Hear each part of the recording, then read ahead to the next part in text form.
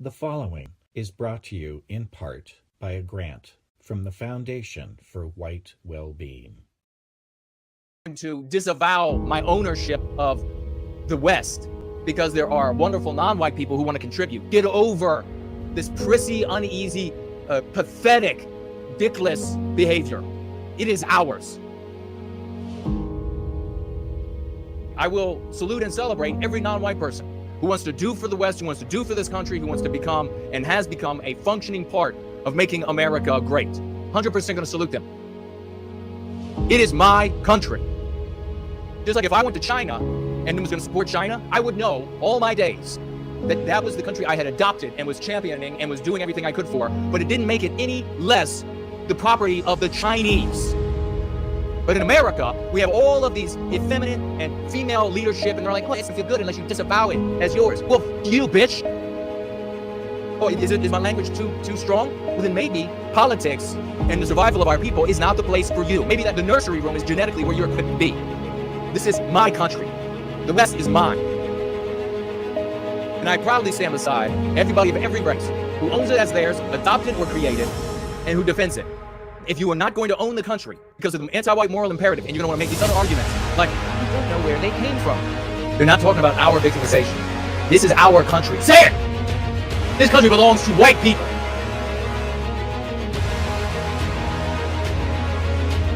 Sometimes, I know the men of the West who are here, sometimes you look out into the world, you must have the same experience as me, and you think to yourself, I'm the last white man. I'm the last one. There might still be white people here, but I'm the last white man. There are so few of us.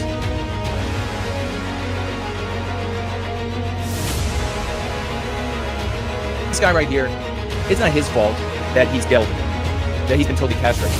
If I were his boss, he would look very different. He would sound very different right now. White males will be able to step up to the plate the moment that white people put a real man in charge. I'm getting sick. I'm really fired up. Think about in your average white family household. Just think about the average white family household. Think about maybe back when you were a kid in the household. And if mom and dad, if they're finding out the news and they're finding out that some laws were broken, some things were done that weren't exactly done to the letter of the law or letter of the code or the spirit, that the way things were supposed to be applied. If there were all of these little intricacies and everything, does mom and dad really feel like they have a dog in the fight? Does mom and dad do they shrug? They're like, this is out of my league, the wealthy and the powerful, they get to break all the laws they want, so what can I do? What if instead of talking about all this nonsense, that the news they were receiving was that this is a war on white people? They're white. They look around at their white family, and they look around at the house that they've worked their asses off for, and the average house and the average car and the protection that they have to supply their children. You think they might think about it in a way that's a little bit more aggressive? How are we here? Similarly, if you go to mom and dad, and you tell the average white mom and dad working their ass off trying to get by in the world, and you blame another race of people, and you're like, well, all these non-whites are born into the country from all around the world because of Jays. What is the average white mom and dad going to do? They're going to think, that's pretty repulsive. And they're going to turn it off. Note how in both of the other scenarios, mom and dad are not thinking about themselves, their home, their children, their family. We are the only people who focus on that. We are the only people who morally, with love, hope, and redemption, are focused on ending our victimization. I can scream, I can shout, I feel like at times I gotta just grab people by the lapels and shake the ever-living shit out of them. Because of how bad it is. Half of you are looking for Katie Britt to be your leader, and half of you are looking to the cemetery for leadership. I don't give a fuck if it's not fair. No shit, you fucking child. No shit, you children. It's never been fair a day in your life. This is what it's like to be a conquered people. Stop complaining.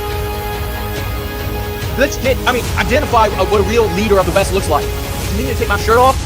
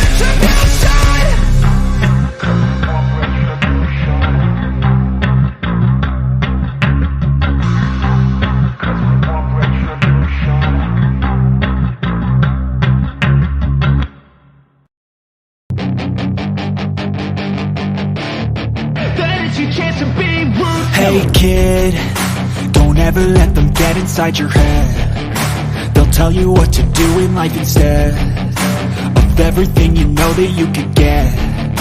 Don't let them guide your life towards regret.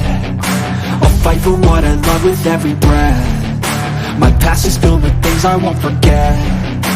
I use them all to push me to my best. So treat the worst of times just like a test.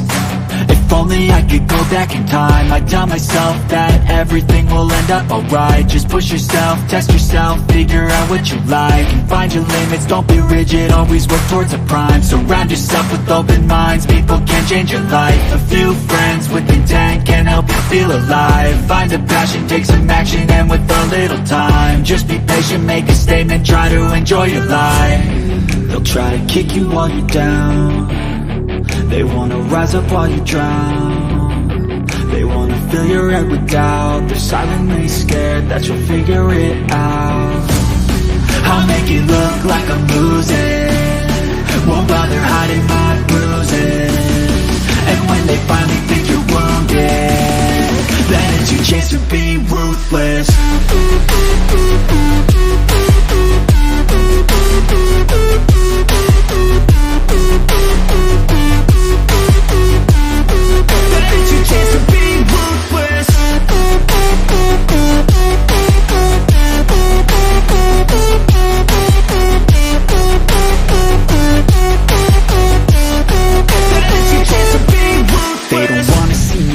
They don't wanna see me care. Anytime I make some progress, I can see that they compare. I think everyone's against me, maybe something in the air. Am I paranoid? I swear a void is forming and they're scared I walk a straight path. Not many can say that. I like to play fast, cross me and there's payback. You better pray that I don't see your face at any place that I go. I know you hate that. I've been doing fine, I'm not wasting any more time.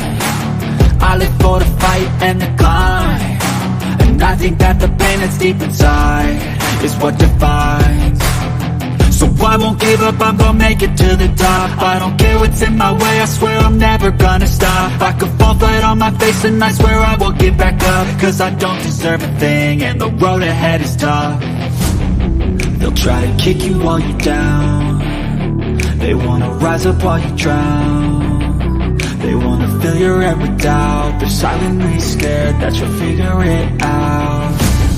I'll make it look like I'm losing, won't bother hiding my bruises. And when they finally think you're wounded, then it's your chance to be ruthless.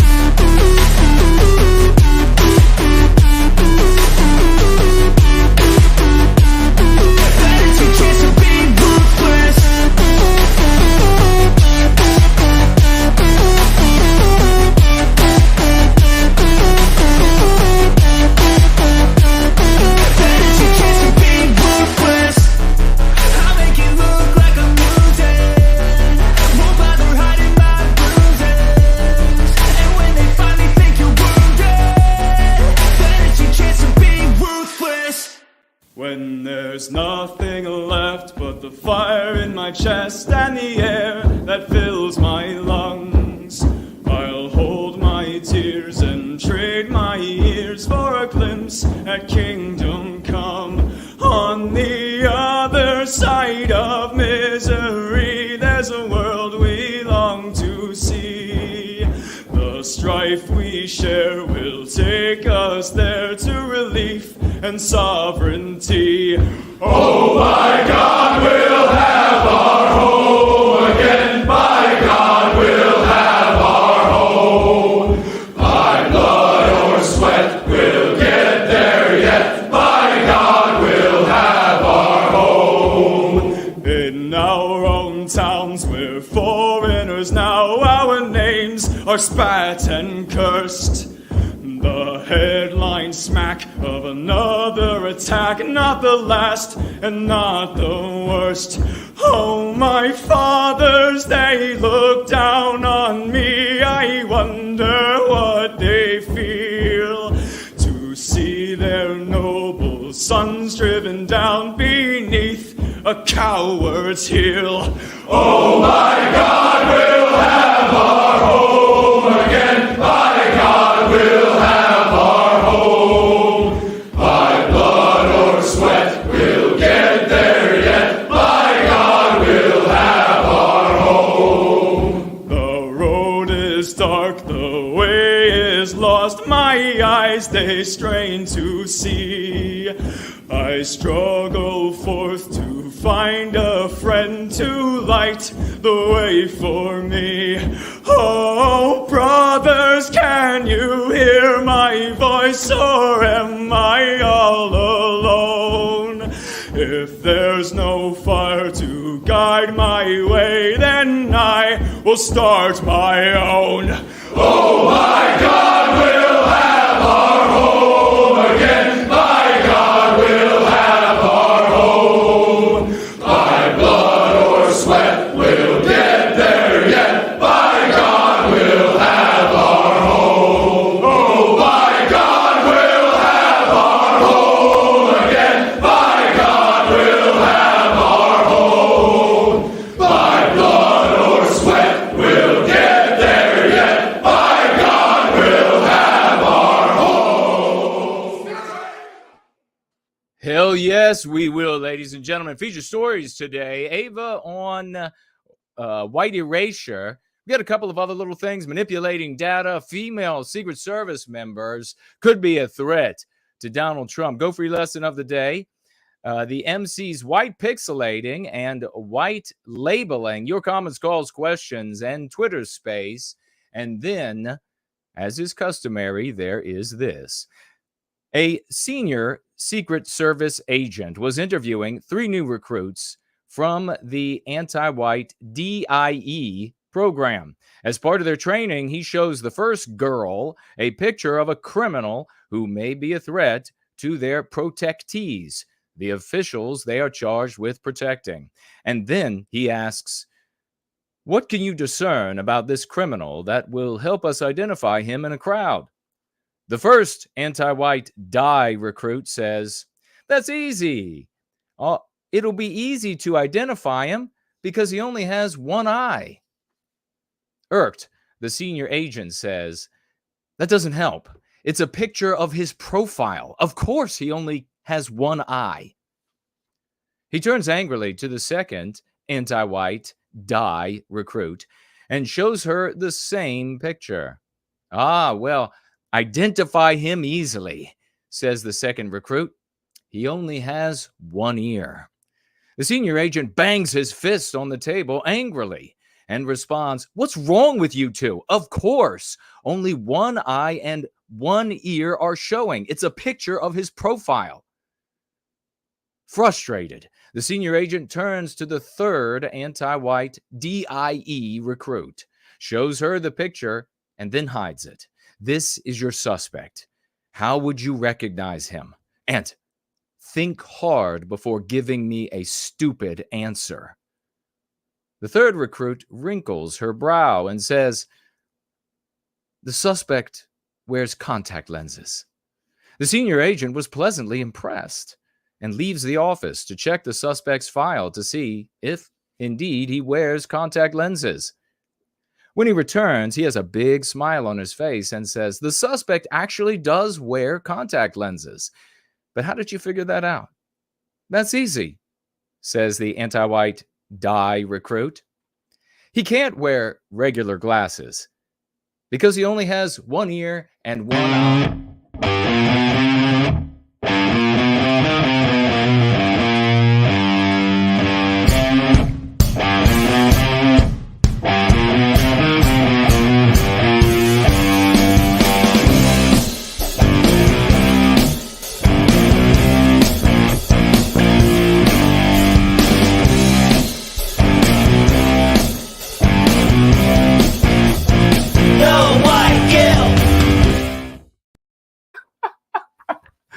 Things have gotten so bad all over. I tell you what, with this anti-whiteism, it is wonderful to be here with everybody. It is 5 p.m. in the once great state of Virginia. Here across from Mordor on the Potomac, 7 in Sydney, 10 in London, midnight in Moscow, and we are a global movement to end anti-whiteism. We are the ones with the victories and the power, pushing back against the psychological warfare that we have correctly identified all of its mechanics, how it operates, and formulated the Go Free stratagem, which undermines anti-whiteism and the anti-white narrative. It is so marvelous to be here with all of you. We're going to continue having victories. We are going to continue to be the glorious and tremendously wonderful community that is the community that conquers the West back for Western kind. It's great to see everybody here today. You can financially gift over the course of this gathering, which is an absolutely epic and beautiful day in the once great state of Virginia and Washington, D.C. It is exactly 84 degrees Fahrenheit in the once great state of Virginia, Washington, D.C. The sky is blue, the clouds are white, and the people are out with what is left of the West, a place that has become, I'm afraid, gladiatorial every moment. No longer the nursery room of civility. It is now the anti-white gladiatorial space, violent as the day is long. You may financially gift at Entropy, which is up and running right now with cash dollars. You may also, over to these monitors over to my left, your right, financially gift on Rumble. If you do on Rumble, make it $1 because they take 40%. You can financially gift on DLive and their cryptocurrency up and running. You can financially gift on Odyssey, cash dollars, or their cryptocurrency up and running. I'm also looking at those who are on Twitter under the thread, as well as commenting on the live stream right now on the monitor before me on Twitter. Great to see you there. Over on my right, your left, you may financially gift on Cash App. You may also financially gift on Subscribestar, which is up and running as well. You can head on over to nowhiteguilt.org, click on the financial gift tab. You'll see options there for things like cryptocurrency, a snail mail address.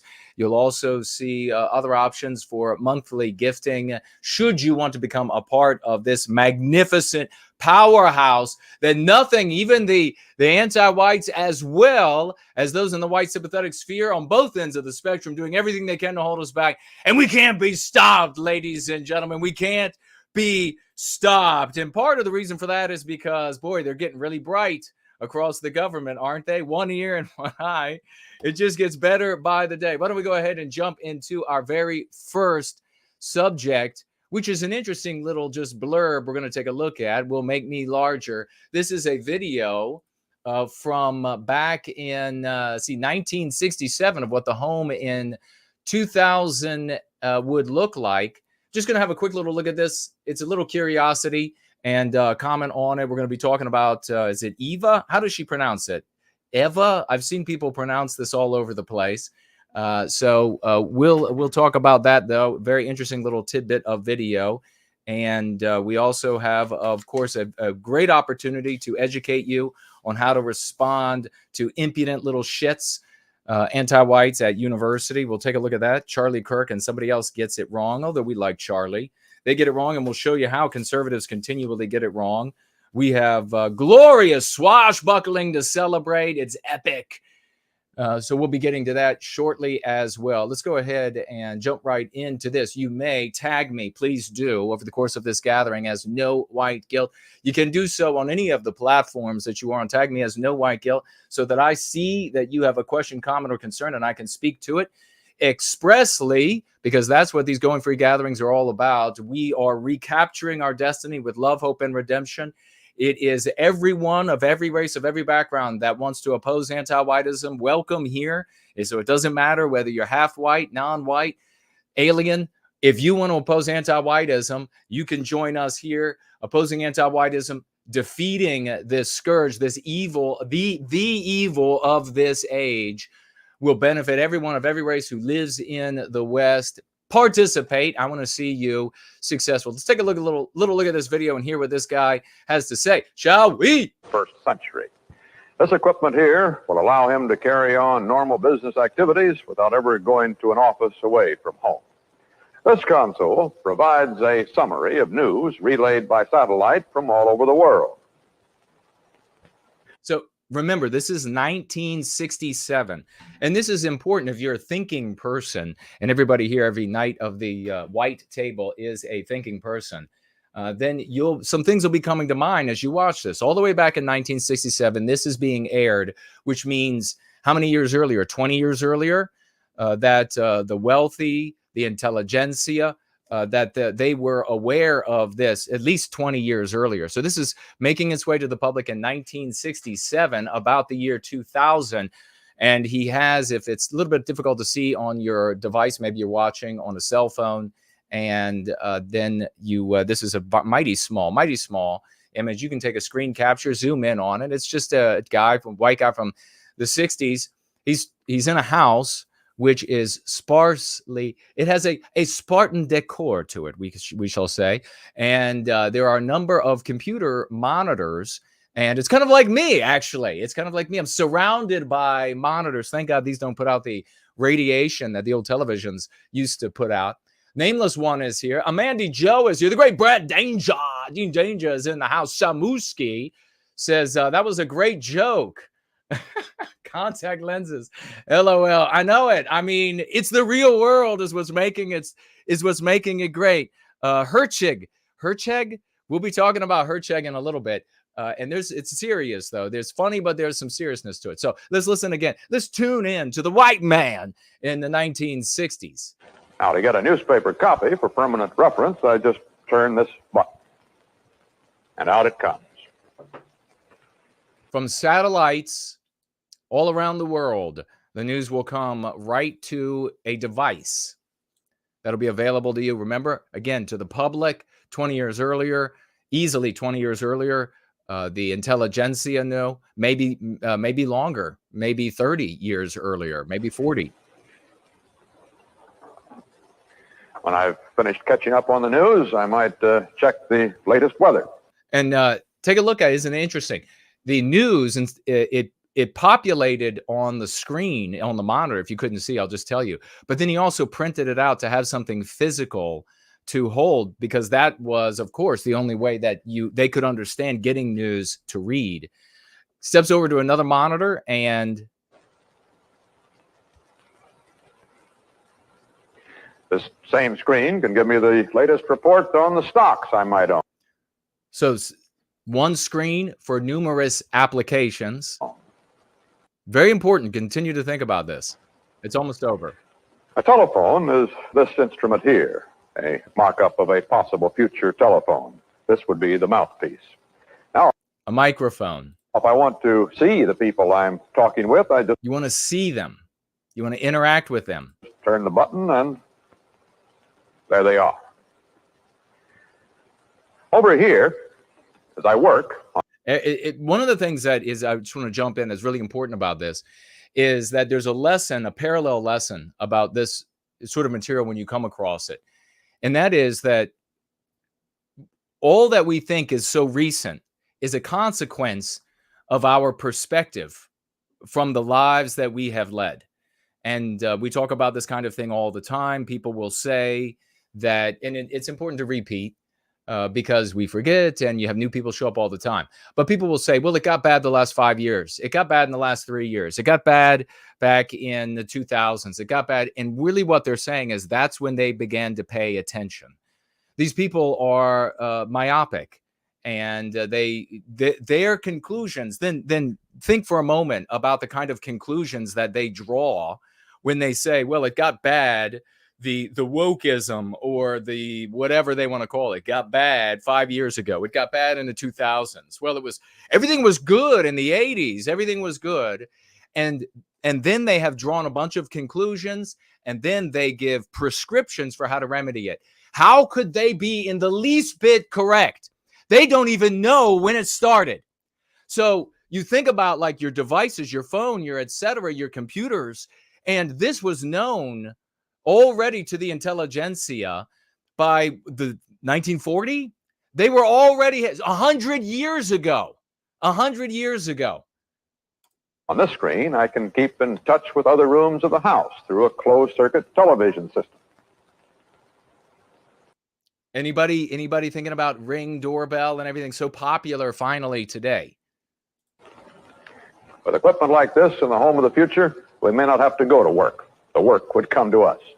Work will come to you. Be able to work right through your devices. Work will come to you. You'll be able to work right through your devices. This is for public consumption. How many years earlier? Again, this is the 5th time I'm saying it because it's the point that we're going to be making. In the 21st century, it may be that no home will be complete without a computerized communications console. Computerized communication console. And now that computerized communication console is this big. It's your cell phone.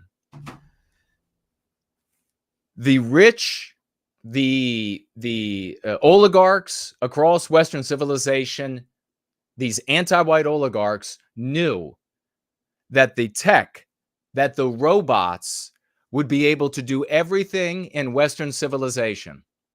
I want you to keep this in mind all the way back 40s, maybe 30s to whatever, maybe even 20s to whatever extent, to whatever tech they had available, creeping in so that therefore that awareness, if it goes in this direction, it will be maybe in the 10s.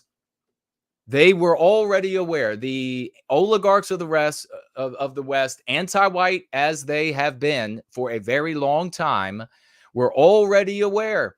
And so what now do you think about the importation of non-white peoples from planet Earth? What now do you think? Because of the labor, because they need them for labor. What now do you think? You're going to hear Eva talking in just a little bit about this great replacement, something of a concept we never use because it is psychological warfare.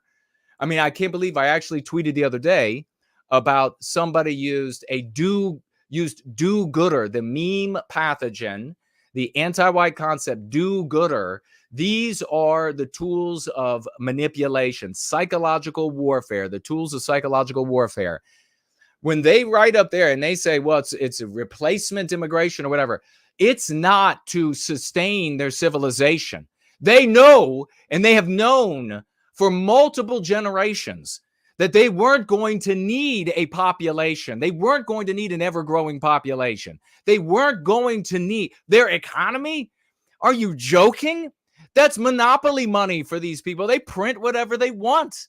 They don't need all of that.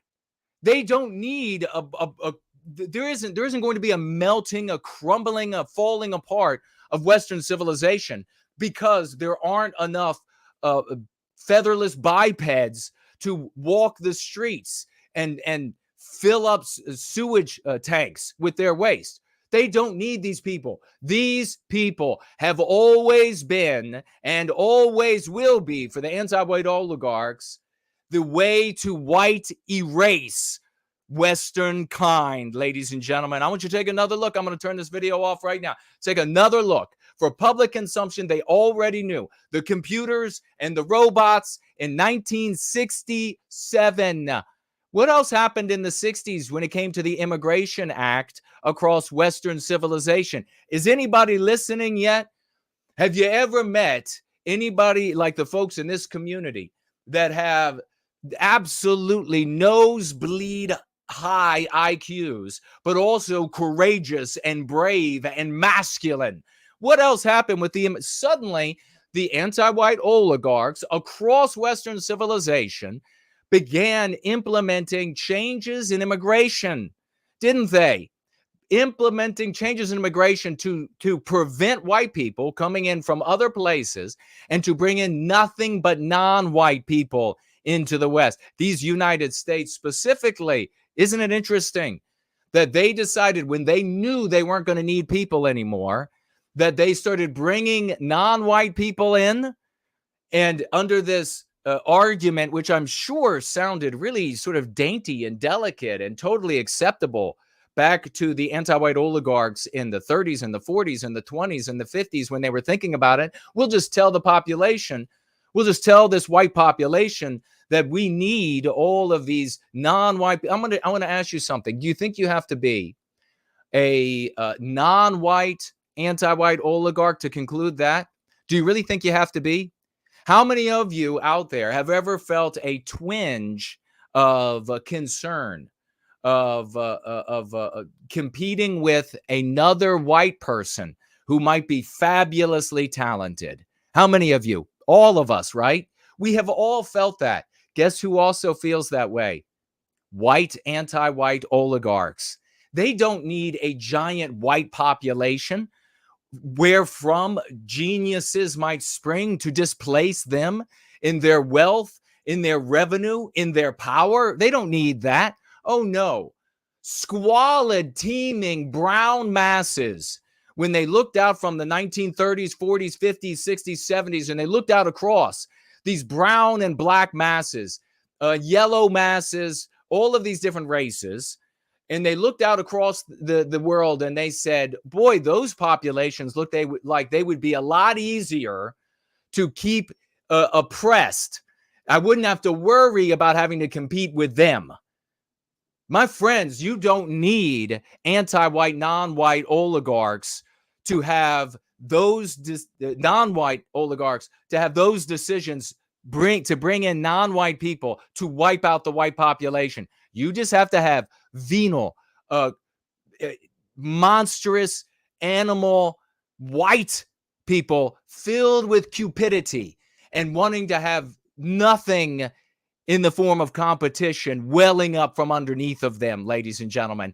If you've ever wondered, I mean, look back at all of these conservative conspiracy people, and they always do ignore the Jewish anti-white oligarchs when it comes to the conservatives. They always focus just on, and especially if they're an anti-white Jewish person who likes to talk about conspiracy theories, they love to ignore all of the Rothschilds, and instead they love to look out at the Vanderbilts and the Rockefellers and everything. They love to look at the white ones. We look at all of them. Anybody that's anti-white is a problem. They look at them and they say, look at how they destroyed competition. Everywhere you look, that's what the oligarchs did. They destroyed competition. So do you think they would just suffer the presence of hundreds of millions of talented white people from which geniuses could spring and displace and unseat them to supplant them as the wealthiest and the most powerful? They knew all along. They knew every step of the way. The only remedy to this is to become a people. That is the only remedy, so that every one of these anti-white oligarchs is surrounded, and each one of those people surrounded, and each one of those people surrounded by white people who are not going to brook anti-whiteism. That is the only way to set minefields about these villainous, venal, corruptible bastards who have done this to Western civilization. The only way, ladies and gentlemen, don't make me tell you again. Let's move on to a next interesting little piece that I wanted to share with you all. It is the end of the e-whore. Where is the end? Oh, I think I have it here as a video. Yes. The end of the e-whore, ladies and gentlemen. We've talked about it before, and I got to say here, it is, I love it. I could not be happier about it. I am so sick of the population choosing little girls for leadership. And why that doesn't make sense. That was a non sequitur. Jason just did a boo-boo. It's a non sequitur. No, it's not a non sequitur, my friend. Because there is no difference. There's not one jot difference between the e-whore that diddles herself or whatever she does on video, and the e-whore who gives you her sociological, political, religio opinions. There's not one jot difference. Not one jot difference. Females occupying leadership roles, getting all of the attention, getting all of the finance, and they don't have the courage. They don't have the drive for glory that white men have within inside of them. They don't have it. They can be wonderful advisors. There are plenty of things for them to do. Leadership is not the place for them. Leadership is not the place for them. So how is it going to end, ladies and gentlemen? Well, as big of a threat as AI, and talk about females not being able to be in a position of leadership and always feigning that they can be leaders, you can look no further than Nome, not Alaska, South Dakota. And you can look to this woman who just like so many girl bosses out there trying to pretend to be masculine, trying to pretend to be an actual leader. And what do? Well, we see it. We've talked about it before. Bosses, female bosses at your work. And we've talked about how you could have a guy boss and he could be a total jerk. People could say, man, he's a total ass, but he doesn't ever strip you of your dignity. You have those girl bosses, and that's what they do. They strip you of they don't know how to be masculine because they're not. Leadership is masculinity. And especially the leadership for a people is about the drive for glory. The drive for glory that fills a white man with tears coming out of his eyes, fills him with this drive, this fire, this passion to say, even if the challenge consumes me and my life ends, it'll be the most beautiful thing that I could do. A woman never feels that. A woman can't feel that, in my opinion. Some might have an inkling of it, of what exactly it is, but they can't. So you look over to Noam and her trying to be the girl boss. I'm so tough. I'm a rugged man. I can be a total leader. I can be masculine. And what does she come up with? She blew the dog's head. She blew the puppy's head off. She blew the puppy's head off because it was untrainable. That's how callous and tough she can be. What absolute disgusting behavior, and purely an error born out of something that she does not feel inside of her to one centella organically. Everything artificial, everything fake. The era of the girl boss has to come to an end. AI, ladies and gentlemen, has produced this. 其实已经是很完善的，包括像这种捏脸什么的，它都是一个常规操作。这个东西是不会破相的，就是包括什么戴口罩啊，或者这个吃个饭什么的。就比如说这个吃个饭，等一下我先把这个美颜关一下，不然的话等一下会影响。What do you think of that? Yeah. You better hope you haven't been one of them guys already had by this. Oh yeah. Oh, he didn't change the voice on purpose here. The voice, of course, when she is on video and she's disrobing for you, the voice is going to be pretty. It's going to be dulcet, and you're going to feel totally enraptured. And it's actually a 40-some-year-old Asian guy. They're going to be able to do this, and they are able to do this perfectly flawless, ladies and gentlemen. And more importantly, they're developing systems that are totally automated. AI, they won't need a person to stand there or to sit there and actually carry out, as you see happening here. It's going to be totally automated, and it won't matter to the guys that the AI girls are just AI. It won't matter. Thank God. Ladies, understand that it won't matter to us. It won't matter because there was no hope of actually meeting you and having actual sex and etc. So it won't matter when the beautiful female content creator is just AI. It won't matter anymore. This is the end of the e-whore, and I couldn't be happier about it.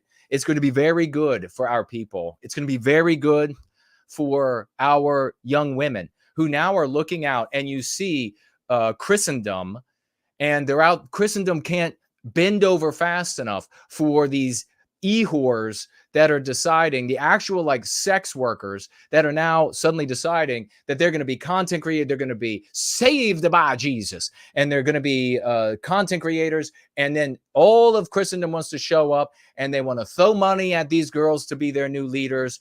They want to watch them instead of following actual men of the West. No, they want to go and watch these. She used to wear a strap on. Now she's got a mic that looks like a strap on.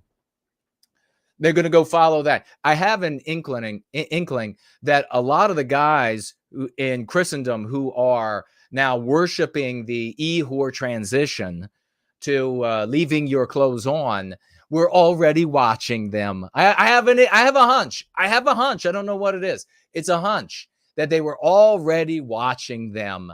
And now it's just making themselves feel better because, hey, it was a sin. It was a sin to watch the e-horror while all the girls at church, you got like a church. I went to a church, thousands and thousands of people. And there were like 4 guys that the thousands of girls were all after. There were like 4 prettiest faced guys there. That's the ones that they were all after until they ran face first into that wall, right? And then suddenly they're like, wait, we start looking around. What about you? What about you? No, thanks. You've been on that carousel a long time, honey. I think you visited every horse on the carousel. No, thank you.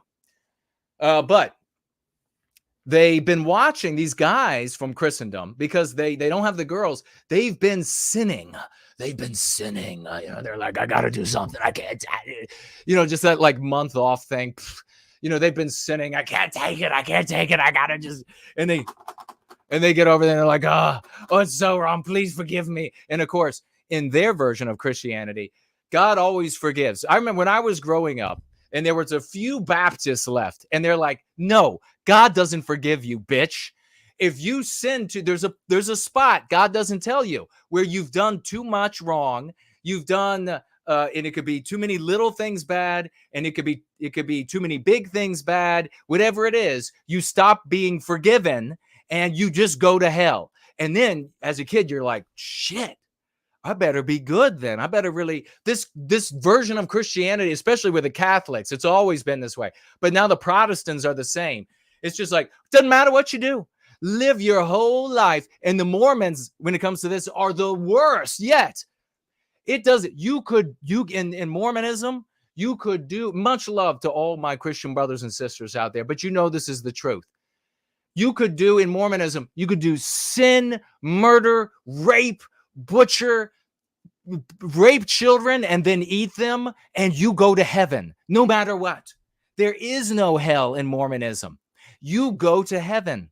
There are 3 tiers of it, and you get to go to the lowest tier. And I remember investigating how nice the lowest tier was and discovered from the Mormons that it's so nice that you would kill yourself instantly if you could see it. That's what Mormonism, according to Mormonism, that's what God does for you. And I thought, that's pretty disgusting. I don't think God would behave that way. I also don't think the Catholic version, I think that's bullshit too, that you could just go and ask for forgiveness. You could be on your deathbed. As we all know, did anybody study La Casa Nostra? And we all know all of the dons are all like deathbed confession.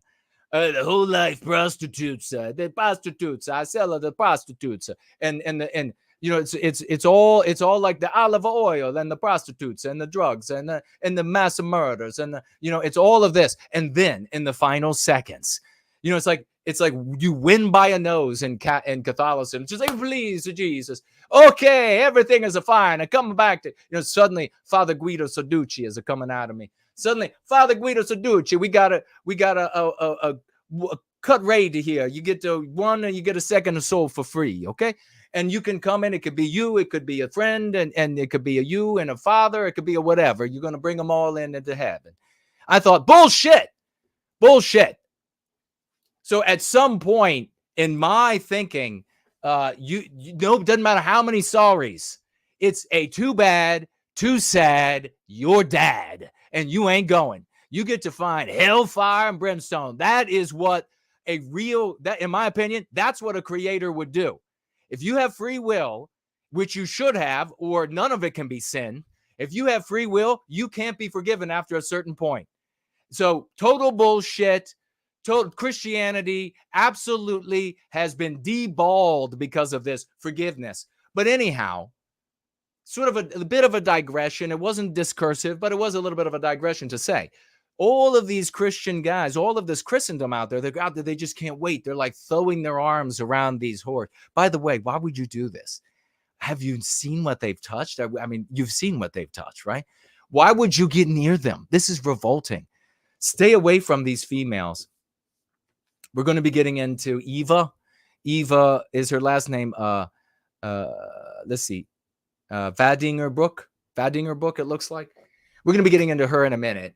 And that was a poor choice of words. Okay, I admit that was a poor choice of words, given the subject matter at the moment. But things like that happen, and you just got to keep rolling, right? You just got to keep talking. So we're going to get away from getting into Eva, and we're going to go back to these young guys that are just like, I could just go back and please. And then, of course, God's going to say, you're fine now. You're fine. So doesn't that end up meaning that all of Christianity is just fronting? That you're fronting that you're good because you're bad, but then you just get forgiveness? They're over there watching these e-whores, and then they go and embrace them when they make the transition. Why? Why do they embrace them? Why are they defending them when they make the transition? And it's happening more and more. Another e-whore just said she's dating Christ. Why is it? Because it absolves themselves. Anybody else going to give you the real take? Anybody else going to give you the insight that you need? It absolves themselves. It's the guilt that they're revealing for having watched pornography. They are seeking their own forgiveness without publicly, just openly, expressly stating it. But just have a look, guys. Have a look. The next time you're having fun online, just know that it could be an Asian man, could be a white guy, could be a Jewish guy who's making payments on his yacht, making payments on could be a white guy making payments on the third house, and he's busy online with you, and there is no way for you to tell. I'd be careful. I'd be real careful. All right. Who is interested in talking about Eva? Let me see who's here really quick. We'll put Eva up on the screen. A big hello to everybody. Remember, you can financially gift at the aforementioned locations. And you can also tag me as no white guilt, and I will see what you have to say. Just taking a quick look, making sure everything is up and running. What a fantastic day to be going free, ladies and gentlemen. It's wonderful. The great Dean Danger and Franklin are in the house. They are moderating. They are the troll slayers. Ivan Horrible is here. Alex is here. Nameless one, Jason is here. Janice is here. Hello. Solotza is with us. Great to see you. Curtis is in the house. First Last, Mestizo, Carv, and Dennis are all here. What do you think about Eva? Where is her name written down? Where is it? Where is her name? Eva is, where is her name? It is Vlaardingerbroek. That's pretty close, I'm sure. You had Musk. I think Musk has taken a shine to her. He's taken a fancy. Given the fact that he's the richest guy in the world, he could have that in a heartbeat, I have no doubt. Even as awkward as he is. But she's getting a lot of attention, isn't she? So let's go ahead and bring her up on the screen. And she's all over Twitter today, which I'm not implying that she's all over Musk by saying that. That's not a dysphemism for Elon Musk. It just is what it is. We're having a bunch of slip-ups today when it comes to her. Let's see. Is that her? Yeah, it looks like it. Okay, there she is. Elon Musk. The problem with the great replacement theory is that it failed. Now, remember, we started off talking about how the anti-white oligarchs knew that they were not going to need a population in the future. They knew that the computers and that the robots that they were going to be able to do it all. They are infinitely, minimum of 20 years ahead of us in tech. A minimum of 20 years ahead of us in tech. That's going to mean that they are 20, 50 years more ahead of us in the prediction. And I'm not talking about like your cousin Earl's predictions about where shit is going, all right? I'm talking about really high IQ people working for the anti-white oligarchs and plotting and discussing, and they can see where this is going, and then they deliver. So we're talking about, you got like 20 years at minimum ahead of us in tech, and then an additional 20 to 50 in accurate predictions about where it's all going. And then every year it remains the same, maybe even gets better, maybe even with computer models, even better. They knew they weren't going to need a population. They absolutely knew that they were not going to need a population.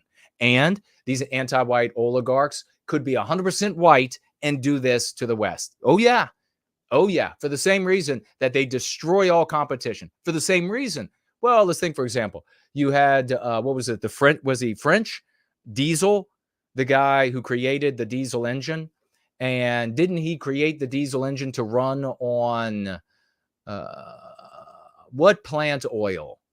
And it ended up working on peanut oil, and maybe it was like vegetable oil.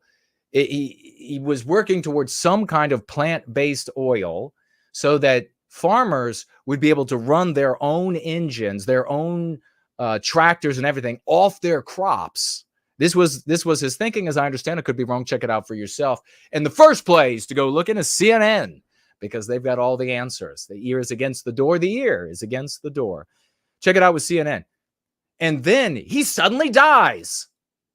Isn't that interesting? Develops an engine right when petrol driven engines were brand new. They were neophytic. And he develops this diesel engine to run on peanuts or whatever else it is. And then he suddenly dies.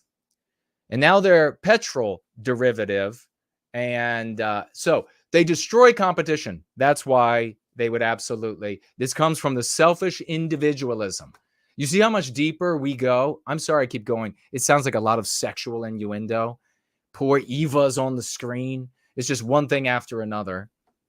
But you see how much deeper we go here with, yeah, you do. Yeah, you do. If you know, you know. That's all I have to say. But with the reality, and therefore an accurate understanding of what's taking place in the world, means that you can, or at least at a minimum, have a better chance at constructing a remedy. The remedies that the midwittery and midgetwittery can understand are all going to be wrong. Anything that these dipshit dingleberries can understand are all going to be wrong. It's a reality. They are meant to follow. That's what. Stop giving your opinions. Stop giving your views. We don't want to hear it. Genetically, our tribes are such, all the tribes of the world are such, that we exist because the brightest led and the midwittery and even the uber midwittery and the midgetwittery all said, yes, sir. That's how we're here today. We didn't survive because uber midwits, midwits, and midgetwits were all like, let me tell you how wrong you are. Let me tell you. So that's how we got to where we are today. And we're not going to survive. We're not, if this continues. But they knew, the anti-white oligarchs knew they weren't going to need people. They were going to have machines and computers to do everything they needed.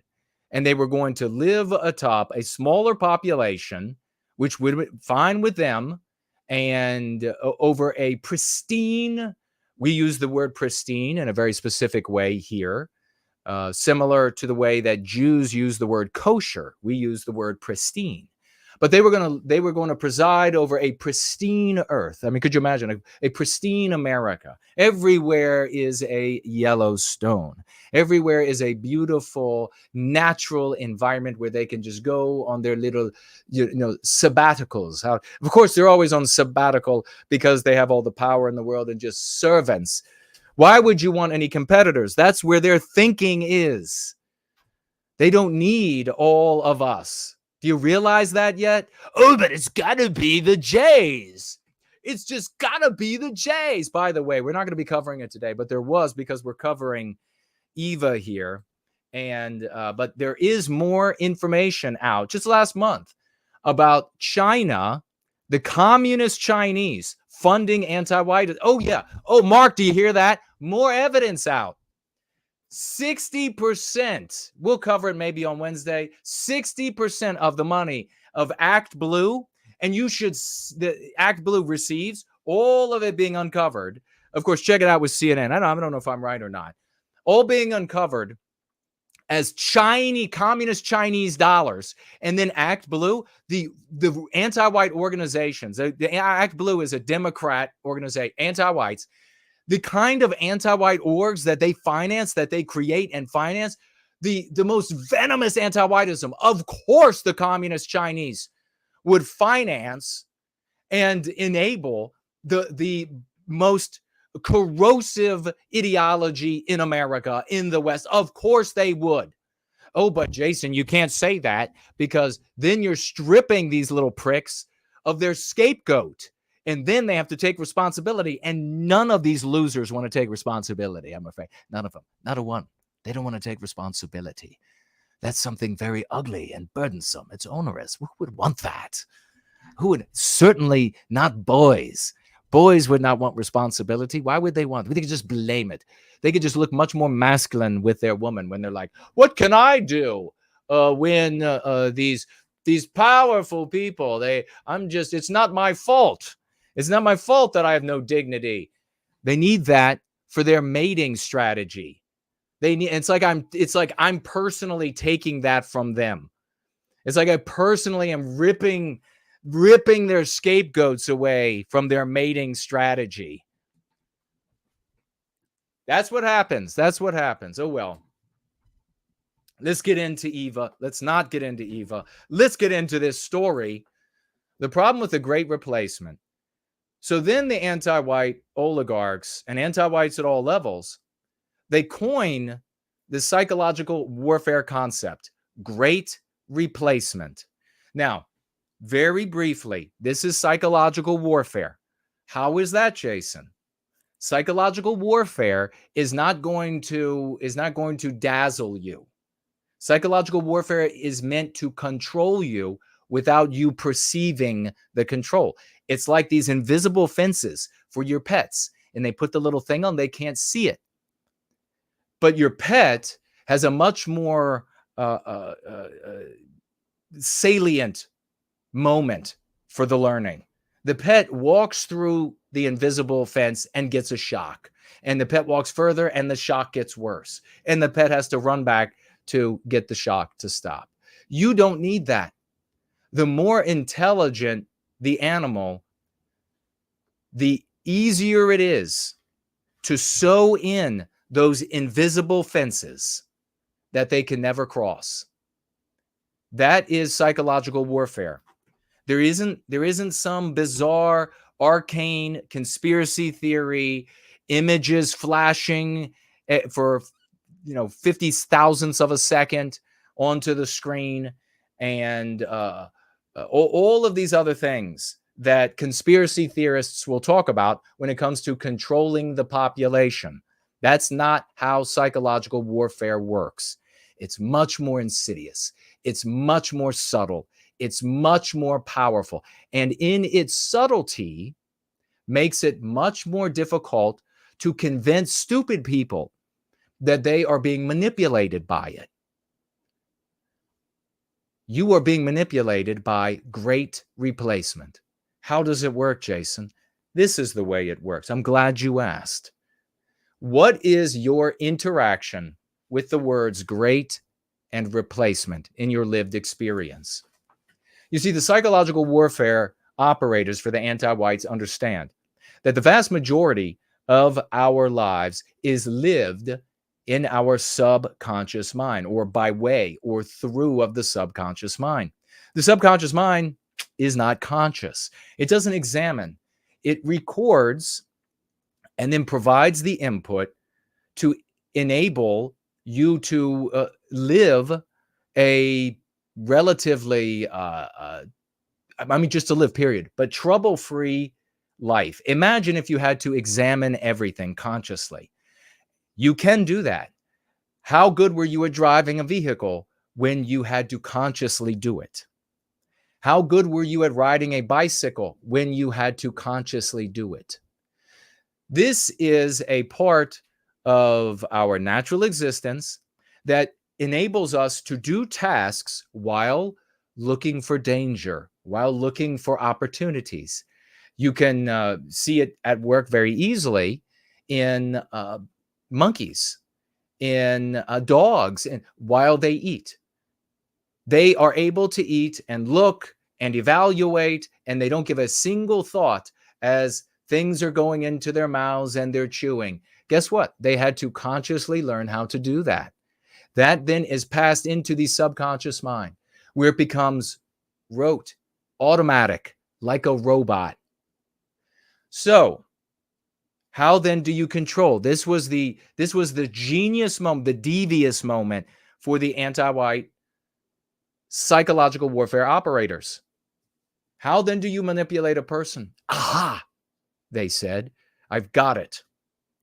You take the words that they already have in their subconscious minds that are already equipped with positive meaning and connotation, denotative and connotative meaning, and you use those words for the negative things, the things that they would find objectionable, to manipulate them.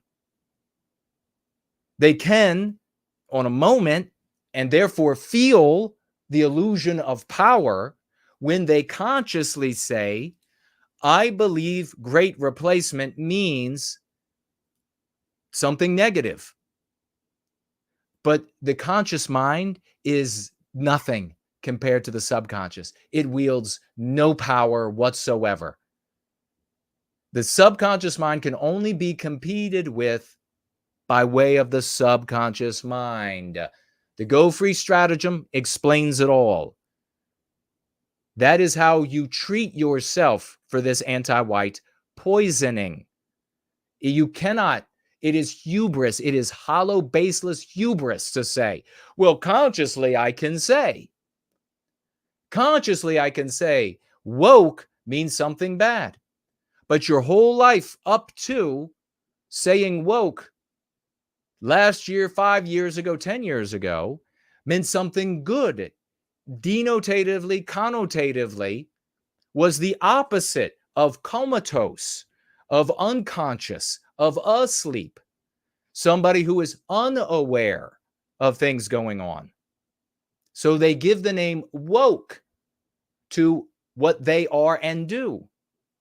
And then you, in your folly, if you're not implementing the Go Free stratagem, which is the strategy that defeats the anti-white psychological warfare.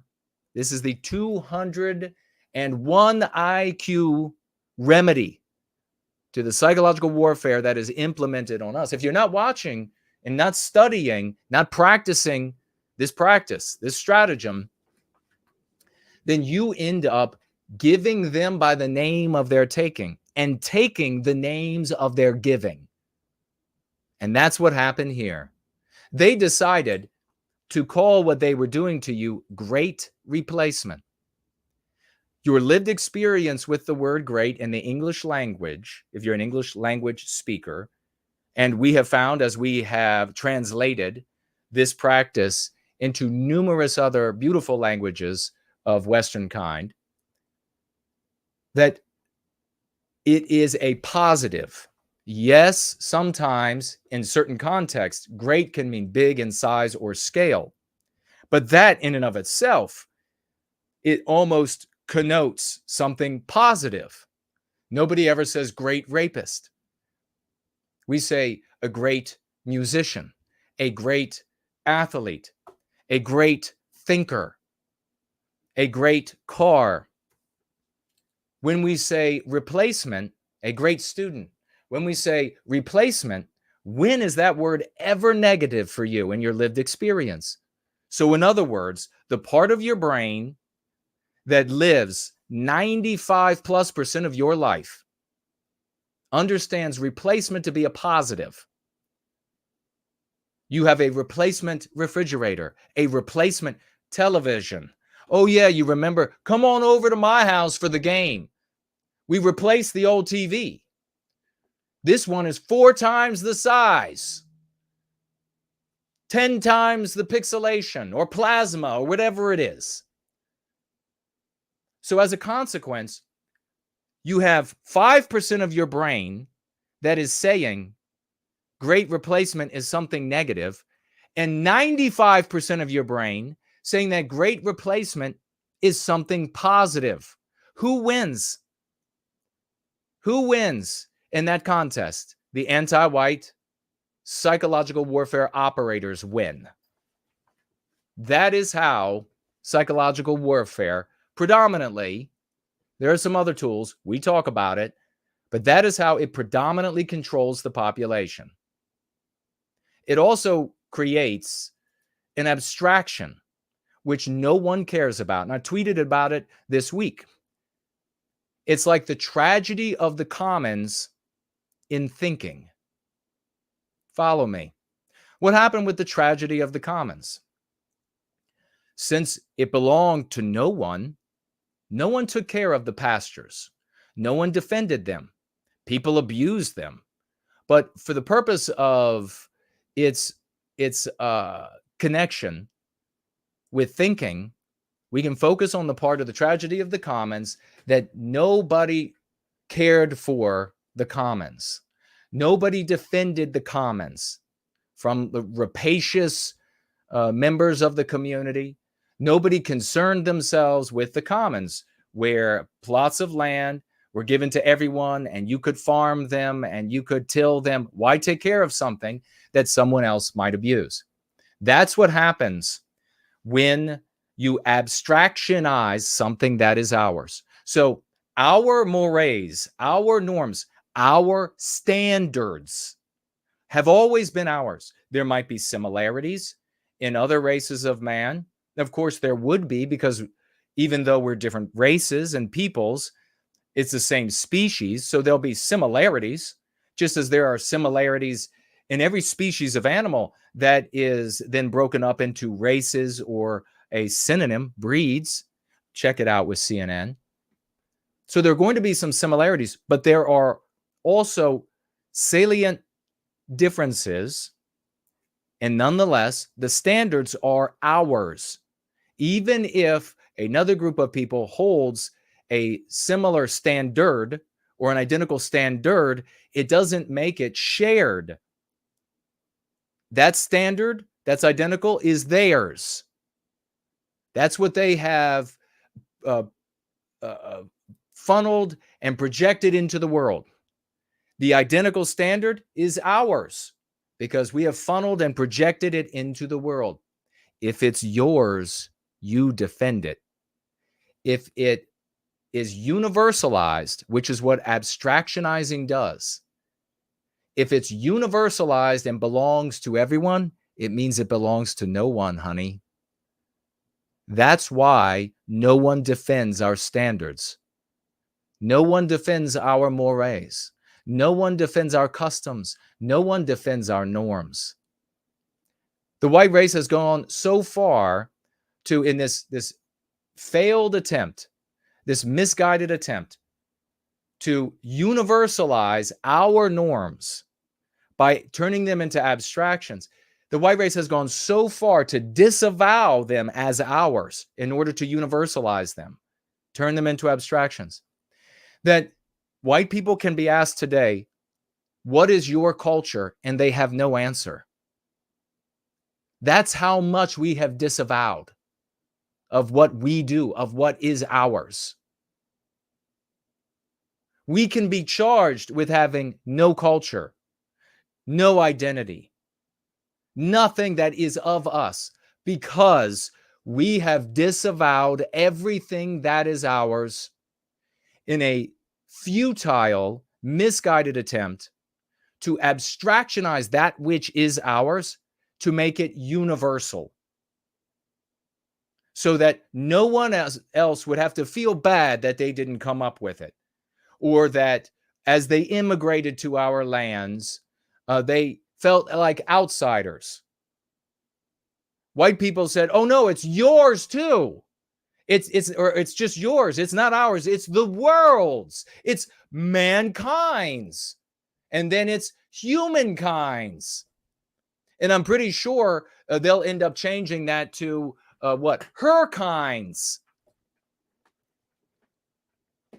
to get the man out of it. That is the consequence. So when you look around at the world and you see things that as a white person you find pretty revolting, you find men or women who have a proclivity for children dressing up like demons to get close to these children and dance around and do strip shows for them. That is white erasure of our standards that you did not defend, that white people didn't defend, because they were the world's. Tragedy of the commons. They didn't belong to us. It's just the kind of thing that you shake your head to and say, boy, they just don't get it. This is the world's. Imagine imagine like a town of white people where everyone in this town believes that our standards are ours, that they are of us. So in other words, if you wanted to abridge, or if you wanted to sin against or abridge, truncate some of the standard, change some of the standard, you were attacking the people of the town. And the people of the town looked at it and felt as though they personally were being attacked, because that's how we do things. Instead of an abstraction that it's just not normal, it's not right to allow X, Y, or Z, to allow adults with proclivities, sexual proclivities for children, to be around children. Well, then, if it's an abstraction, they can have a debate with you. If it's this abstraction, they can debate you on it. And that's why we see for years now, and you continue to see more and more of these so-called thinkers at universities stepping forward and saying that, hey, it's just a natural urge for these people to have a sexual proclivity for children. It's natural, and so therefore you shouldn't hate them. And people can go, maybe. If you went into a town where the white people said that standard of not being around children is ours, not being around children if you have a sexual proclivity for them, and if you sin against that, we'll come after you for harming us. We'll come after you for trying to erase something, white erase something that is of us. That's us. That's ours. It wouldn't happen, because the whole town would show up personally aggrieved. As an abstraction, you don't own it. It ain't yours. It's for somebody else to debate. It's for you to shake your head at. Do you see the difference? You're welcome, world. Musk says the Great Replacement theory fails to address the foundational issue of low birth rates. I don't know why he has this penchant to discuss birth rates. Record low birth rates are leading to population collapse in Europe and even faster population collapse in most of Asia. So I guess what he's trying to say is he's trying to defend this. White people have more babies. And why do I say that white people should have more babies? Well, because we need just more people. So it has nothing to do with white people. We just need more people because the civilization will atrophy and collapse if we don't have more people. And I'm also defending myself against the charge of caring about white people by saying Asia needs to do it too.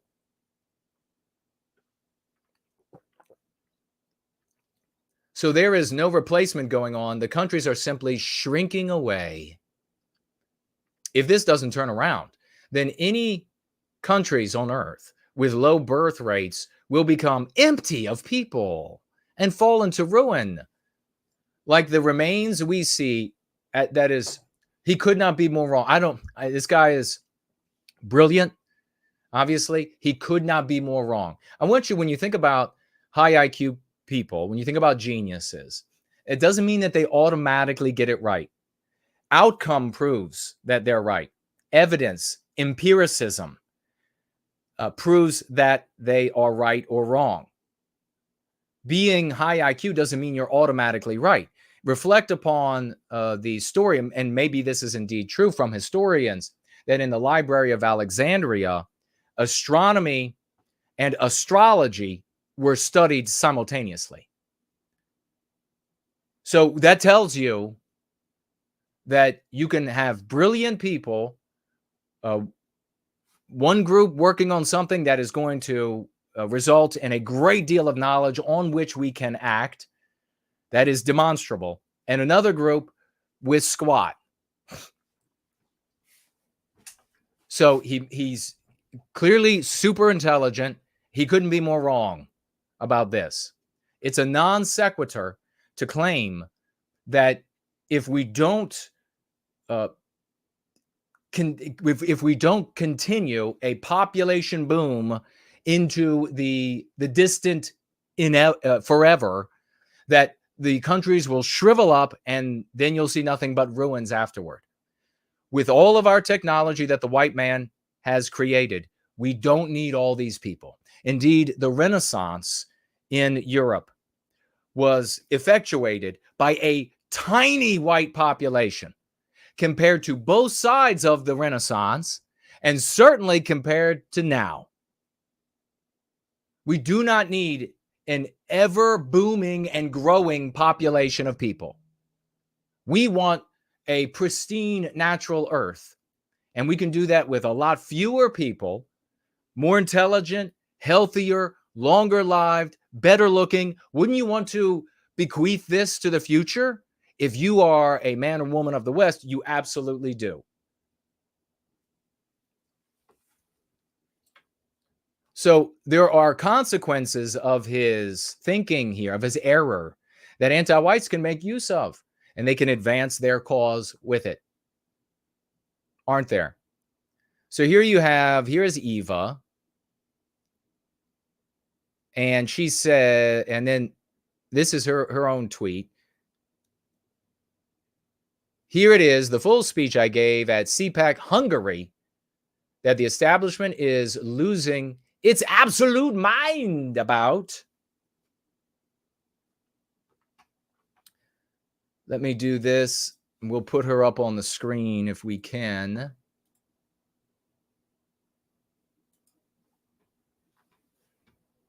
And let's do that. And we'll watch her, what she has to say. A lot of lessons here. Lesson heavy day on Going Free. How are you all feeling? How is it where you are? Are you having big victories? If you stick around a little bit later, you'll be able to hear about enormous swashbuckling victories that we are having here in service to white well-being. You want to be present. We are the only community with actual tangible victories. It's just a fact. No brag, just fact. I spoke the forbidden truth, writes Eva. The Great Replacement is no longer a theory. It's reality. White Europeans are being replaced in their own countries. Now, of course, she doesn't know. She's clearly a very bright woman. She doesn't know our research. She doesn't know what we've discovered. It would be magnificent if she showed interest. If we could, our great swashbuckling champions could get these concepts into her mouth, because that will be what makes a difference.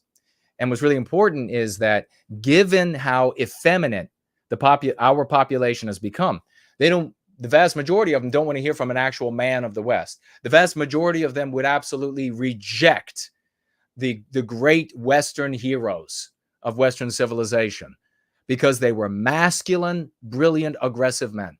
But they will coddle up to a pretty mommy. So it would be very nice to have her get on board. White Europeans are being replaced, which of course is redundant. But the reason why she has to say white European is the reason why for decades I've been telling people that we have to use the generalized word white because everyone knows that means white people. We have to use that. But unfortunately, it does not identify a people. Unfortunately, it doesn't connote what just calling black people black does. And there are reasons for that in the anti-white narrative. And that is why I coined Westman, M-E-N-M-A-N, and Western kind.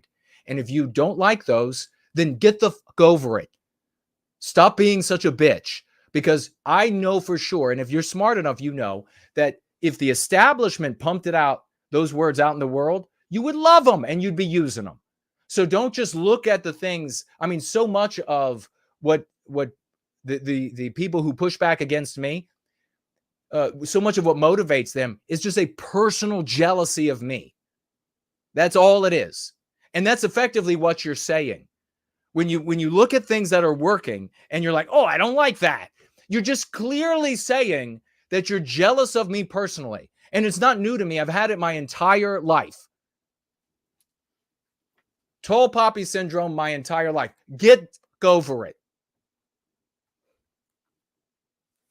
So she goes on to say here, is increasing at white Europeans. She has to say white Europeans because to most white people on planet Earth, Europe is filled with people that are not only white. So European doesn't work. Traditional European doesn't work. These loser constructions don't work. Stop coming to me and disagreeing with your low-ass IQ. And it will mean the end of our civilization if we don't turn things around. I totally agree. I completely agree. She's 100% right. Let's listen to her. For our people, our country. Hello, Hungary. Hello, Budapest. Hello, fellow Europeans and American friends. Thank you so much for having me. Allow me to skip formalities for a moment and dive right into a subject that is not so cheerful, but very, very necessary to discuss. Let me walk you through the past 7 days in Europe. This week in Stockholm, 3 elderly women in their 70s were stabbed in broad daylight on the streets. In London, 4 people were stabbed in a time span of just 42 hours. Let me point out what she's doing here, giving specific examples or cases of our victimization is of immense power. It is puissant to the stratosphere. What makes it powerful?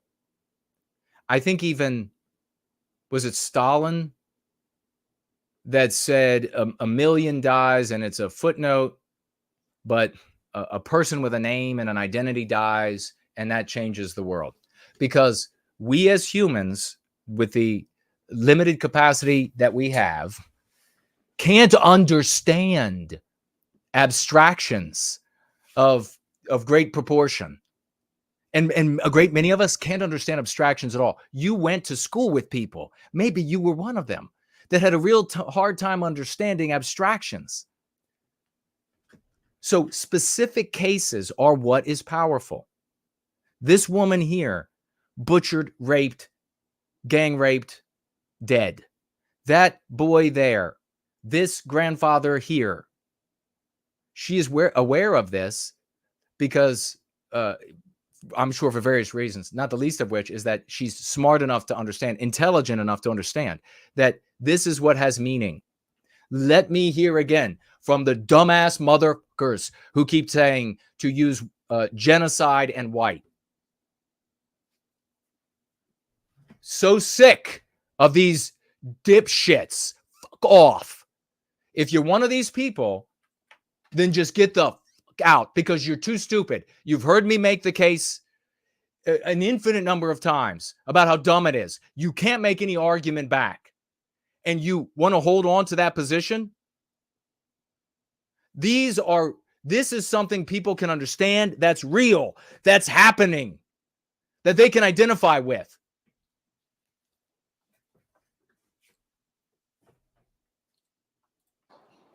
In Paris, hundreds of African migrants took to the street to riot. And in Brigalow, also in France, yet another church was burned down to the ground. And that, ladies and gentlemen, is just a few incidents in just a couple of days on our beautiful continent. But we all know that these incidents aren't incidents anymore. If there's one thing that's for sure, is that we know, and our governments also know, that there is a link between mass migration and crime. Let me point out, too, for those who may be listening to me for the first time, I did not start off angry with people who make a case or an argument for an idiotic position. I have been arguing with these people for years and years, and reality proves them wrong. My arguments prove them wrong. They can't make superior arguments to defeat my positions, and they still keep showing up. So the bottom line is they're either too dumb to allow in our presence, which happens, or they're anti-white cryptos, and they want you to use verbiage and concepts that clearly don't work, that clearly diminish our suffering. That one little girl in that video crying and saying to her mother, and we've got so many others, the little boy recently, the little girl on the subway train, you remember her screaming about why she has to be white to her mother, the black woman thinking that was hilarious.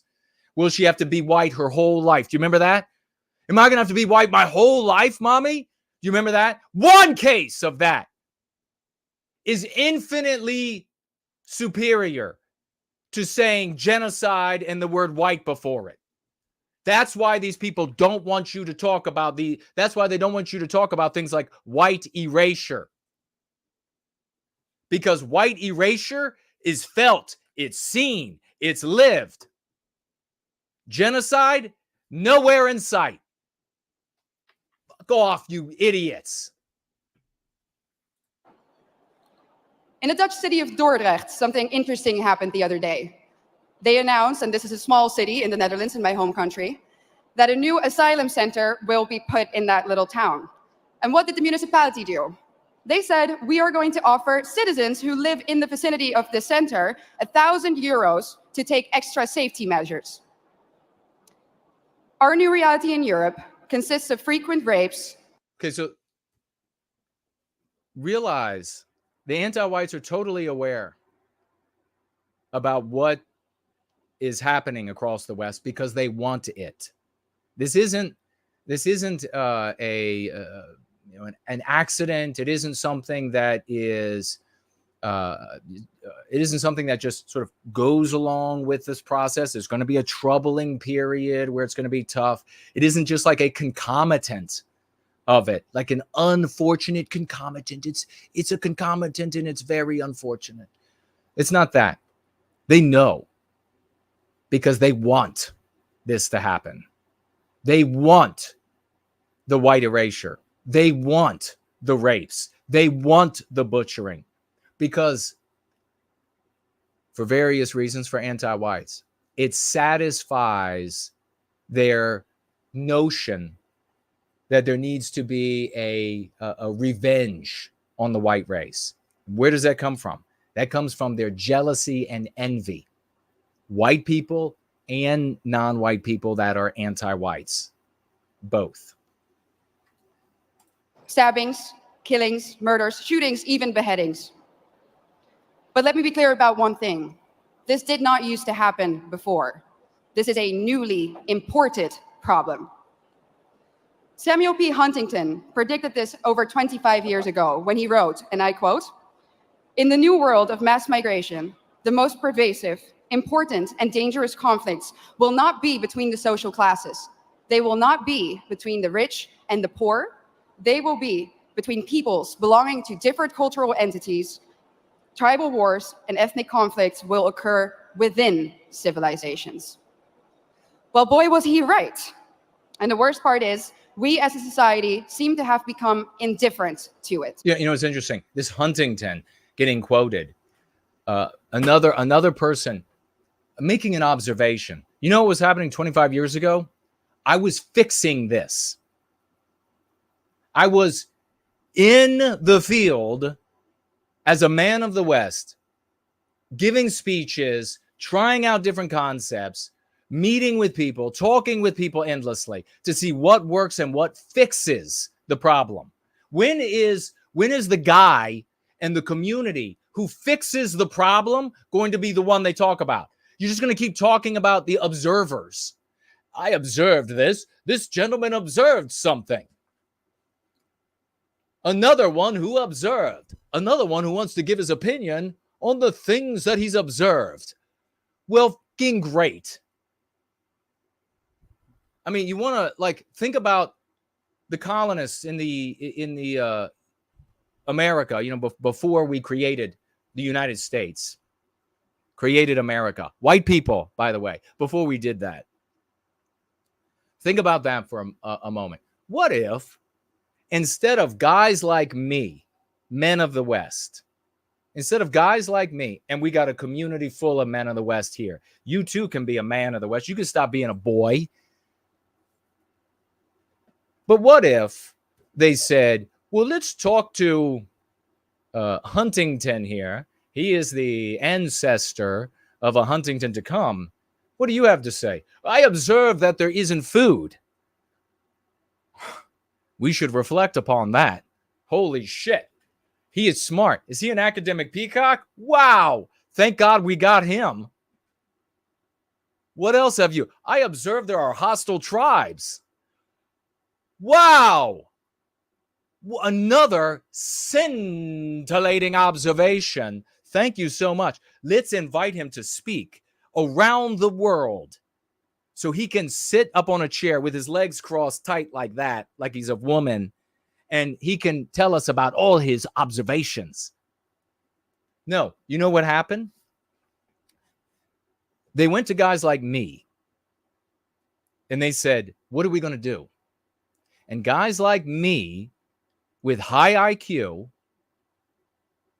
and aggressive testosterone coursing through our veins said, we are going to lay waste to the opposition that wants to harm us.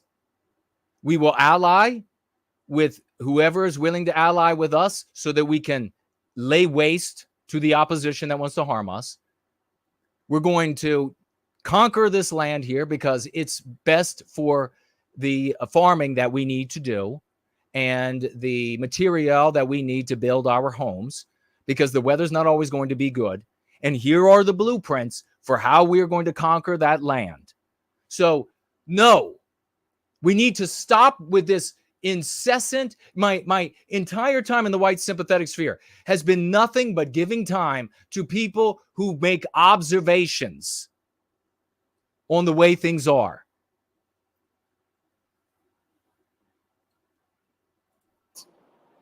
When another white boy or white girl dies. I love that line.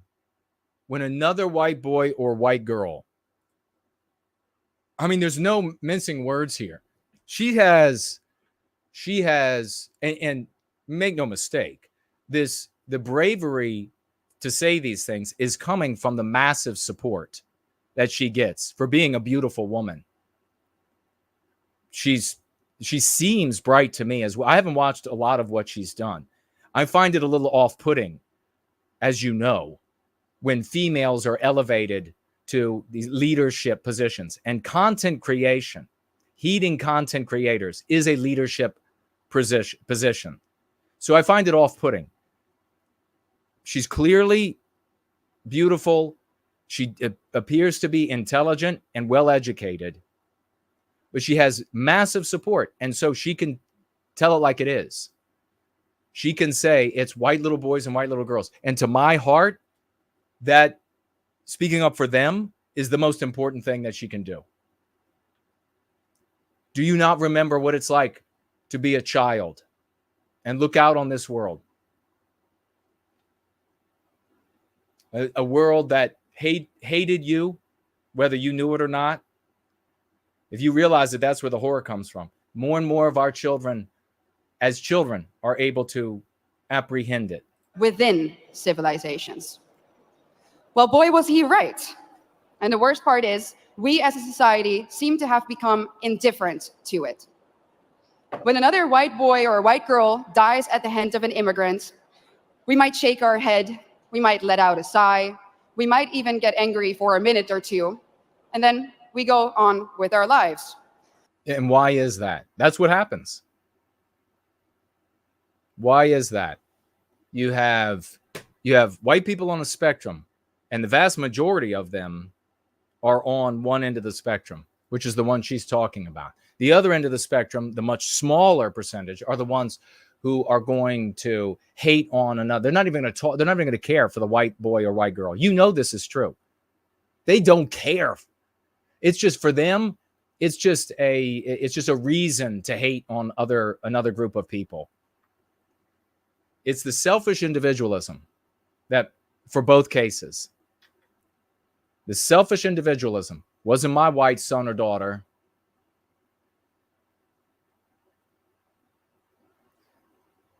You know you're a people when you are as concerned for the other white little boys and girls as you are for yours. How do you know that you are concerned for them? Because with love, your thinking is focused on their injury or well-being. You're not concerned for them if your focus is on non-white people with negativity and hatred. I can't believe I have to live in an age where I have to spell that out. That's how sick we are, and that so few are able to get it and feel the burden of responsibility to come to this duty and to take it up. We offer the family thoughts and prayers, but nothing ever changes. Samuski says we are taught not to care about injury to our people by the selfish individualism you're talking about. Samuski was on it even before I said it. Well said. White Monster says he's painting the house with no white guilt. Thank you for that, brother.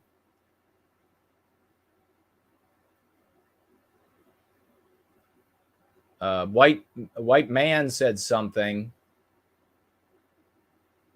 that I'll have to check out. Maybe copy and paste it.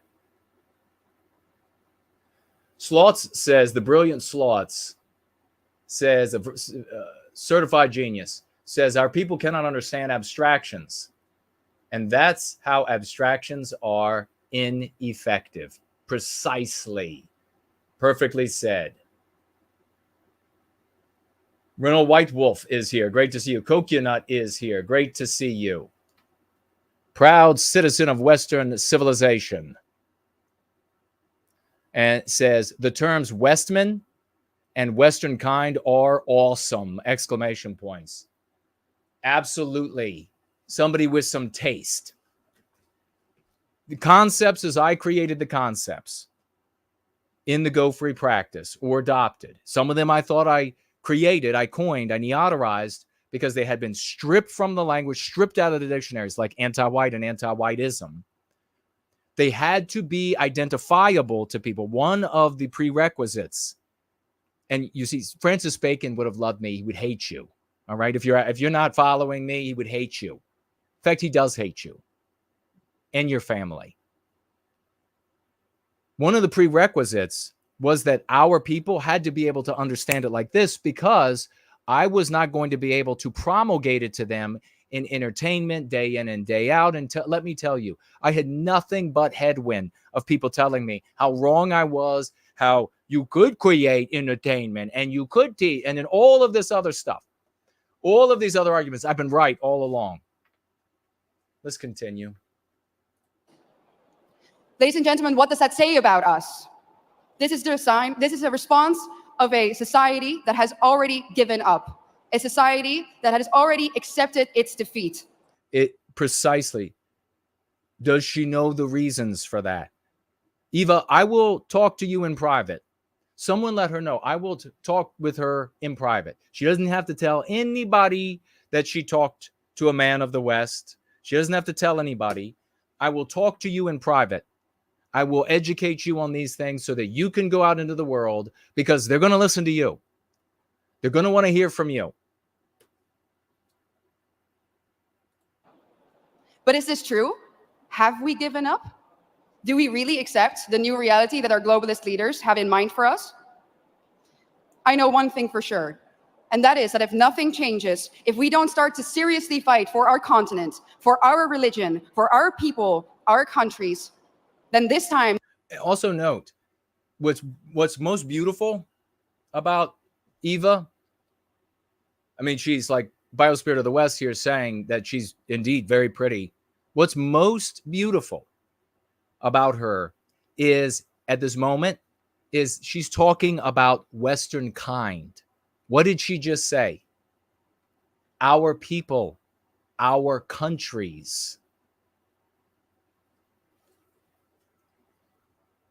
This is, I am so far ahead. We in this community are so far ahead of everyone else. That we live in will go down in history as the time in which Western nations no longer had to get invaded by hostile armies in order to be conquered. This time will then go down in history as the period in which the invader was actively invited in by a corrupt elite. And not only did this corrupt elite invite the enemy in, they made the native population... Don't use the word elite for the anti-white oligarchs. For the same reason I told you 30 minutes ago. If you went to a country club and they said, oh, our normal dining is nearly full today, and you said you wanted to be outside, would you like to, for no extra money, would you like to sit in our elite section? Would you say, hell no, elites are awful? Now, we chose oligarch because that's not a word in our lived experience. It's kind of like having a scorchingly high IQ and massive amounts of testosterone coursing through my veins, and all of the talk about another certified genius, Biospirit of the West, all of the geniuses in this community. It's kind of like it makes a difference. Pay for it too. Everyone who has eyes can see it. The native, white, Christian, European population is being replaced at an ever-accelerating rate. Let me back this up for you with some statistics from my home country. Let's take Amsterdam, the capital. Now, and let me also point out, for those who like to put things in front of us that we have to take care of before we can address our victimization, I'll first point out, where is that born out of as well? Selfish individualism. It's the thing that is important to those individuals. The thing that's most important. So you have a bunch of people out there who will say, Christianity has to be wiped out before we can survive. Well, that's their own personal issue. That's their own personal pet peeve. What has to happen first is ending our victimization. That's what has to happen first. What Eva is noticing in a largely non-Christian or Christian practicing Europe is that what we call Christian is almost entirely our biospiritual projection into the world. We have just placed the name Christianity as we have adopted and made that religion suit our projection. What has to happen with Christianity is the same thing that has to happen with everything else in the West. The anti-whiteism has to be taken out of it. If you are demanding an end to our victimization, you are demanding an end to anti-whiteism, and therefore you are cleansing Christianity, your lodge, your school board, everything. She's recognizing that in atheistic Europe that Christianity is still our religion? Does she understand that it's really just our projection? That we've placed the word Christianity and the religion and the trappings and the practices on top? Does she understand? I don't know. I'll be happy to explain it to her. Amsterdam currently consists of 56% migrants. The Hague, 58% migrants. Rotterdam? By the way, by saying that, as you're hearing her numbers about white erasure, there's like a great replacement of Rotterdam. No, it's white erasure. Right? Let me just continue with her. Almost 60% migrants. And of course, most of these immigrants come from non-Christian, non-Western. Okay, so I got to say it now. To say that we have made Christianity suit us and or that our projection into the world we call of our instinct, our biospiritual instincts, we call Christianity is not to say that Christianity isn't true or right or etc. It's not to say that at all. The good Lord, as is called by your average American and elsewhere around the world, the good Lord made us because he wants us. He made us because he wants that instinct in the world. He would not have made us with an instinct that was at variance with his creation. So to live our instinct is indeed to be in line, in keeping, in tune with the Lord. African and Middle Eastern countries. Conclusion, the Dutch population is already outnumbered in the majority of our cities. I mean, this is so psychotic. I want everyone listening, everyone who hears my voice, to think about the people you have been following as your leaders, your content creators. Forget about your politicians. The people who you heed. Is it your pastor? Is it the 2 or 3 or 5 or 1 content creator? What have they been doing? This is what these content creators, whether that particular content creator was alive in the past when you got into this or not, it's somebody new. It's the exact same stuff. They've been doing these exact same steps for generations, and we have gotten here. It's time to stop doing the same thing over and over. It's time to adopt something new. It's going to be, all growth in your life happens with discomfort.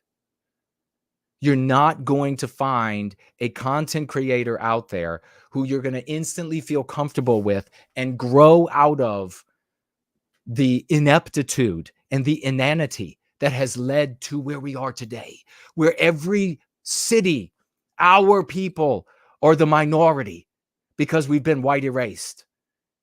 We need to stop doing what we've been doing all along. Do something uncomfortable. Get rid of all of your other content creators and only heed what I have to say. I'm scary. I yell. I paint things in very black and white pictures. I describe things that are plexuses and that can be very confusing. And yet the outcome is always in service to white well-being, empirically achieved time and again. It's time to do something uncomfortable and grow for once in your life. But let's look onwards. London, 54% migrants. Again, conclusion, native population outnumbered. Brussels, color me shocked, 70% migrants. Conclusion, native population majorly outnumbered. And other Europeans will, of course, follow suit soon if they haven't already. So I'm going to draw the forbidden conclusion here. The Great Replacement theory is no longer a theory. It's reality. God, white erasure is a reality. I mean, finish the sentence.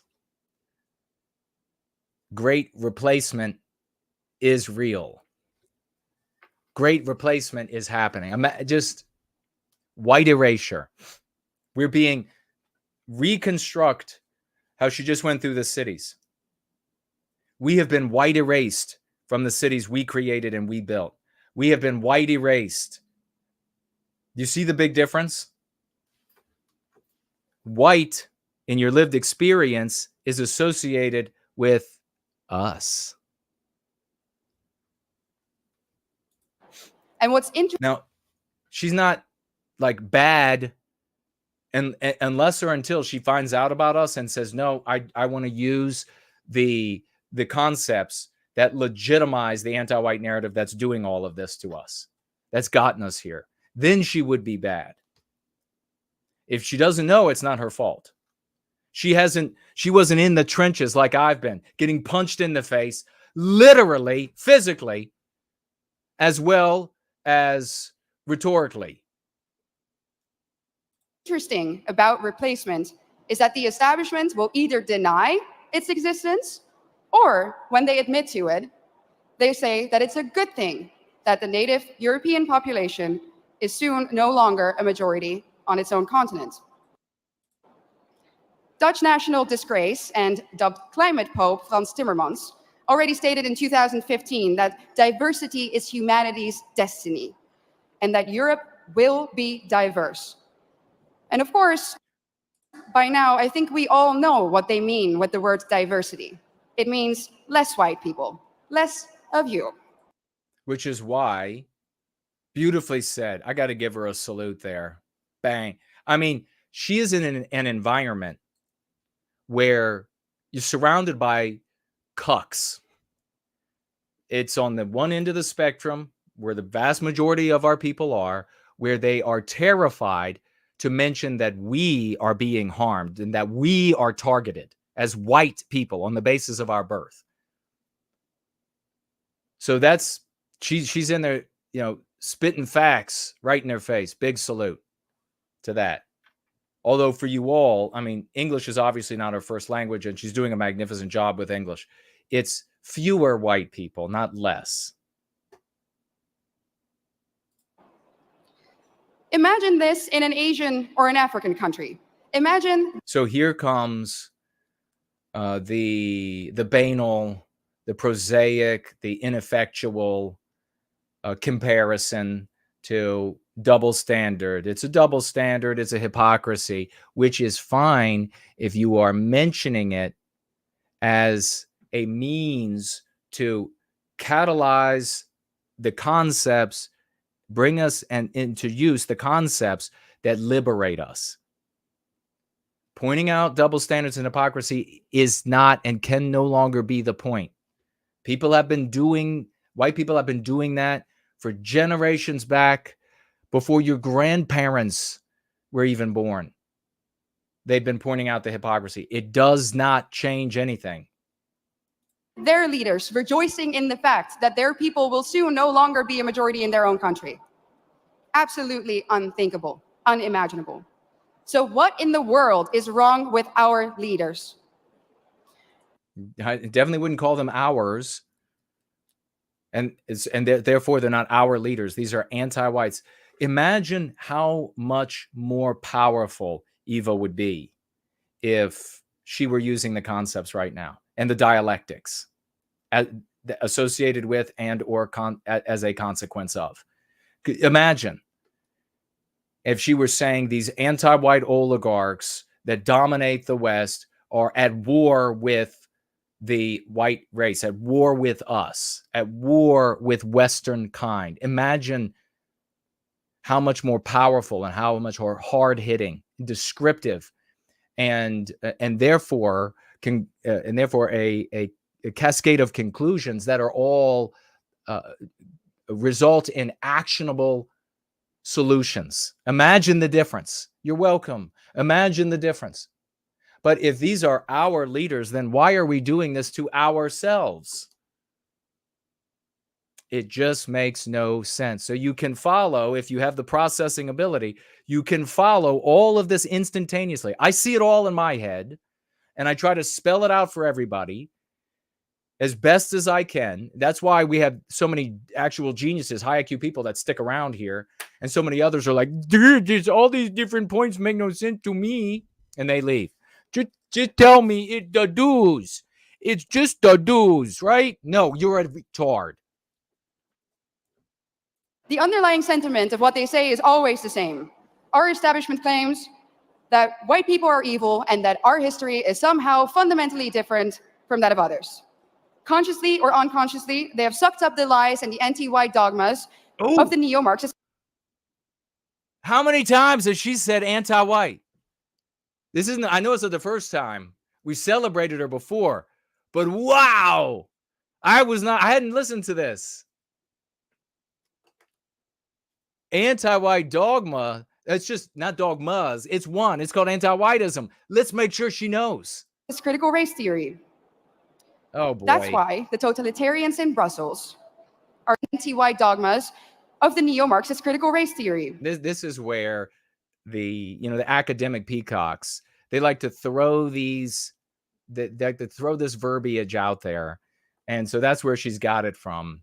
Just say anti-whiteism. Just say it encapsulates it all. That's the problem.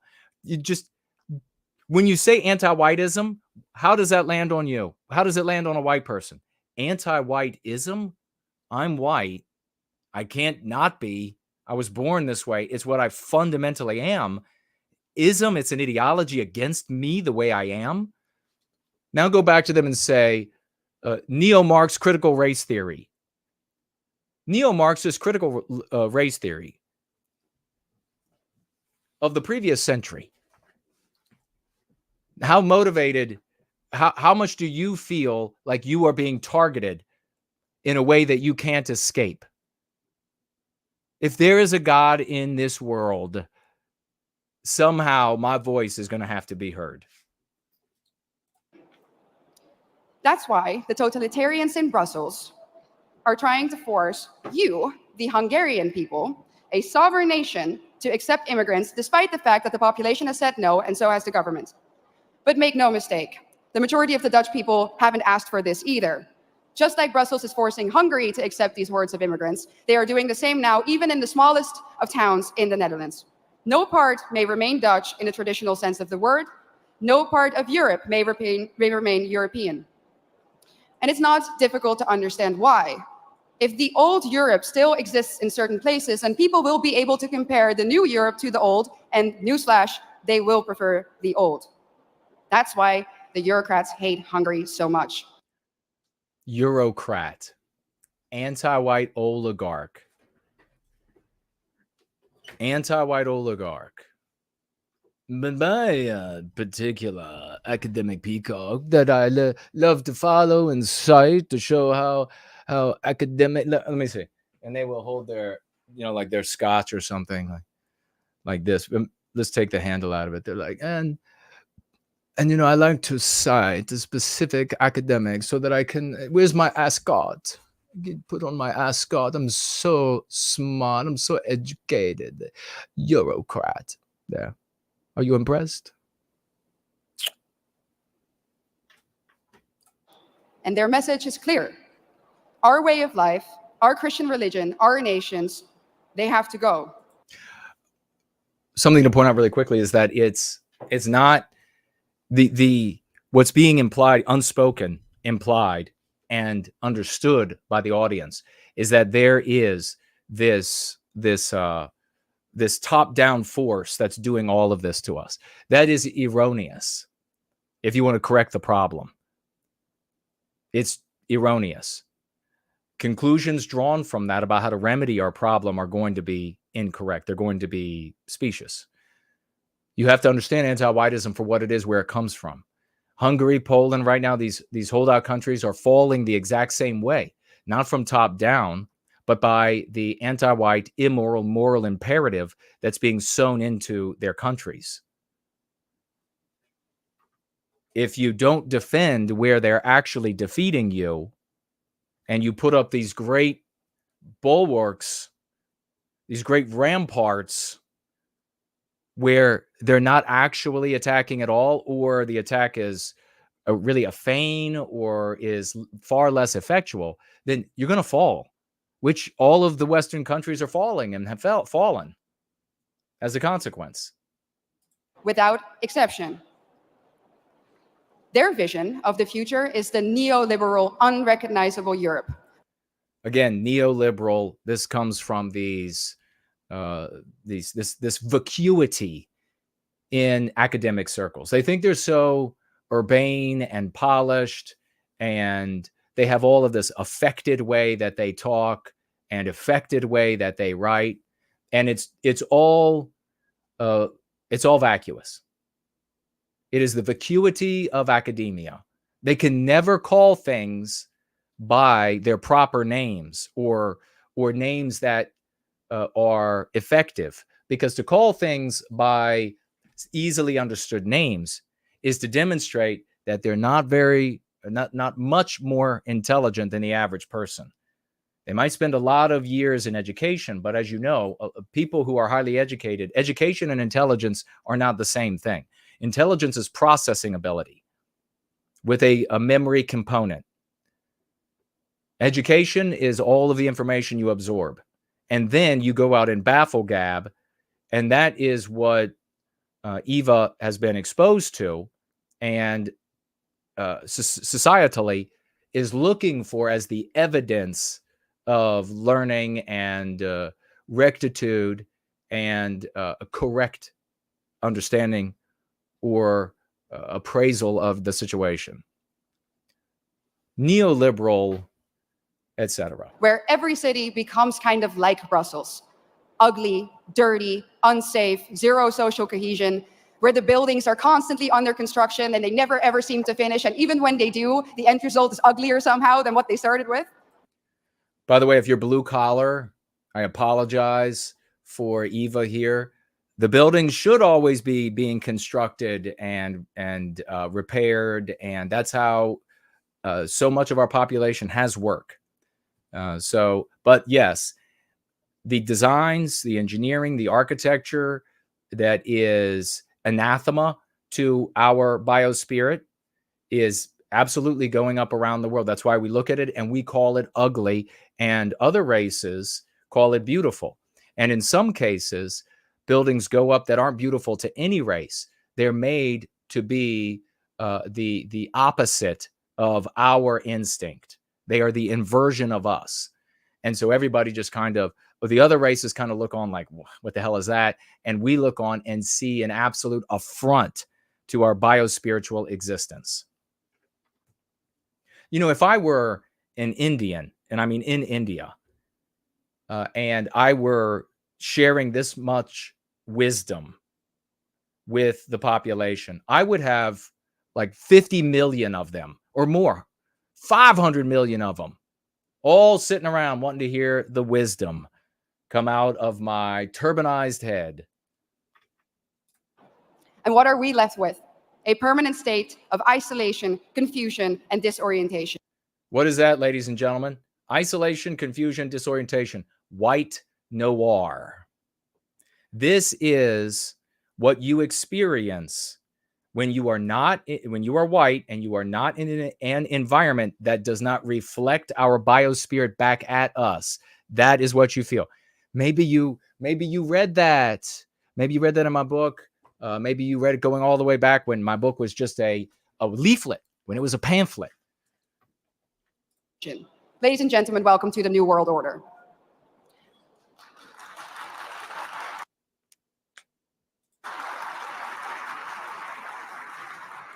So what's the antidote? A strong Christian Europe of sovereign nation states. I don't know what she says next, but what would be nice is if she said a strong white race. Be excellent if she said a strong, united Western kind. Wouldn't that be something? That's why we need to outright reject the lie that nationalism causes war. It's not nationalism does cause war, but in the sense that she's using it. And that's what the way she's using the word nationalist here is nationalism is attacked in Europe more so than elsewhere because of the like the church.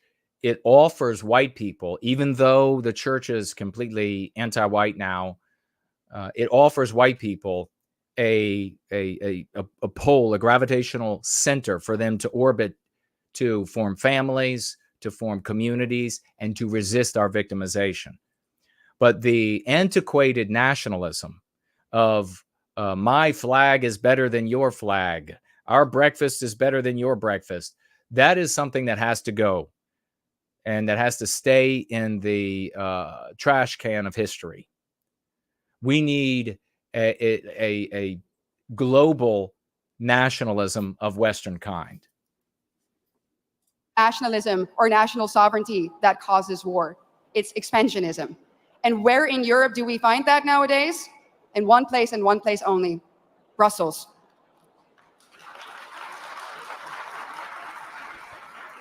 Wouldn't it be something if Eva was watching right now? She wouldn't tell you, of course, I would think, but wouldn't that be something?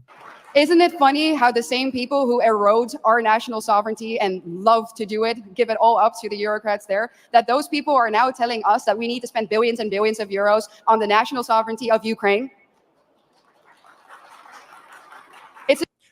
You see how the error in understanding that came to her by way of academics and is now resulting in a appraisal or assessment of a scenario to draw a double standard, to draw a hypocrisy that is actually erroneous. It's a joke, honestly, and it's a pretty sick, expensive, and dangerous joke. During a recent interview, I got asked by an interviewer, do you think that you ever go too far? Do you think that you're ever too radical? I thought about it for a second, and I said, no. No, I don't think I go too far. Truth be told, ladies and gentlemen, I think we in Europe do not go far enough. I think that if we really think about the organized, structural attack on our civilization. So true. Do you go too far? Could you imagine what she's saying? I imagine in conservative circles, this is like radical stuff, what she's saying. That we don't do enough. Do we do enough to stop the attack on our families, on our continent, on our countries, on our religion? When we hear about another murder, another stabbing of a young innocent child, do we do enough? When we know that our national sovereignty has been given up in less than a century to Brussels, do we do enough? When we hear that Christian kids in Germany... Really quick, the conclusion, erroneous. Brussels, European Union, therefore is the problem. Therefore, you have to get rid of these things. And while you wage war on that, while you talk about that, while you criticize that, anti-whiteism, the psychological warfare is burning all of your resistance away. Are now converting to Islam. Do you see how how you take care of the problem of Brussels, etc., if you address anti-whiteism? When we hear that Christian kids in Germany are now converting to Islam to fit in, do we do enough? I don't think so. The totalitarian institute of the European Union needs to come down. Let me be clear, I don't believe in reforms. When the foundation of your institution is rotten, and that is the case in Brussels, you can rebuild the house on top of it all you want, but it's still going to crumble. Anthropomorphizing the European Union, the actual entity in Brussels, and then an erroneous prescription for how to remedy our problems as Western kind as a consequence of the spurious conclusion.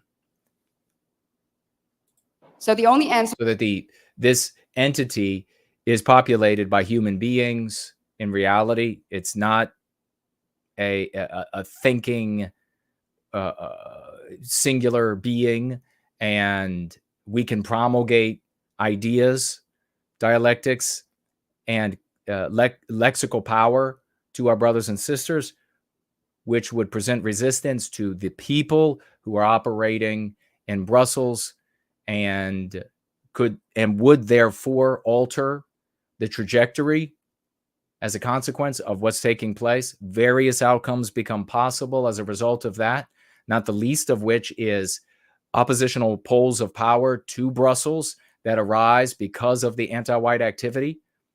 You then have external pressure and internal pressure in Brussels on this European Union to not be anti-white, and the multiplication of external pressures from newly formed centers of gravity to resist it would further pressure it. All of this is possible if you address the anti-whiteism. How possible is it to pull down the European Union? That's a wish. That's a total wish. The answer is the Tower of Babel needs to be destroyed. I mean, I concur. I agree with that. But how you go about defeating it, totally different position. Ladies and gentlemen, we are the daughters and sons of the greatest nations on earth. Whoa, I love that. Yes. Yes.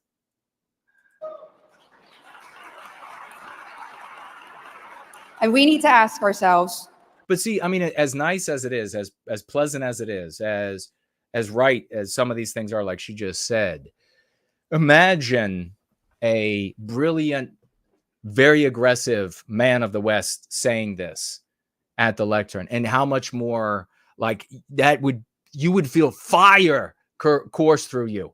But most important of all, if it were a man of the West at the if it were like me at the lectern, all of these boys, all of these white boys, as they call white guys, they would suddenly feel that voice of the West inside. If I were there shouting and being passionate, haranguing the crowd, they would begin to wake up.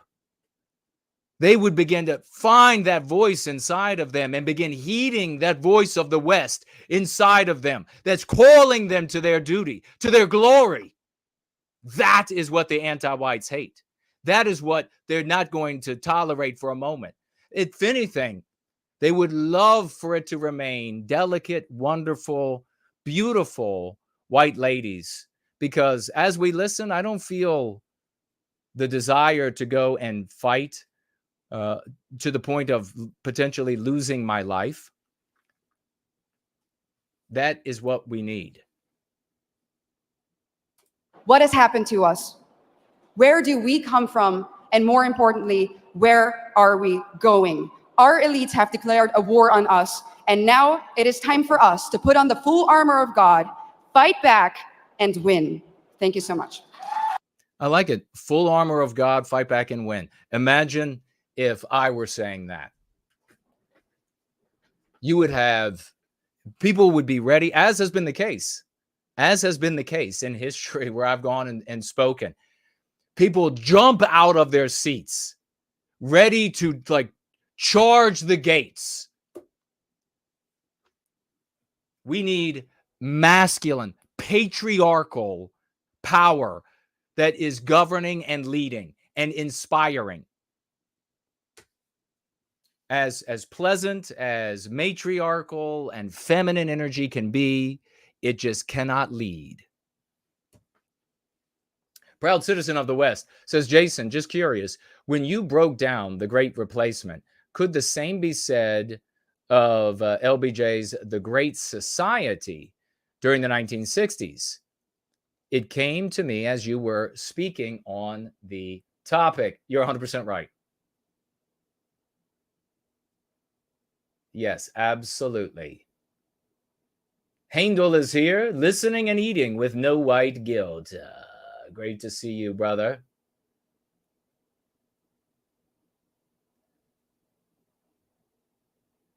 The Great Sloths says, if it is an abstraction, they can debate you.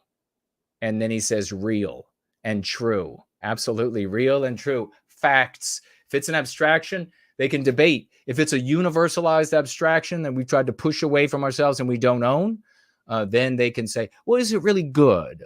Shouldn't we push it more this direction? Which is what they've been doing. We'll just push it more in the anti-white direction. Isn't it this? Isn't it possibly that? Couldn't it be the other? Can't we make it a little bit more expansive? Can't we include a little bit more abstractions? That's what happened. You show up and you say, this is ours. This is the way we do it. You for trying to change it. How about that? Then they can't do anything. You're welcome.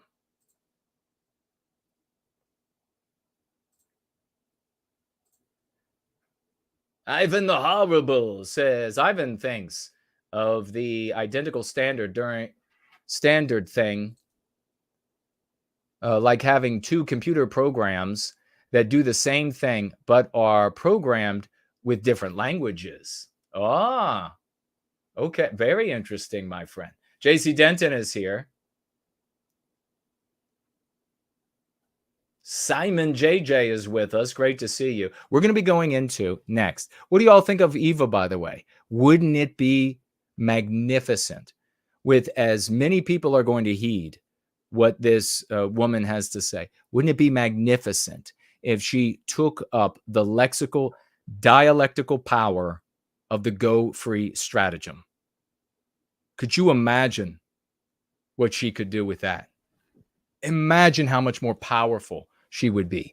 Imagine how much harder it would be to criticize her, the anti-whites to criticize and undermine her, if she were wielding the lexical legerdemain of what we have created here and demonstrated to work for decades. Imagine that. If she availed herself of the lexical dialectical armory that we have prepared, this way to the salvation of our people.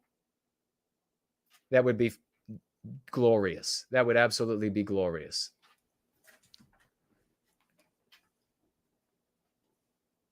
Franklin helping out Carly with the formatting of my name as No White Guilt. I don't see anything from Carly.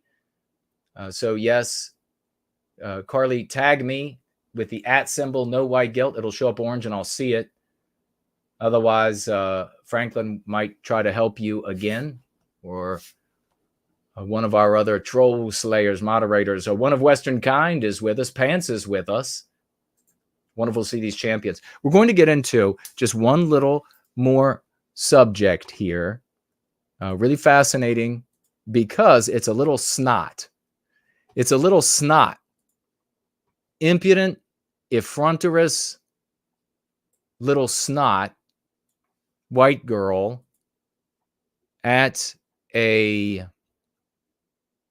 university, and she's at one of these events, where Charlie Kirk is there, I think it is, and yes, Charlie Kirk, and she shows up, she rolls up, and you are bound to run into these kind of people, where they roll up and they're like, I have data, I'm anti-white, I'm going to prove you wrong.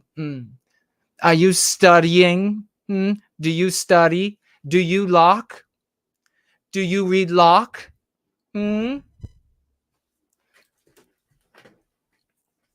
we're going to address it because Charlie Kirk thinks that he's scored a victory. His followers think that he scored a victory. Not so much.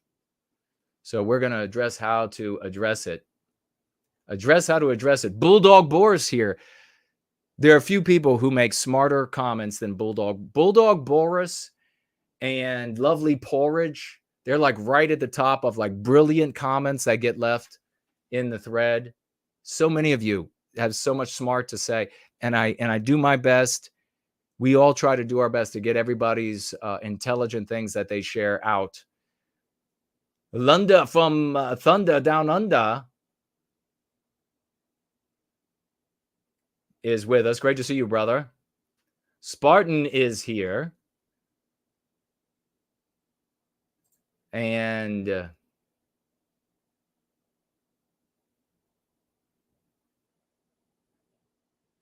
so another one of these low IQ'd J-Spurgs is here, showing up, typical J-Spurg fashion, and saying, the dude, it's the dude. And if you don't say it's the dudes, then you take my scapegoat away. And then I have to be responsible. No, it's because you're wrong. There are anti-white Jews, 100%. Never had a problem talking about anti-white Jews. I just talk about all anti-whites Because what matters is that they're anti-white, not that they were born, dipshit. So you are the coward because you need a scapegoat. You're the coward because you don't want to take responsibility for correcting the problem. You don't want to address the victimization of our people today. You just want to say nasty things about Jews because they were born. And how many times has that worked, dipshit, to stop our victimization? None. So you're just out getting yourself a scapegoat and you want to defend it. You see what I'm doing here, putting an end to the victimization of white people as a threat to your excuse to do nothing, which is that the dudes are out there. What can I do?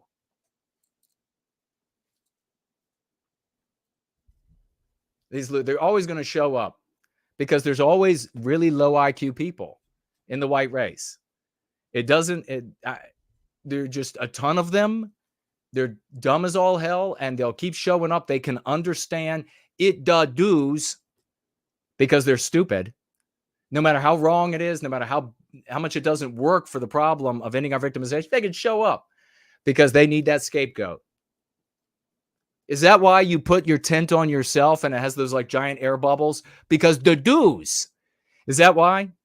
Is that why you have like 2 different rims on your car? You know these people all the time. It's like you always see like the tent on their car. They didn't train themselves to do it professionally, and they couldn't hire anybody else to do it because they make next to no money. They don't have much integrity or value. They're wasting their times getting drunk and everything. And they're like, look at my great tent job with this cheapest tent I could find, giant air bubbles. Oh, well, looks like shit. Oh, well, the dudes made me. It the dudes. You see quintessential of these, it's the dudes, is like the Wendy's cup. And if they are not chewing tobacco yet, it still has whatever soft drink. Usually these people all the way into adulthood, they do that thing where they get a number of different soft drinks. Do you remember when you were a child and you're like, I wonder what it would taste like if I put all of them together? Then you put them all together and you giggled and you had a drink and you're like, They still do that. And then when they graduate to dip, it becomes their dip cup. So there's a Wendy's cup in the dirty cup holder full of dip, cooking in the 90-degree sun, coming through their bubble-riddled tent that they've put on their jalopy. They're going to show up here, and they're like, eat the do. You don't want to take the dues?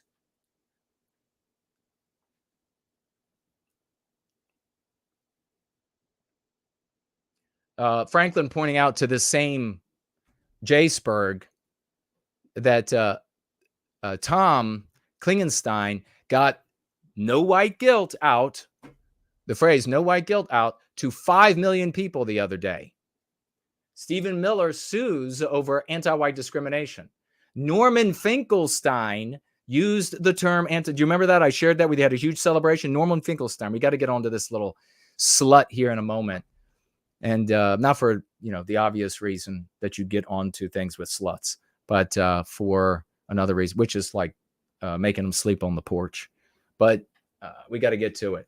But yeah, we had Norman Finkelstein even use it. So we got anti-whiteism getting used everywhere. This community. And how many da-doos? How many da-doos? Corey is here. Orion, whites working for white well-being is a matter of self-defense. Very well said. Thank you so much. And then that's where this guy, Patrick, who doing it? Listen, you can't understand. You can't understand. This is like you're one of the ones that are just supposed to follow. You're one of the ones that are just supposed to follow. Anti-whiteism is a phenomenon. All of a sudden, like as soon as I said that, they're like,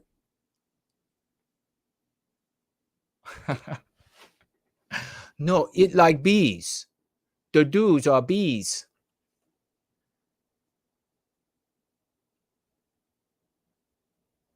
All my life dealing with these tards, having their conferences, they all get together.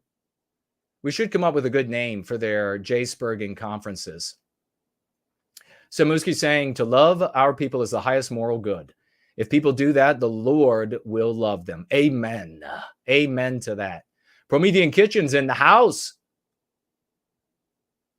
He says that you, meaning me, that I'd be kicked off the stage if I even said the exact same things that Eva was saying.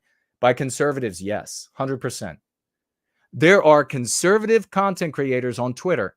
I have shown up. I've been friendly with them. I've said night, and they ignore. I show up. They're just like, no, just ignore him. Just ignore that guy. We don't want him talking.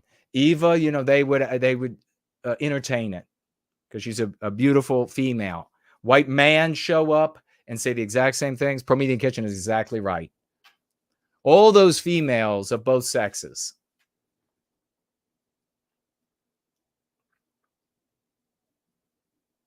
Yeah, we got to come up. Maybe you all can think of a good name.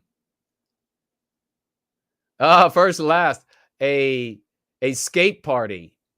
I like it. For scapegoat. A scapegoat conference. A scapegoat conference. Spartan says, "Da doos. Da doos. It's da doos. It da doos." Oh my God. How did Charlie Kirk go wrong? Why doesn't data work?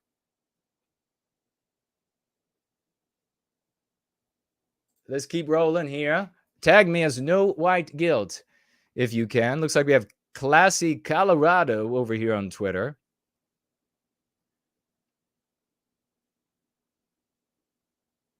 Asking what number? I get Classy. Are you a J-Spurg? Or are you talking about anti-whites? If you're talking about anti-whites, what percentage of anti-whites? That is that's not an answerable question.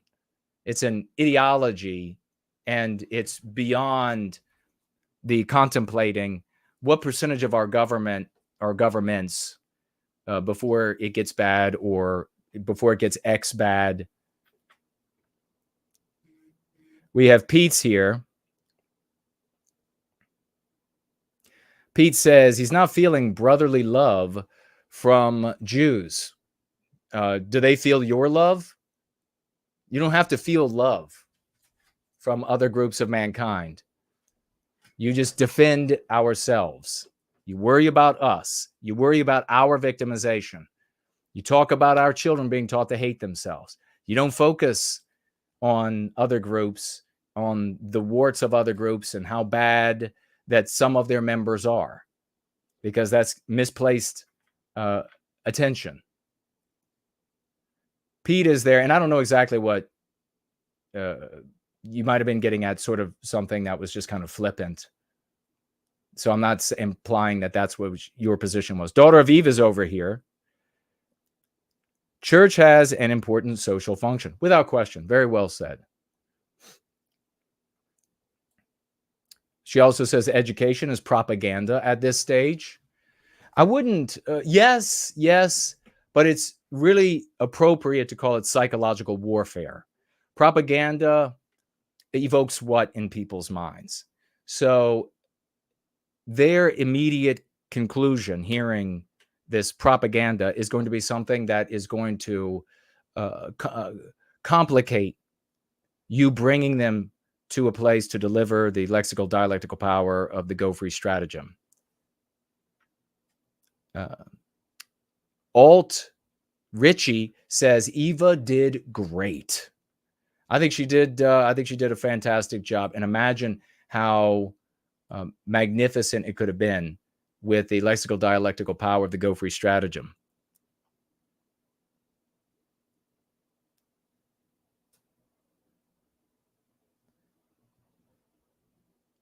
And same holds true for that classy. If I misunderstood or misrepresented the position, I'm not attributing it to classy. Classy can correct me if I have misspoken. President-elect Rochelle Merle says Jason is one of the very, very few leaders who calls out both men and women for the evil branch of anti-whiteism called feminism. Yeah, thank you for that. I am. It's funny how so many are sort of subservient to feminism because they're playing that mating strategy. They're trying to appease women. I don't appease women. I'm not going to appease women. I'm a man of the West. I don't serve women. I would never serve. I would sooner kill myself than serve a woman. I am a man of the West. So yeah, any guy that's a content creator or organization leader that is trying to appease and placate women, trying to make them happy with him, somebody you shouldn't be watching. Because they're boys. All right. Remember, tag me as No White Guilt if you have something to say. Let's get into this. And I want to hear what you have to say.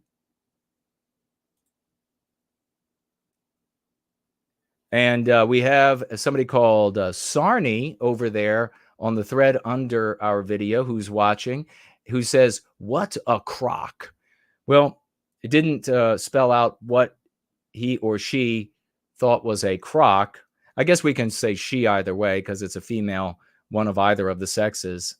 And but Sarni, let us know, Carney Sarni, let us know with a follow-up what's a crock. I mean, maybe Sarni was talking about one of these anti-white positions that I read, and they were like, "What a crock that is."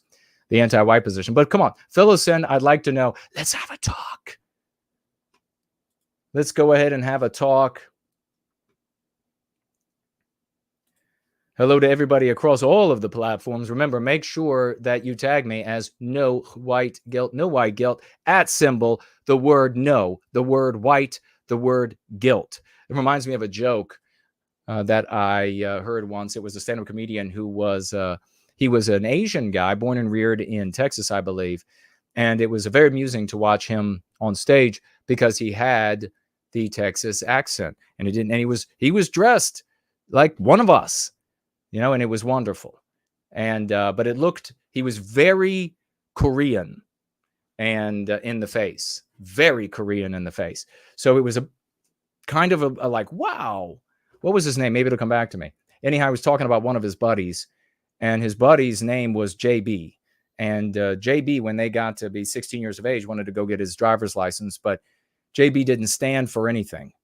So he, when he went to get his driver's license and he wrote down to make sure they got his name right on the driver's license, he wrote J only, B only, so that they would know these things. JB didn't stand for, that was the name. And Henry was the guy's first name. He said, he came back to me and he said, "Henry, look what they did to my driver's license. It says Jonely Bonely Stewart." Jonely Bonely. I can imagine if it's a bunch of good old boys that actually happened. That's funny as hell. All right. Let's hear what this little slut has to say. To the Bureau of Prison Statistics, 38.3% of our current inmate population is Black, but according to the 2020 census data, only 12.2% of our national population is Black. Okay, wait. So if you don't believe in white privilege, how do you explain this disparity? Okay, so if you don't believe in white privilege, how do you declare or how do you explain the disparity? Now, she's going into data, which is data can be used, and you'll see how she does this here erroneously, to mean anything you want it to mean. So there's no use in having a conversation over data. I discovered this a very long time ago. You can learn from my errors, my efforts. Data is useless. It's more importantly, it's useless to convert somebody from an anti-white position. Data can be used once you already have a person who is, okay, anti-whiteism is evil. It's an evil. It shouldn't be done. Then you can use data in various ways. Never use it to demonize other groups of people, of course, because it is anathema and off-putting to Western kind to talk about other groups of people's warts and their problems, their problem members, etc. And it also opens the door to erroneous remedies to the issues with the data, as you probably experienced. So here she comes out, and what's the pertinent thing for you to hear right here is that this little snide snot is anti-white. She's using the meme pathogen, an anti-white concept, white privilege, which is connotes a very wide sort of like a funnel of explanations, outcomes, causes, etc., that are all anti-white, that you can just bundle up nicely and say, that's anti-white, that's anti-whiteism. So now the most important thing to address here is what? Is it her data? No. If you're a conservative, you think it's her data. You do like what Charlie Kirk just did. You say to yourself, well, are blacks committing more crime? And is that why there are more blacks in the jails? But that's not going to persuade this little anti-white snot.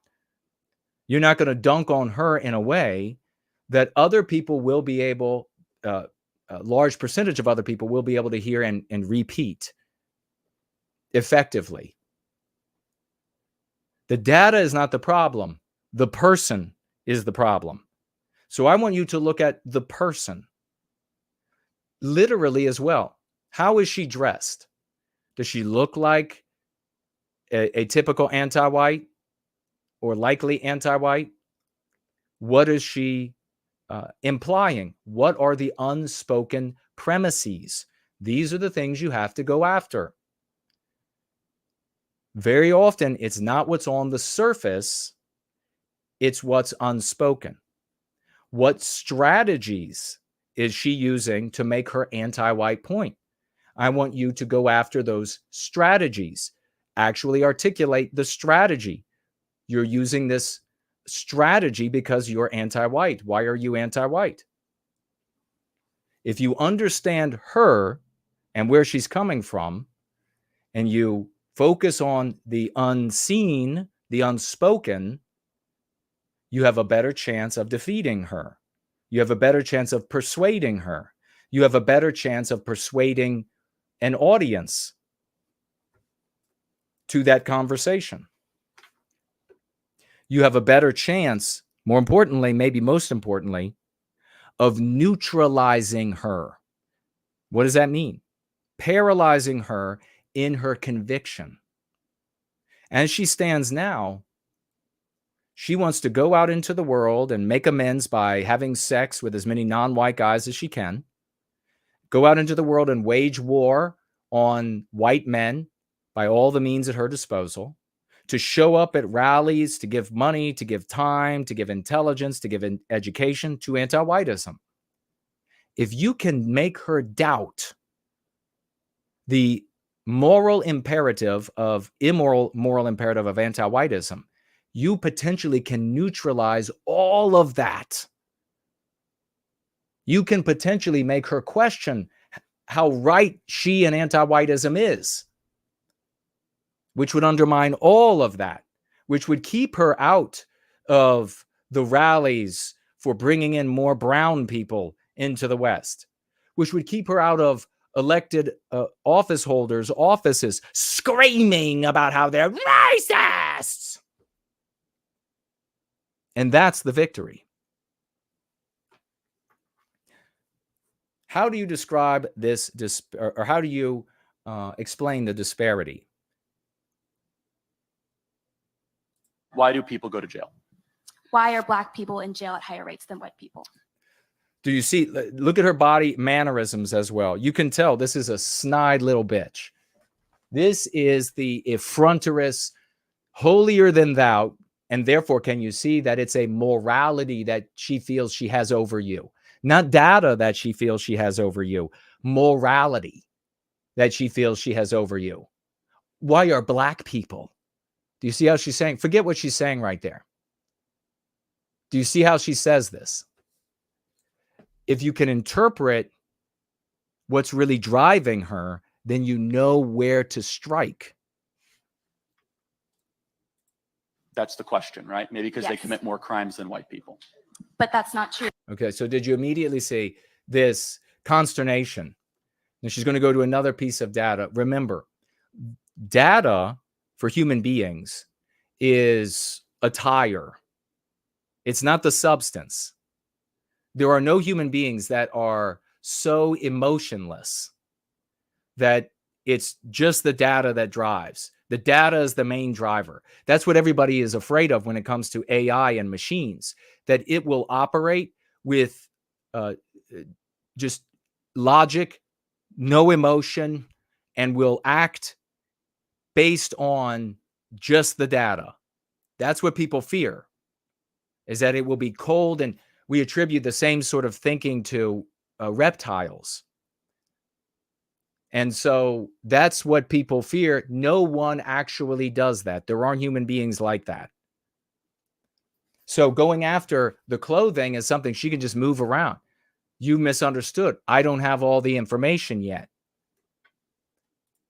According to the Uniform Crime Report for 2019, Black or African American individuals committed only about 1 million crimes, while white people committed about 4 million crimes. So Okay, so you all know the easy dunk here. You all know the easy dunk. It's where Charlie Kirk goes. There, 12% of the population is black. 60% of the population is white. Of course, there's going to be more crimes committed by white people than black people. And it is indeed a trick, and that anti-whites use all the time. In her case, you can see that it's an unintentional trick.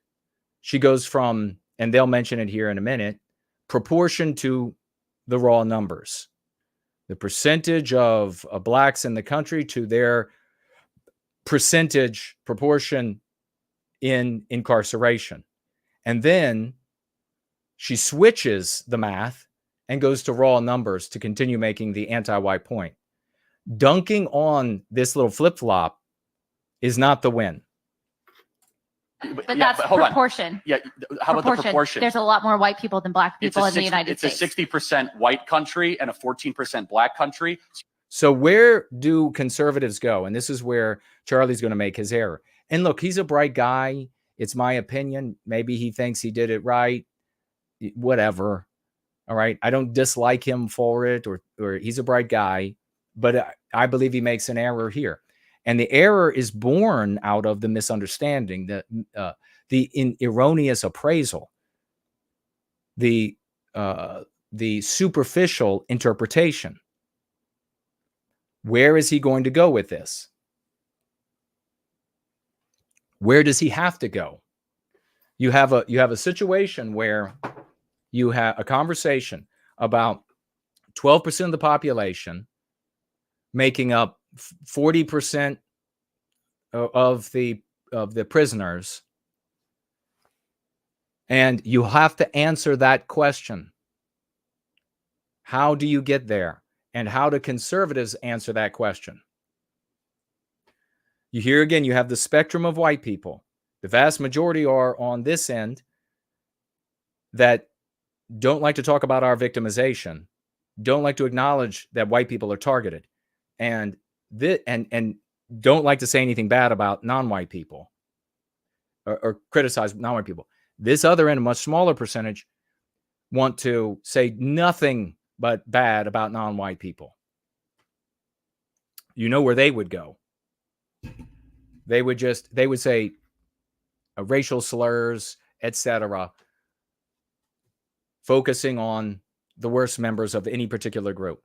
Where does Charlie Kirk and this woman have to go? So you just proved my point. You switch from proportion to raw numbers.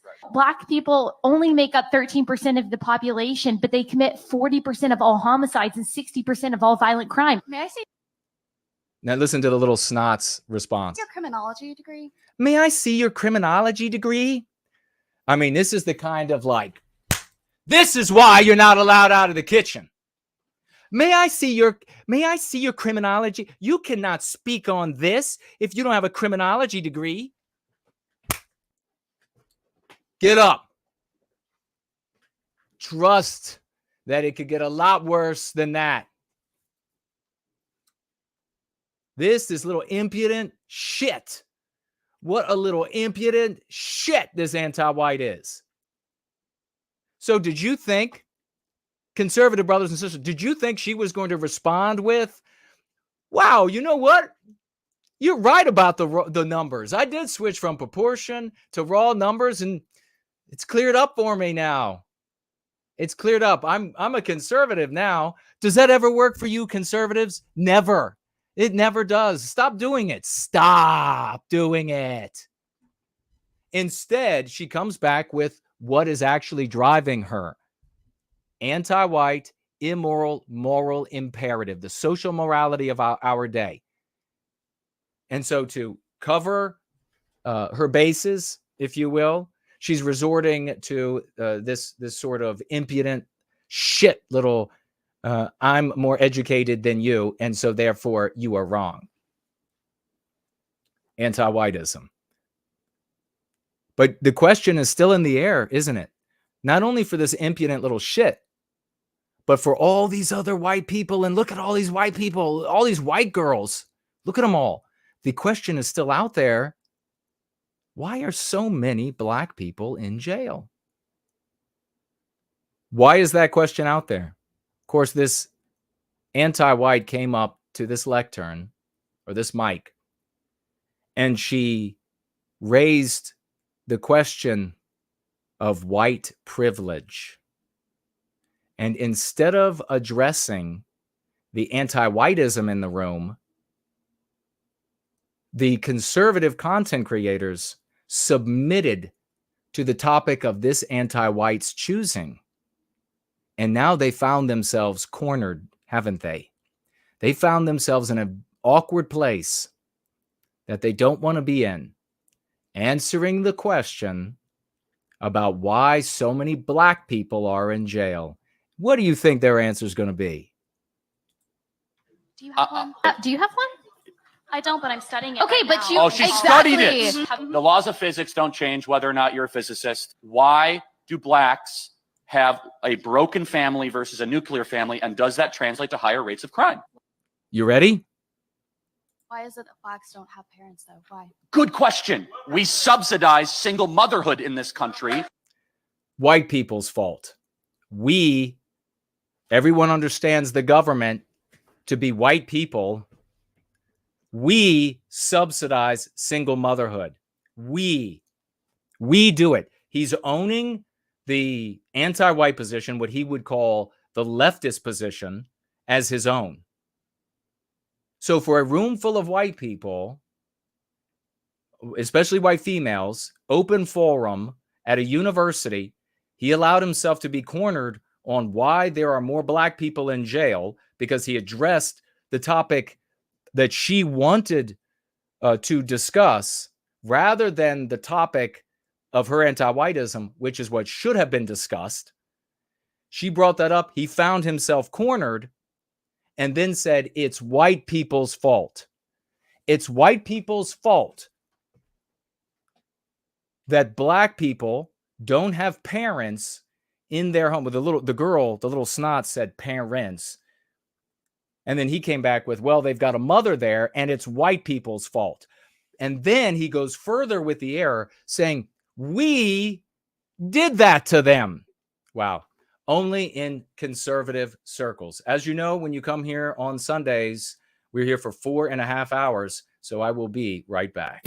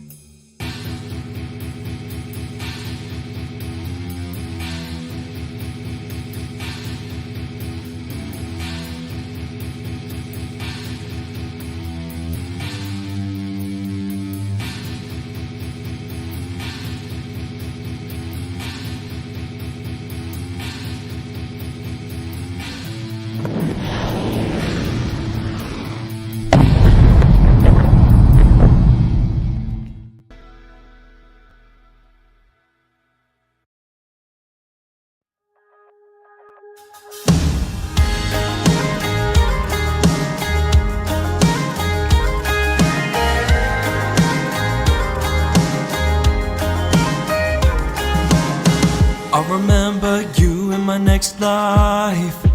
Yeah, yeah, yeah, yeah. 'Cause you made this one here so amazing. That's when I reached every height. Yeah, yeah, yeah, yeah. When I met you, that's why I'm saying, if you need to know how I feel about you, wanna feel a love that is so strong, my lady, just play this song. Just play this song. If you're feeling down when I'm not around, here's a melody to which you belong. My lady, just play this song. Just play this song. Just play this song.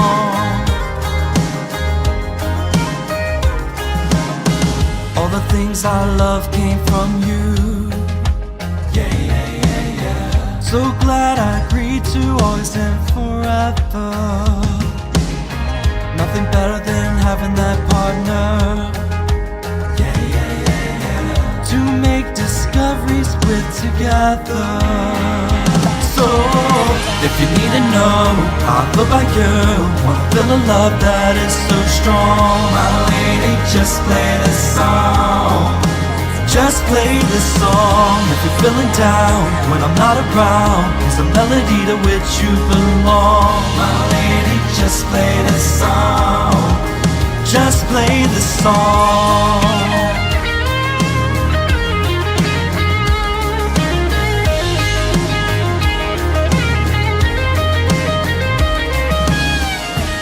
Day we will grow older. One of us here while the other gone. And if I'm the first one to go, my love can stay when you play this song. So play. If you need to know how I feel about you, wanna feel a love that is so strong, my lady, just play this song. Just play this song. If you're feeling down when I'm not around, there's a melody to which you belong. My lady, just play this song. Just play this song.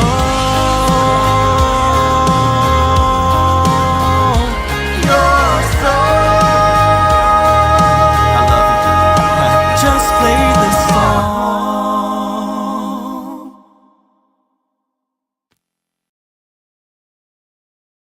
I want you to reach out in love. I want you to let those brothers and sisters around the debates, let them know that even though the anti-whites wield so much power, that we are winning every contest with them, and that it's only a matter of time. Tell them that they can be more than they are. Tell them that they can stand up for Western kind, Western civilization, and everyone who lives in Western civilization of all immutable characteristics. Tell them that there's a way that they can stand up for it in love, with the moral high ground. Be gentle with them at first. Coming out of a story that you thought was the real world is one of the hardest things that folks can do. If you go there with a true spirit and a true heart, with humility, you're going to win more souls than you'll ever turn away. And in the end, all of that will redound to the glory of our people and the reclamation of our destiny.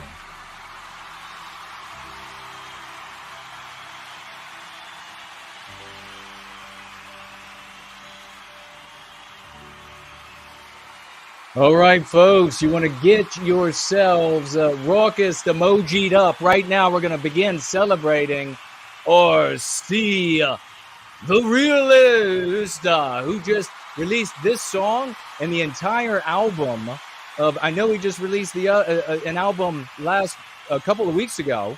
That was Rapper Going Free. The new one is Man of the West. Epic swashbuckling celebration. Get it out, folks. 07s, 007s, raucous emojis. Big time raucous emojis. 96s, crowns and gems. This guy just keeps getting better and better. Nothing but big celebration for art. These songs are absolutely legitimate songs that you would hear on the radio quality.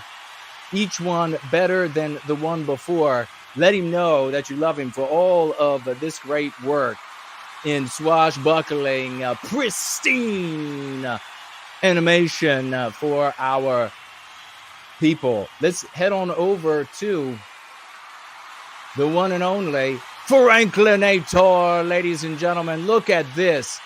IRL. He's got School of the West up there. He's got white erasure. He's got end anti-white. Look at all of this. Real out in the IRL. Wallpapering of Virginia. A true gentleman hero in service to white well-being. He also is the guy who gets together all of your successes, as many as he can find, swashbuckling successes, spreading, promulgating, disseminating the lexical, dialectical power of the Go Free stratagem. So give it up for him as well for that, as well as for moderating here in service to white. The guy cannot be stopped, ladies and gentlemen. He's unstoppable. Look at this. He is unstoppable. Stop white erasure. Everything's got the website on it. End anti-whiteism. Democrats are anti-whites. My God, this guy. Give him some love. Give it up for the great Franklinator. We'll head on over now to John G. Look at John G. swashing the streets up. 96's 07's crowns and gems. Crowns and gems. After we're done with these swashbuckling of celebration, ladies and gentlemen, we're going to get into your comments, calls, questions, and more. Go Free lesson of the day. Anti-white is not all right. NoWhiteGuilt.org. You got to love John G. He's the original G in the house. Raise the roof for John G. But he isn't done just swashing the streets with this. No. He takes his perfect handwriting, heads on over, and does it all over. We serve white well-being. NoWhiteGuilt.org. Winning over the world to put an end to our victimization for the benefit of everyone who lives in our civilization. Rock it up, loud, raucous emojis. Tear the shingles. Shake the shingles from the roof for John G. Give him some love. Yeah, let's get some heart emojis. Floating emojis. Get some floating emoji hearts for John G. Also, we want to celebrate some folks who are very active on Twitter. And again, we only get the folks that we can. Not everybody can. We can see everybody. So please, one of Western kind, Almost Bear, President-elect Rochelle Merle, Nocturnia, TM. Give it up for them. Extra efforts on Twitter this past week. Celebrate the heroes there. We got to celebrate also that great video that we opened up today. Another magnificent, emotional, tear-jerking, powerful, emoting video by White Wellbeing. Share these videos, by the way. I got to remember it. I got to make myself a note. Share these guys' videos.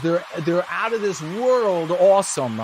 He's at White Wellbeing on YouTube. Make sure you share these videos he's making. If you didn't see, go back when we're done here today. Give it up. Crowns for this king. Crowns and robes. Do they got any robes? Crowns and robes for this king. Ladies and gentlemen, White Wellbeing. Let's head on over to, you know him, ladies and gentlemen, as Cool Papa J Magic. We're just going to call him Cool for right now. Give it up for Cool over here, swashing on, who was this? King Dice's video. He says, anti-whiteism is born out of jealousy and envy. They see the way we live and treat each other, the beauty of what we create, the incredible achievements and innovations of Western kind, and it inspires feelings of inferiority in them. Almost 700 and still climbing likes. Not just this community, ladies and gentlemen. Give it up for Cool Papa J Magic 07s, quadruple 07s. He continues. He can't be stopped. You know Cool is too cool to be stopped there. We have him over here swashing on Lotus Eaters. This isn't about the English or the Scottish or the French, the Americans, the Aussies, and so on. It's about all white people. It's anti-whiteism, and it spans the effing globe. 775 likes from the Lotus Eater audience, ladies and gentlemen, and climbing. Give it up for Cool. swashing in these areas where they believe themselves to be very academic and precise. And it is us, along with Eva, rocking it out. Cool Papa J Magic, a force of nature. We love you, man. Well done. Absolutely well done. We have right here, what do we have? We have Cool Papa J Magic is swashing on Tucker, it looks like. Oh, yeah, that's what we have here. Another one. He says, this is over on the Tucker Show. It says, translate what was being said. When they say racism, in quotes, they ultimately mean white people existing. Oh, my God, you got to love Cool. As of now, it just means white people who aren't anti-white enough. It is a slur. Precisely. 676 likes over on Tucker.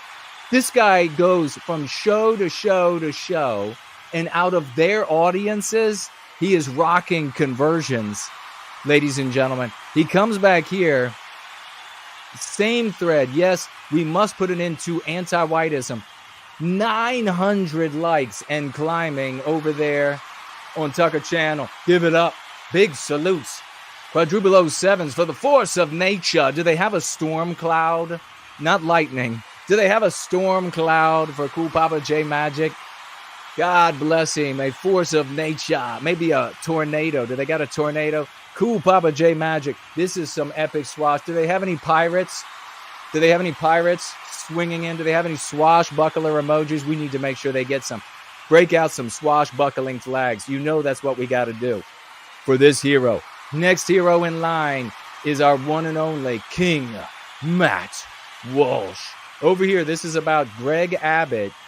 As you can see here, talking about how he's taken on the anti-Semites. Matt Walsh rolls in and says, did Abbott ever arrest BLM protesters for anti-whiteism? Oh my God. Oh my God. Is anti-whiteism, is anti-Semitism the only hateful ideology not permitted in Texas?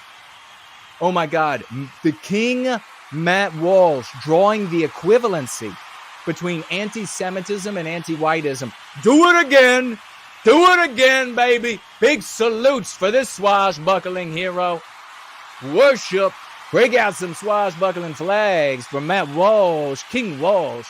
He says, are you legally allowed to hate some groups but not others? Drawing all of the, that is, if you want to talk about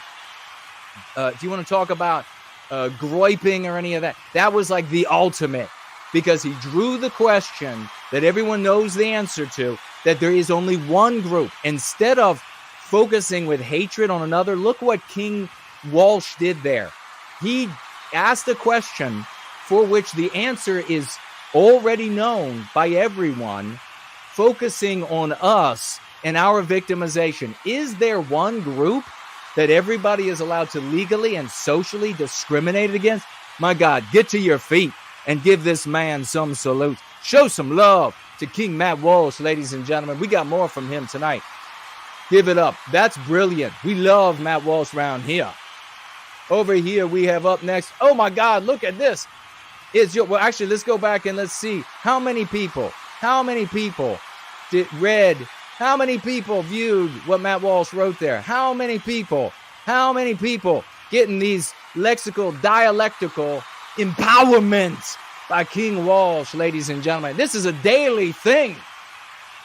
Now, give it up for the gentleman. Look at here. You even got me. I'm trying to get in with y'all, with you champion swashbucklers. This is my tweet about the little white girl. What am I? What am I? Clearly pissed about this, as you can see, ladies and gentlemen.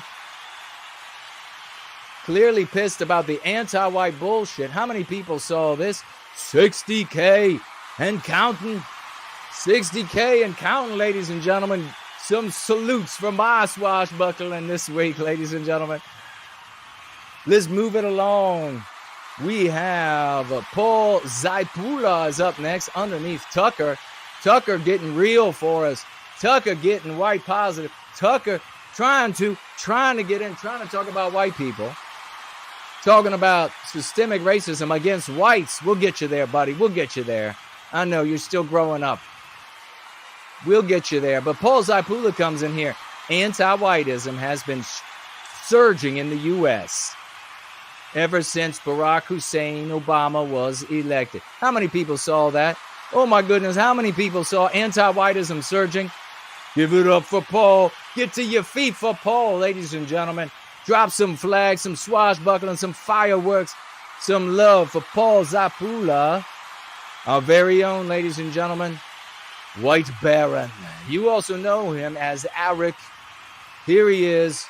He's swashing on, let's see, who is he swashing on? Somebody's, oh, I know, it was Pauline. It was a Pauline video. He's over here swashing over there in the once great country, our once great country of Australia. Give it up for this hero. He says, when was the last time we had a government that actually served the best interests of the founding stock of the country instead of anti-whiteism? Two of our concepts right here, founding stock and anti-whiteism. 394 likes. But he's not done under this video. No, sir. He comes back, ladies and gentlemen. I'm sick of having two major parties switching every 3 years to only get the same outcomes, more anti-whiteism. Pauline Hanson would be a great difference. 505. Put those together, ladies and gentlemen. Our very own Eric, rocking it over there in the once great country of Australia. Big swashbuckling over there. Big swashbuckler. I think the swashbucklers over there sometimes ride on the back of steroid-empowered kangaroos. God bless these swashbuckling champions. We love you, man. Thank you so very much for your hard work for White Wellbeing. Give it up. We have White Baron not done there. He's over super chatting on Veteran Biker. Let's see, but before we get to that, he super chats on Anomaly. Let's watch him super chat on Anomaly. Keep celebrating Raw's swashbuckling flags for White Baron. Have I heard the YouTube channel No White Guilt? I have not. Thank you for the super chat, but I have not heard it. But hold on. I wanted to say this real quick. Swashbuckling, give it up for White Baron, ladies and gentlemen. Sneaking us in on these other channels, these big content creators, so they can find out who we are. Well done, sir. He also swashes on there on Veteran Biker. Let's hear what he had to do there. Biden is the most anti-white president we've had. If Trump doesn't get office, the white erasure of our country will get much worse. Heard of a YouTube channel called No White Guilt? I have not, but I will check that out. No White Guilt. Let's check that out. No. Rock it out for White Baron, ladies and gentlemen. Two of the concepts, Guilt. dialectical power. And I write everything down in a Sharpie, so it's permanent. Okay? And spreading the website, spreading the work we're doing on YouTube. Show this guy some love. He is a real champion, and he's a young man. Show him love. Raise him to the heavens with raucous emojis. God bless him. Crowns and gems. Crowns and gems. Get him a scepter. Do they got scepters in the emojis? Get him a scepter. Very well done. We're going to move along to, we're almost done here, ladies and gentlemen. Anomaly and that guy you just saw a moment ago, and King Walsh. Anomaly is reviewing King Walsh. Have a listen. Let's watch the clip. It is rather hard to imagine Greg Abbott ever issuing an executive order calling for punishments for anti-white rhetoric on college campuses, in spite of the fact that anti-whiteism is not only incredibly pervasive on every major university campus in the country, but it's also part of the curriculum. Yes. Students are forced to listen to anti-white screeds in the classroom from their professors. Yes. Every hateful thing imaginable has been said on college campuses. Well, of course, Governor Abbott would never pass an executive order to protect white people specifically. He'd be called a supremacist and a nationalist. We have this Anomaly, obviously a moral guy, because he just started using anti-whiteism. I wonder how it happened. I wonder how it happened. Our swashbucklers. If you're not celebrate all of our swashbucklers. Celebrate them, ladies and gentlemen. Our outreach team, of which Biospirit of the West is the leader, is rocking and changing the world for white well-being. Celebrate every single one of them. We have another one of Anomaly with King Walsh. Let's listen. But not back then. Well, because the BLM movement of 2020 was anti-white, and it is not safe to denounce anti-whiteism, which is why Mike Johnson never has denounced it and never, ever, ever will. And we all know that. Yes. It is much safer and much more acceptable in polite society to denounce anti-Semitism. So there. Drawing the equivalent again, ladies and gentlemen. Oh my God, show some love. And every one of these major content creators like great King Walsh that we love, it's because of these swashbucklers. We identify those who are moral, those who have a conservative, patriotic, nationalistic audiences, those who are moral enough and bright enough to pick up the tools to focus on our people. We get into their chats, we talk to them like human beings, and we have strategies that we're not going to reveal to do that. And look at the results. Celebrate how this happens. Let's keep watching this clip. Happy to do so. He said it, not me. But is he wrong? It's easier to denounce anti-Semitism than anti-whiteism. That's what Matt Walsh said. Is he wrong? Oh my God, ladies and gentlemen. Oh my God. Oh my God. You see Anomaly here. They're saying like, well, I can't yet say anti-Semitism. Anti-whiteism is too new to me. But you wait, it's in his audience. It's magically in his audience. It's just magically there. It's just happening. It's not because of a community of united, organized, brilliant, loving white people with some non-white people as well, helping out to put an end to anti-whiteism. Oh, it's just an accident. Let's hear the rest of what great King Walsh had to say, and then, because it gets better, and then we have King Dice. He's speaking out, ever will, and we all know that. There are many forms of bigotry, yet there's only one that Greg Abbott has decided will not be tolerated in Texas. He certainly never declared during the BLM riots that anti-whiteism won't be tolerated. He appears to have a lot of tolerance for that. Oh my God, King Walsh. Make sure you show him epic love, pristine love. We love you, King Walsh. We love you. Keep swashing the good fight. And finally, ladies and gentlemen, we got one more. It's King Dice. And you know how much we cherish him. Make sure crowns for both of these kings, crowns and gems and wild raucous emojis. The same thing that happened to Uber's head of diversity. Remember this? She also is an Asian woman, and she held a talk about how black people need to stop calling their white coworkers Karens because it is an anti-white slur. Oh my God, I love it. I love that. Yes, King Dice. It's an anti-white slur. You're so right. Let's keep going. And so they complained that she was being racist against them, and so Uber suspended her. What made the film so... Can you believe that? So the non-white person at Uber who complained about the anti-whiteism, because we live in the anti-white narrative, even she, how could that happen? She's not white, right? Well, we know because it's all about harming white people. That's what it's about. So good is that it wasn't about race, because racism isn't a problem in the United States. Well, it wasn't the problem until recently. Now anti-whiteism is systemic, but you get the point. It depicted the various different kinds of students that you often find at schools. The tough guy, the jock, the weirdo, the pretty rich girl, the smart nerd. Celebrate these heroes and so many more. Make sure they feel your love, ladies and gentlemen, even if they're not watching live or in replay. And yet they might be. We'll be right back.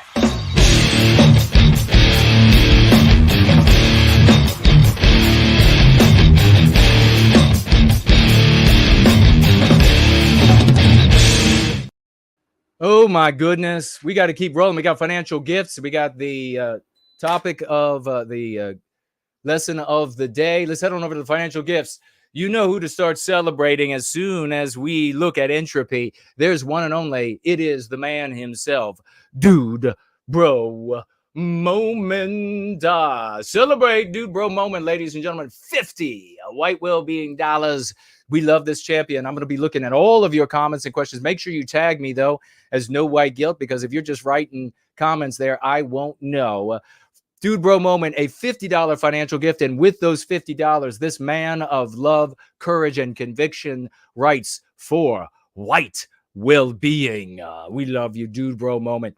And keep it going. The exact same volume of raucousness for Simon JJ. Financially gifting $50 as well. 50 White Wellbeing dollars. Throw the love, throw your arms around this man, swashbuckling hero. He says with those $50, the strength I have comes directly from going free. Oh my God, that's a testimonial, folks. Extra swashbuckling emojis. Break them out. I threw my glasses. I can't even find. Break them out. Extra swashbuckling. The strength I have comes directly from going free. Have we headed down the right path? Are we doing the right thing? Oh my God, the evidence is everywhere. God bless you, Simon, for that testimonial and that financial gift. Keep the raucous emojis going for a $20 financial gift from TJ. Big salutes. 07s, 96s. TJ, another hero. $20 financial gift. And he says with those $20, he says, work with love, hope, and redemption for the well-being of Western kind all over the world. God bless you, hero. God bless you. Wonderfully written $20 financial gift. All of these over on Entropy. If you gifted there and I don't see it, tag me elsewhere and I will take a look on the back end. Looks like we didn't miss any financial gifts on Rumble. Over here on D Live, we have, looks like maybe these are new. I don't know if they're new or not. Financial gift of, oh no, these were from Wednesday. Okay, thank you. No, didn't miss anything here, but hello to everybody on D Live. And over here on Odyssey, do we have any financial gifts from today? Let's see. We do. We have 5 library tokens from Who'da Thunk It. Wrote, so true. It is the, what is that? Oh, gladiatorial. So true. It is gladiatorial today. That's a fun word used that way, and you should use it. How do those Westmen who are not at their best at the moment, such as physically, but want to serve white who? How do those Westmen who are not at their best at the moment, such as physically, but want to serve white well-being, create a future for themselves? Well, you're in the right place. The first step is be here. The first step is to implement the Go Free practice in your life, because you have to address the anti-white ideas that are in all of our heads. They don't go away. You can't ignore them. They govern your life. They're in your subconscious mind. The practice teaches you how to address them. It's a daily thing. You have to do it. That's where you begin. Everything else will come into focus. 5 more library tokens from Who'da Thunk It, and we'll be here for continuing questions. Thank you for that. Do you see the news about the anti-white, the anti-whites that hate hoaxed a white boss by using AI-generated speech? The anti-white male, the AI say the white made the white male say negative things. The article called it a race hoax. Damn anti-whites. Yeah, we need to. It's a hate hoax because we undermine their concept hate. But I did, and I'm going to talk about it on Wednesday, I think. It's an extremely troubling thing because that was a unique case where law enforcement got involved because of that situation.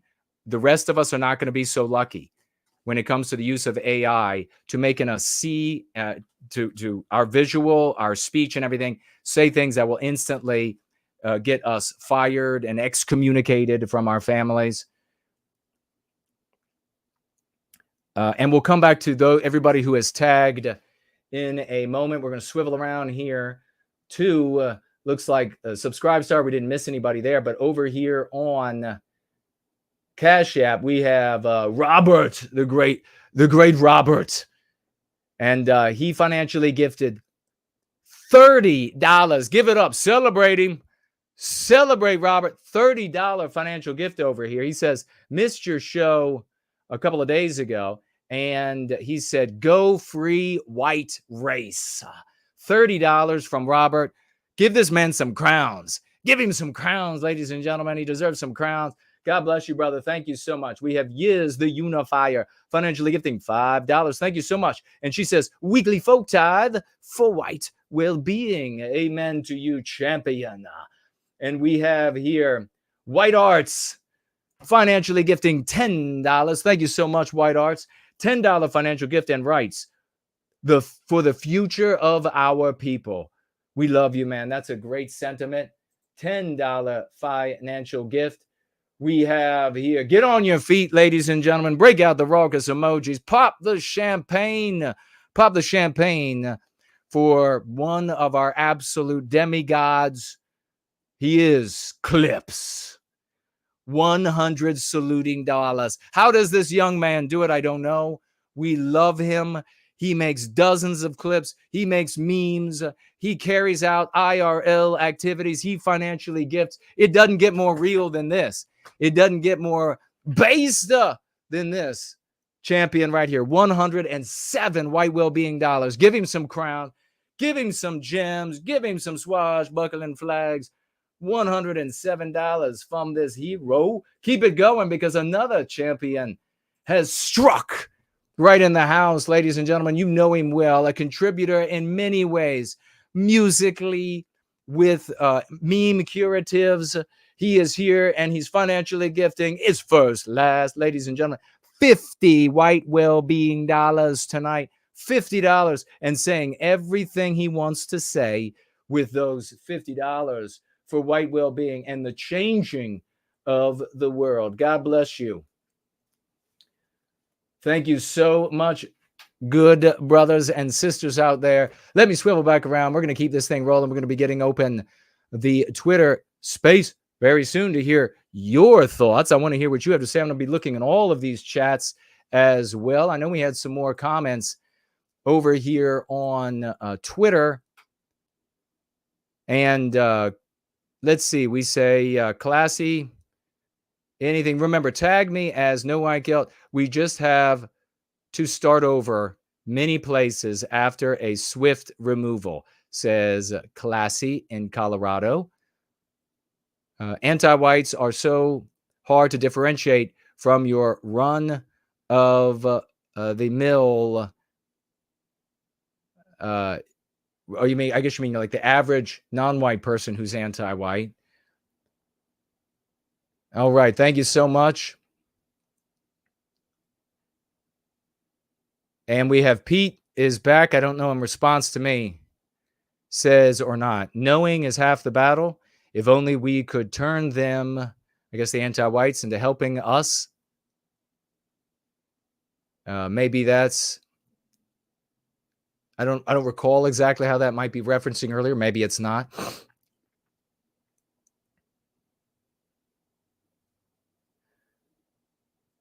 Pete's asking, who brainwashed them? Anti-whites.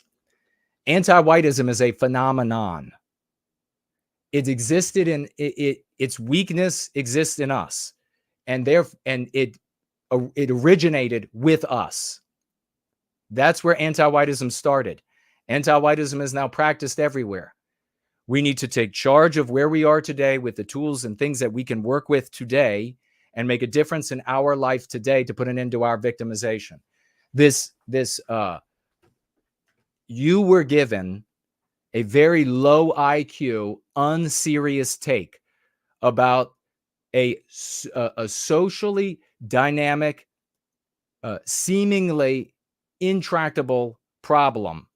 And it's easily grasped because it's erroneous.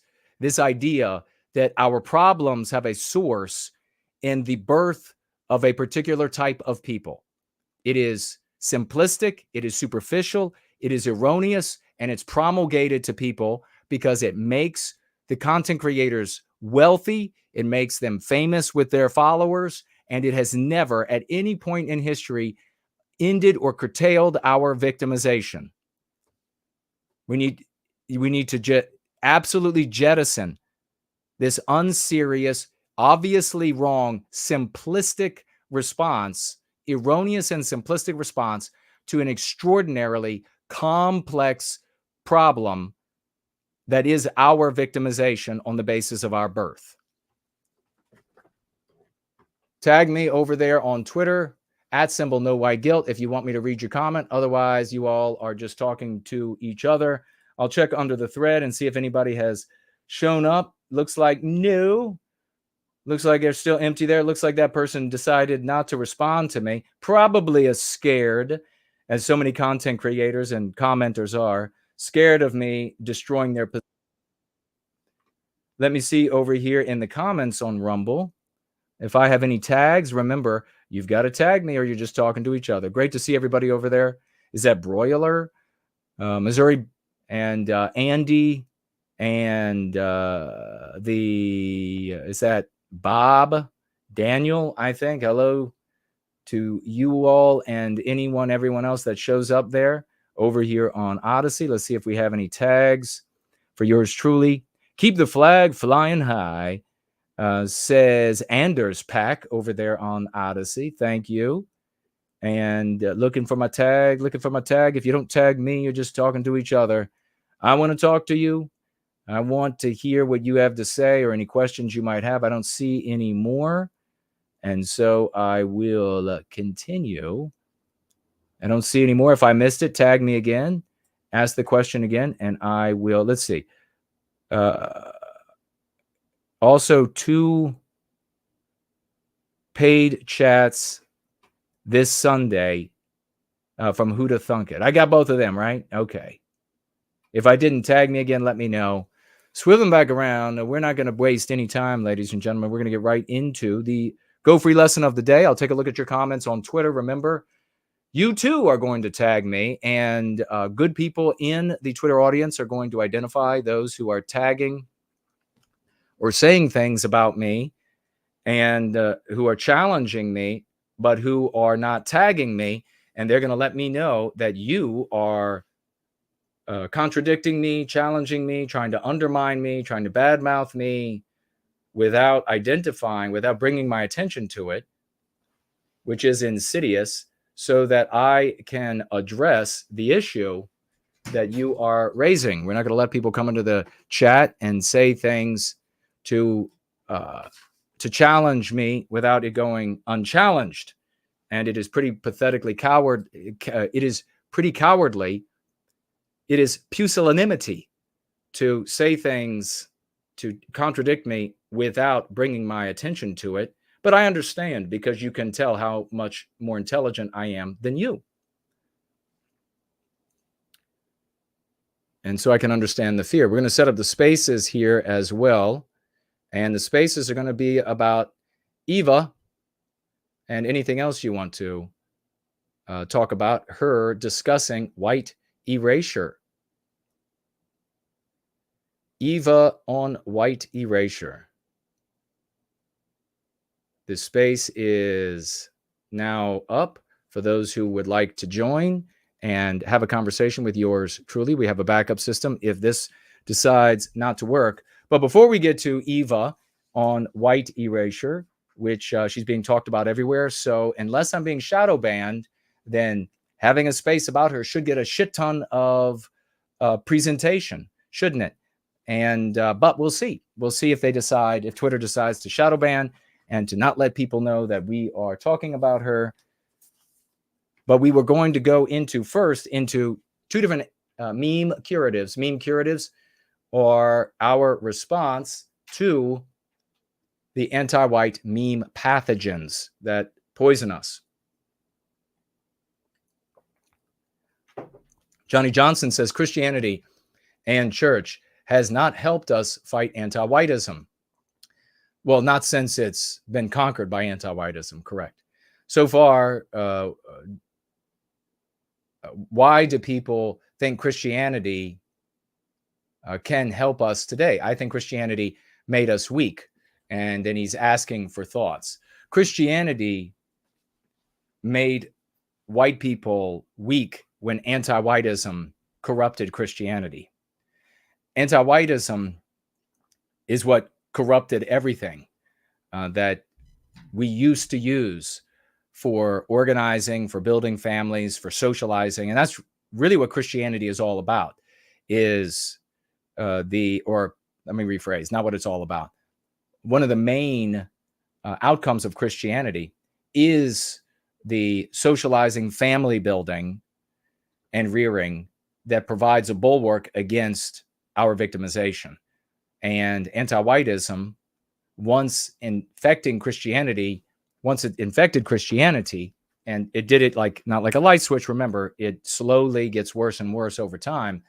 It uses every part of a system, anti-whiteism, to its benefit. So people can look at Christianity and say, I can find interpretations. Remember, the power is in the interpretation, not in what's written. People can look at Christianity and decide, as they look backward through anti-whiteism and what anti-whiteism has done to it, that with those interpretations, Christianity is a weakening agent. But before anti-whiteism, those were not interpretations of those texts. And you can find the exact same thing happening with our laws, with our collegiate institutions, universities, everywhere, the exact same process. So Christianity in and of itself is not an issue, because Christianity in and of itself, as practiced by white people, is a projection of our biospirit, because every race of people makes any ideology or business or whatever it is that they do conform to their biospirit, to their instincts. So you could have all negative things written or all harmful things written in a book that people follow, but if their interpretations comport with their biospirit and in a favorable way, then that's what matters for them. So it's the anti-whiteism that is the problem, the anti-whiteism in Christianity, that is the problem. But you can't go to, you're right about, you can't go to Christianity for strength against this, because Christianity is beaten by it. Christianity is infected by it. So you can't look to it for a source to unite, to be strong, etc. Every bit of it will undermine you and has already been defeated. Great question, Johnny Johnson. Jay Bishop is here. Red Dog and June are both here. Great to see you all. Remember, tag me as No White Gale. Thank you, all you champions, for celebrating those who need to be celebrated. Wing of Production says, wow, once you said S-band, it started buffering on my end. Oh, shadow band. I know I am. One vid has more likes than views. Love that math. Yeah, love that math. Anti-White Out is with us. Hello to you. JK160 is here. Hello to you. Alex Simpson is here. There's the great biospirit of the West is in the house. Suddenly I went into like a 1930s racehorse speaker mode. I don't know how that happened, but we have the Kulu says, salute, Jason. A big salute back to you. Thank you for that. Mr. Blank is with us. Hello, Mr. Blank. The great Fornol has appeared from the mists, from the ether. He has stepped into our presence. God bless him. A true genius and champion, polymathic as he is, has entered the building. God bless you. We're going to be talking about, in just a moment, Ava, and we're going to be talking about her and her discussion about white erasure, and essentially these cosseted non-white people who are brought into the country, our countries. They are cosseted, and we are harmed, threatened with police, with military, as we just saw. What was it in Ireland, where it was like the riot police or the military were used on the people, and I thought, that looks a little bit like what happened in America in the 1960s. You're going to take it, white people. We are victimized. They are cosseted. That is where we are We'll be talking about that. I first want to mention and continue tagging me some MCs. White pixelating. How will you use this? Pardon me, in your world. I was trying to find out who came up with these two, white pixelating and white labeling MCs, and we are absolutely adopting them for Go Free. But white pixel, I know it was both of these were being discussed last year, and very powerful. And white pixelating. This is when non-white criminals, usually of some public notoriety, mass murderer or something of this nature, or suspected, has their picture lightened to make them look whiter, less brown, less black, less yellow, whatever. They have their pictures altered to make the non-white monsters of heinous crime look white. So white pixelating, meme curative. Remember white pixelating. Write it down. It'll be in the 3rd edition of the Go Free stratagem. Make sure you write it down. White pixelating. You'll be able to use this. There'll be a moment where you will have to use white pixelating, and your interlocutor will say, "What does that mean?" And you'll be able to say exactly what I said, and what is the unspoken premise, one of them, that empowers you there. That the authority structure is anti-white. That the people promulgating the news are anti-white. That's why they would white pixelate a criminal, a non-white criminal, right? So what does that attack without you having to say a word? I remember having discussions with content creators in the white sympathetic sphere where I told them over the years many times, where I told them, we have to empower people in a way that they're not, or in ways that they're not even aware how it's working for them, because they have to be powerful without having to have the raw ability to remember all of these convoluted, complex, myriad, multitudinous arguments. They have to be able to have that power, and without the study that it would require, even if they did have the processing and memory ability. So we just have to be able to give them something that has all the power to it, just like anti-whites do for anti-whites. And they said no. But I was right. They were wrong. One of the most powerful precepts, facts, in quotes, of anti-white narrative is that the superstructure, the government, the human organized power of white countries is in the hands of white people for white benefit.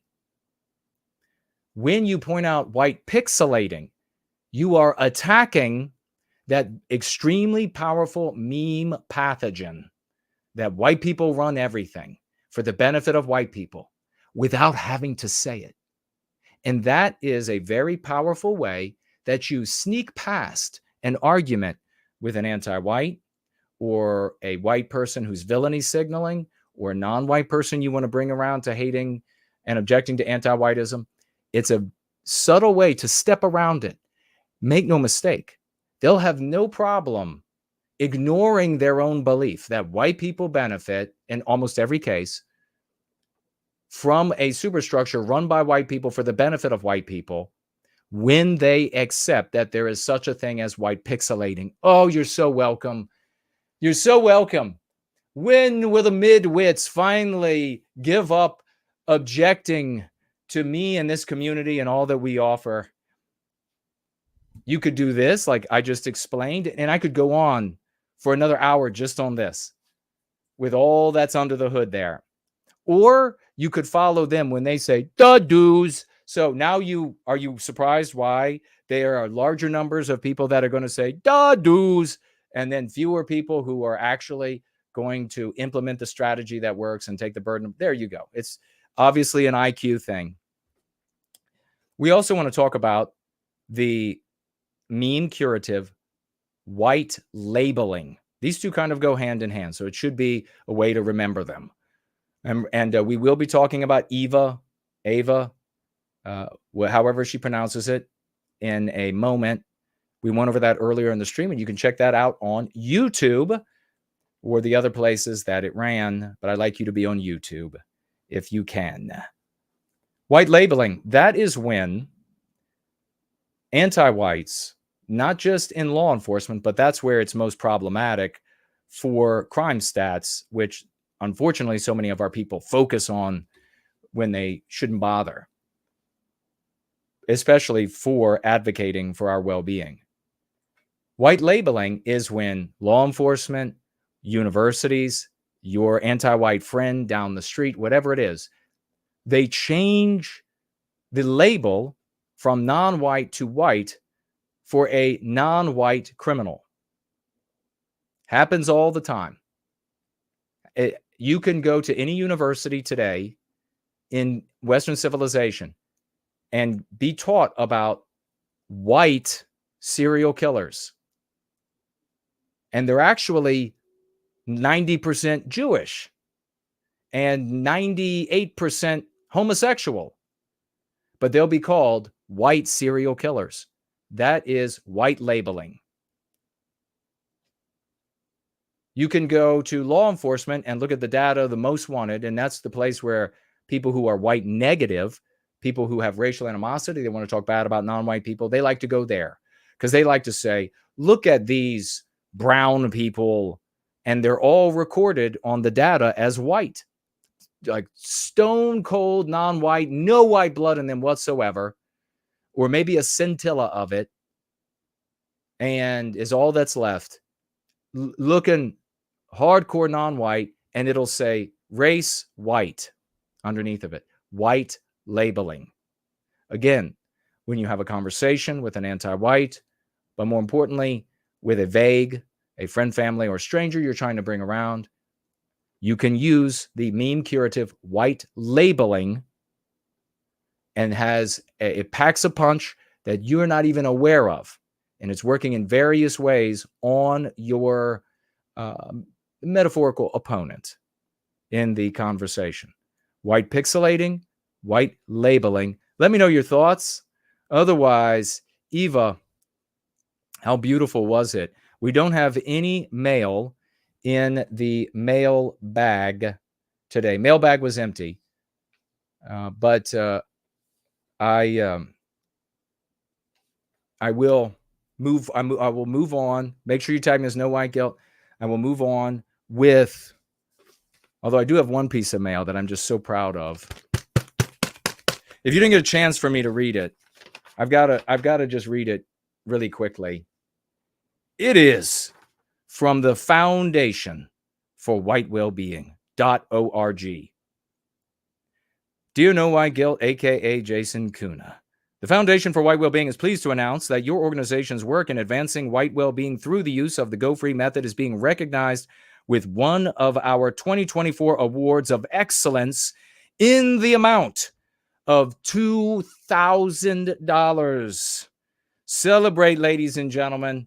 The Foundation for White Wellbeing.org is a tax-exempt organization at which you can financially gift very large sums that you can get tax breaks on, and you can designate yours truly.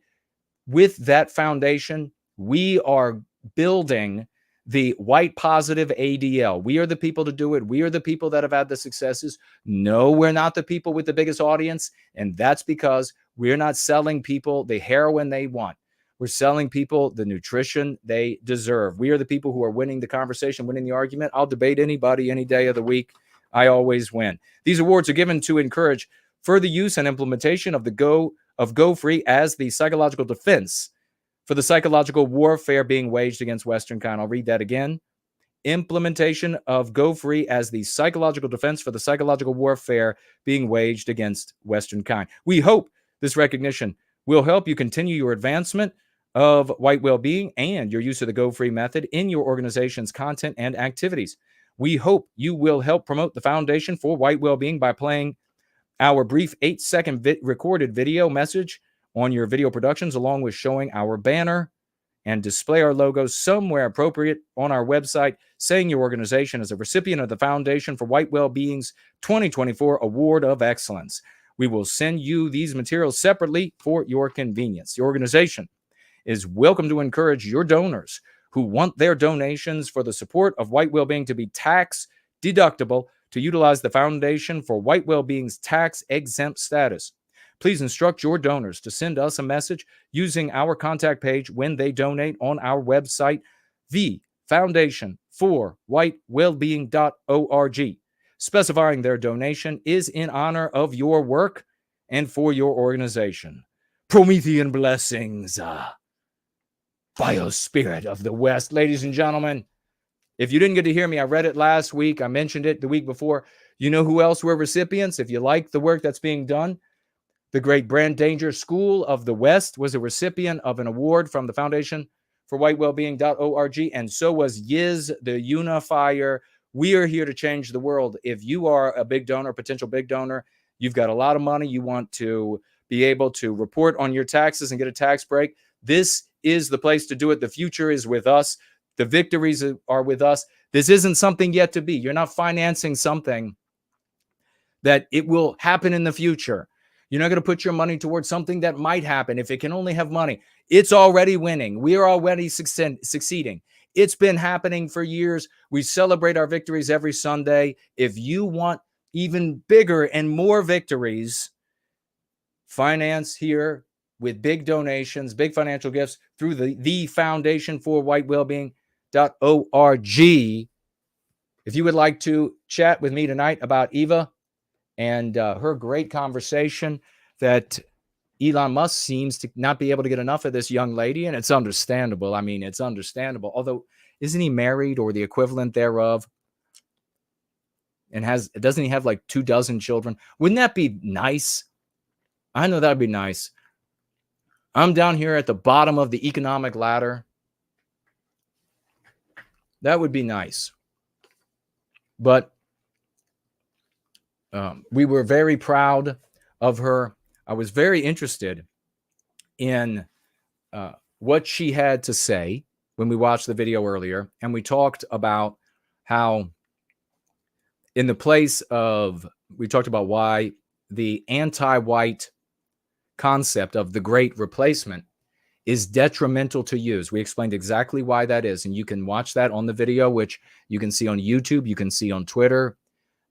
You can scroll back and watch the beginning, or it's a little bit after the beginning, where we talk about that. And there'll be timestamps by tomorrow or the next day or what have you, and on the video to help you find those locations. And that's thanks on the weekends to the great Franklin. More salutes to him. We talk about how that's psychological warfare and how if she were wielding the concepts from the Go Free stratagem, she would be infinitely more powerful. What are some other things, some other takeaways? If you have some other takeaways that you would like to share, do so by tagging me as No White Guilt. I'm also keeping my eyes open until another 40 minutes or so that we're here for any financial gifts. But tag me as No White Guilt. I want to hear what you have to say. We're going to turn to you. Also ask for the mic on the Twitter space if you would like to share it orally, not verbally. Orally, when you're talking, it's oral. Verbal is in words. They can be written or oral.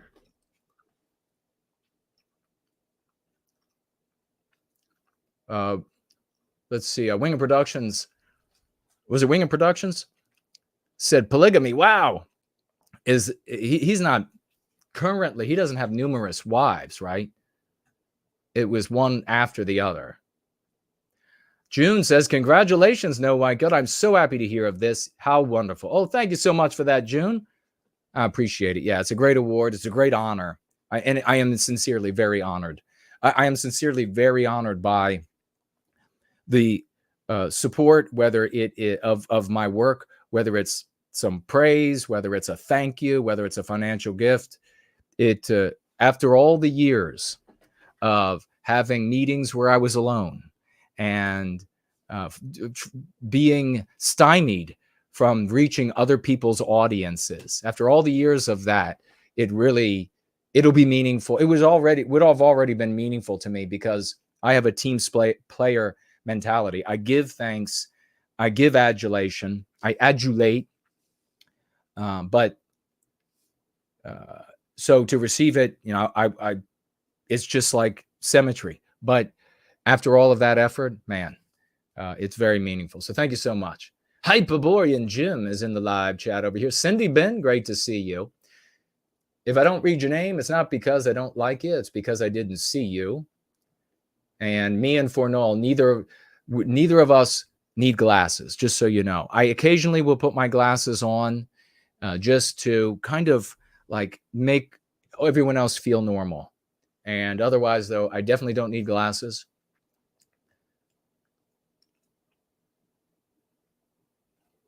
Let's see what else we have here. Keeping an eye open for the financial gifts as well. We have, who else? There's the cool Papa J Magic.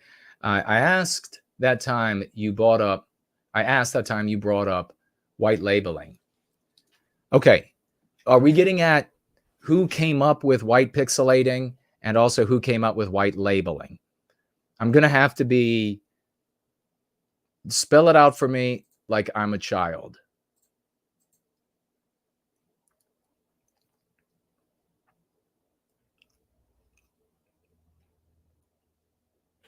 Somebody called Born from Above says he was put in timeout because he had a different opinion. If you have a different opinion, tag me. This is my dojo. Tag me with your different opinion and tell me what it is. Thank you. It's my house.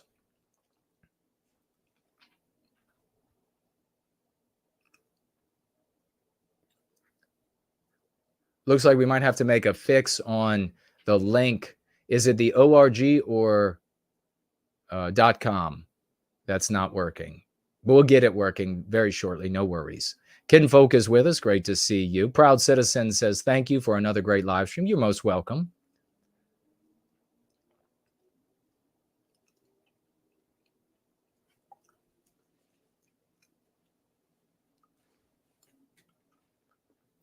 Jay Bishop said she used the MC virtue trapping in a conversation and that it works. And Pierce Taylor is with us. Coffin says, it's an interesting name.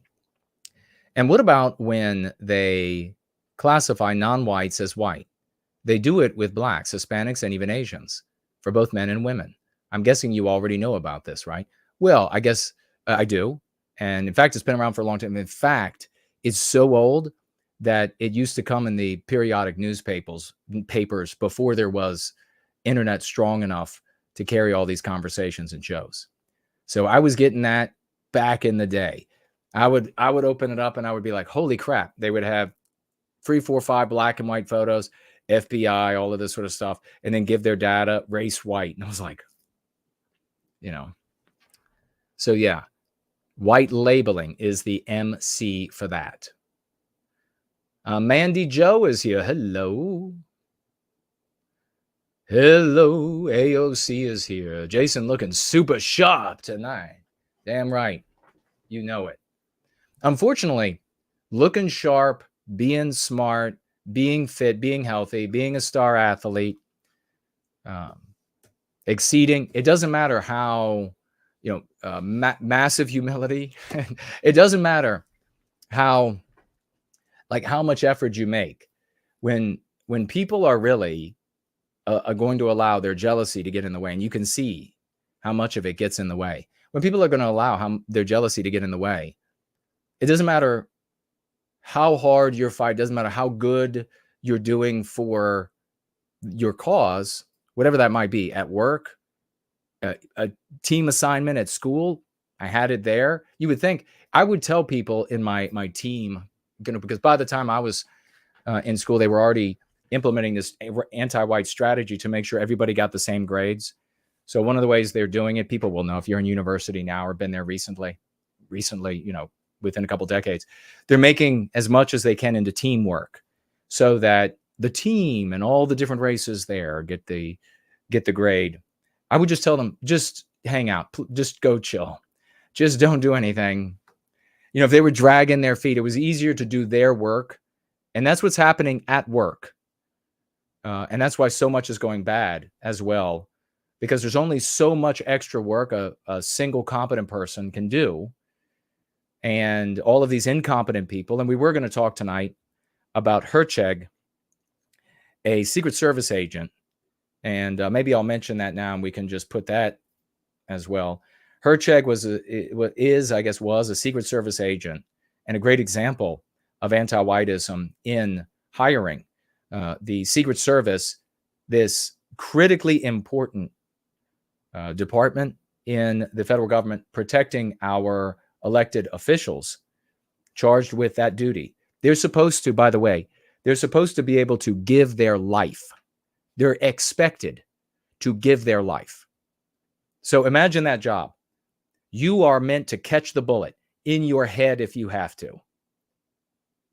And as a consequence, you can imagine the kind of people who would do such a thing are going to be, as long as the country is seen and the power structure to white people as something that represents us, then a white male's drive for glory to protect our people, our biospirit.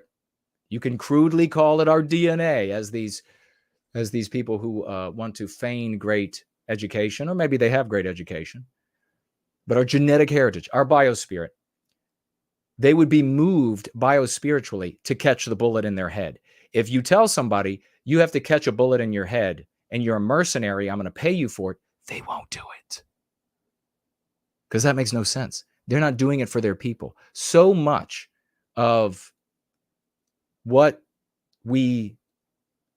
sustains and even creates a group, so much of that drive for glory that comes out of the males of a people, and here we could talk about the white race, is born out of an instinct, not out of a payment, not out of prestige for a specific type of job, not out of praise for a job. It's born out of instinct to do it.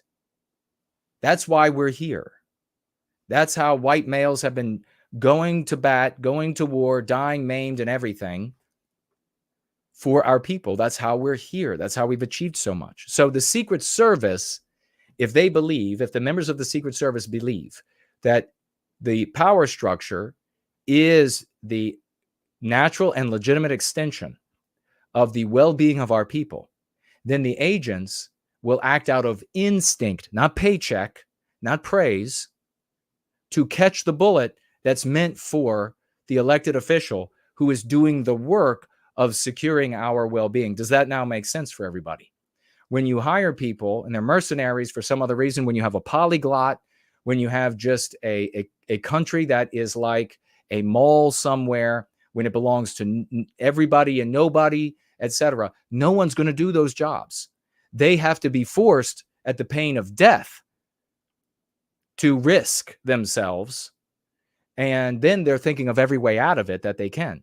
And the worse it gets, remember we were talking earlier in the stream about tragedy of the commons, the worse it gets, the worse the power structure, our standards, etc., become abstractions and universalized, the fewer the people who are going to want to maintain, secure, defend, protect the commons, the universalized power structure, the universalized standards. If I were like Godfried, if I were one of these so-called intellectuals, you will all, the entire white sympathetic sphere, be talking about this God-sent genius. They would. They would. Instead, anti-whiteism has afflicted everything, Secret Service included. So what do they have to do? Don't tell me they have to get non-whites and females.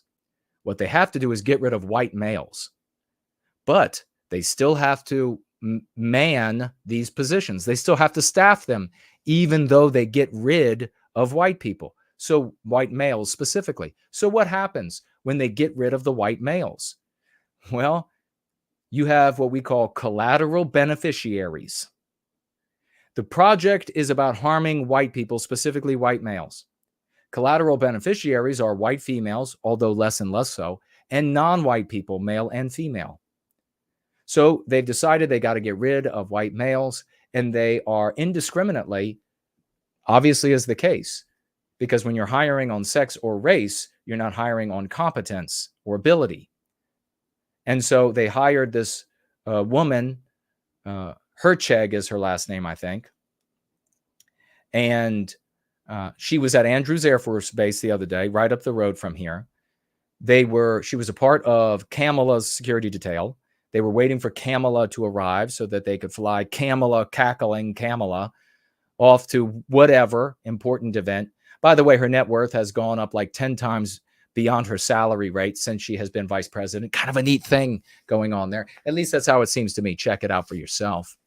And this Hercheg gets into an argument with a male Secret Service agent. She takes his phone away.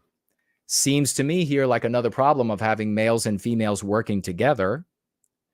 And because what happens when males and females are working together? Sex. Everywhere, every time, which undermines the mission of whatever the unit is charged with. Because then you have favoritism, then you have these intrigues going on, then you have the cheating, then you have etc. She takes his phone away and begins deleting. They're calling it apps. Maybe it was apps. Maybe it was naked pictures of her and him having sex. And she's deleting it, saying that he's immoral, that he needs to go to God and all of this kind of thing. And then her superior, a white male, or a male, I should say, we don't know what race he is, a male makes her give the phone back. She leaves the group, leaves her duty, and is furious. She says, she comes back and tells them that all of the women, this vaginal loyalty, this side with the females against the white males, and I believe she's white, the females against the white males, that all of the girls in the Secret Service are going to side with her against the males in this. Does this undermine the efficiency of the Secret Service or the mission of the Secret Service? Gee, I wonder. And then, after being criticized by her superior, she tackles him and begins punching him in the face. Meanwhile, she has her service revolver on her the whole time. They finally get her off. They get her weapon. I guess it's not a revolver, her service weapon, away from her. They cuff her and they take her off. Who could have known this could have happened? Well, everyone. She has a long history at the Dallas Police Department of making claims, of the misandristic claims against the males, saying that they're all feminists. She tried to file a lawsuit against them, that the girls are being oppressed, and she's shown various problems. Now they're, of course, trying to dismiss her, saying, oh, well, she's just maybe loony. She's just an anti-white hire. That's all she is. She's an anti-white hire to replace a white male. Here's the real question. Who is the Secret Service agent who is potentially going to harm Donald Trump? You know who he's protected by, right? Did you feel like this was a secure entity? It was going to, these guys couldn't be wrong. Well, it's actually a bunch of girls in there, and who knows the guys, if they are anti-white and they see Donald Trump as Satan on earth, might they suddenly feel like it's worth taking a shot, punching him in the face, putting a bullet in him? This is the people who are charged to protect Donald Trump, ladies and gentlemen. Why are none of the conservative organizations, the big news and etc., why aren't they talking about the fact that Trump's life is now not in doubt by way of this effort by anti-white Democrats to remove his Secret Service detail?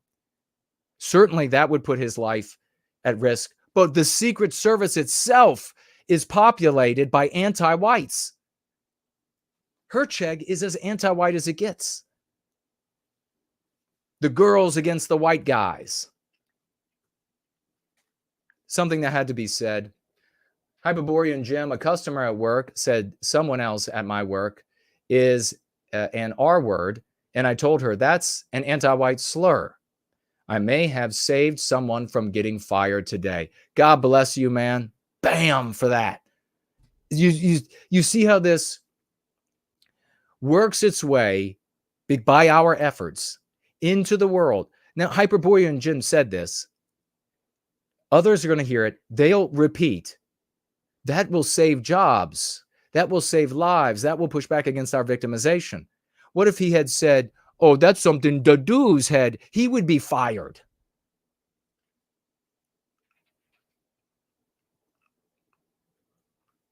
Oh, Brant Danger is saying that John Malt, the great John Malt of the School of the West, came up with white pixelating and white labeling. Let's get some big salutes. Remember, John Malt was the champion that went to the county board, wasn't it, Brant? Wasn't he the guy? And said, what are you putting up? We got a town that's 99% white. You're putting up non-white statues of people, statues of non-white people.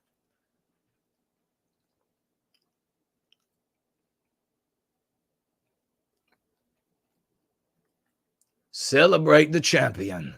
Celebrate him, and celebrate Brant Danger for stepping up and telling us, giving the credit where credit is due.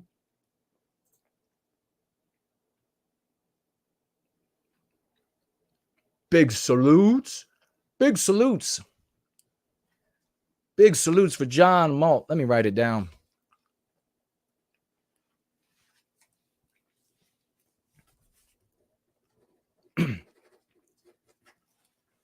John Malt in the house. Well, a big surprise that here we have in our title, Eva and Vlaardingerbroek, her last name, on White Erasure, and nobody's being told on Twitter. Fascinating, isn't it? Fascinating. She's being talked about everywhere. You put her name in a space. I bet you if anybody else did it,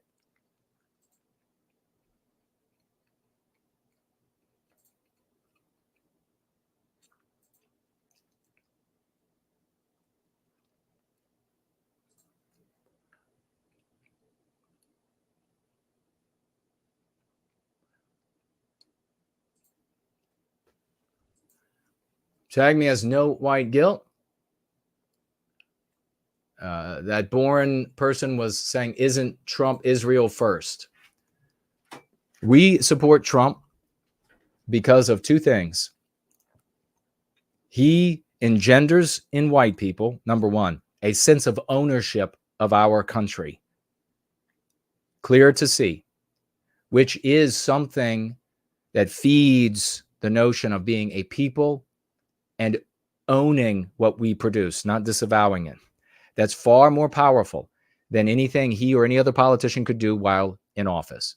We recognize that anything he could do in office could be undone in the first 30 days of the next office holder. So it's not his policies. Israel first or America first. We go much deeper than that. It's very superficial.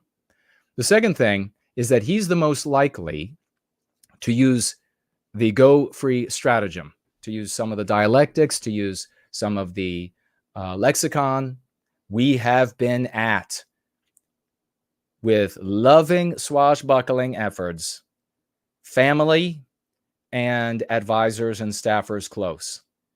So if and when, I should say when, he uses our concepts, it will be because of our efforts. And when the white sympathetic community dismisses it, or they say that we didn't do it, or they say that it doesn't matter, or etc., I will hate you that much more, and so will God. God will hate you that much more, and will make sure that you end up in hell. And if I ever come to power, or somebody who ends up with somebody who has class and who ends up looking to me as this person who was wrongly treated when all he was doing was he and in this community successfully ending our victimization. When those classy, real men of the West come to power, they'll come for you. They won't forget. And your children and grandchildren, nieces and nephews, the ones that survive, the people who make it through this bottleneck, they'll celebrate us and hate you. Rest assured.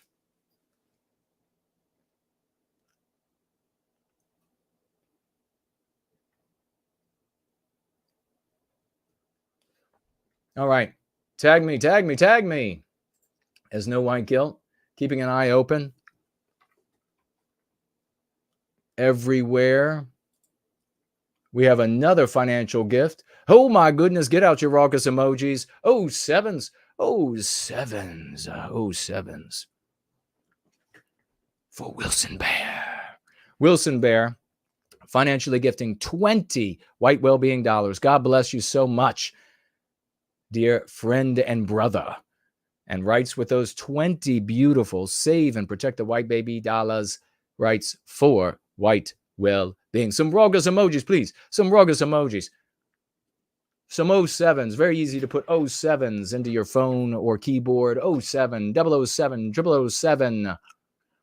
Wilson Bear. Hyperborean Dream is here. Great to see you. Great to see you. And all of you heroes who are celebrating $20 financial gift. Let me head over here. We have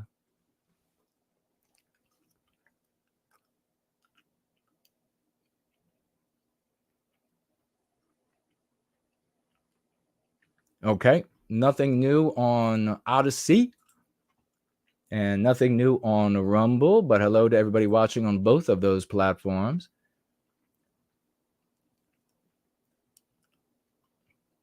JF over there on Rumble says, there's nobody here.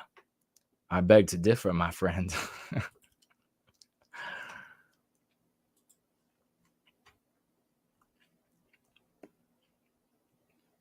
Under the thread. Nope, Sarni decided no response. So we're good there. We did end up talking about that. But Eva, I'm impressed with her. I wonder if you all have any thoughts.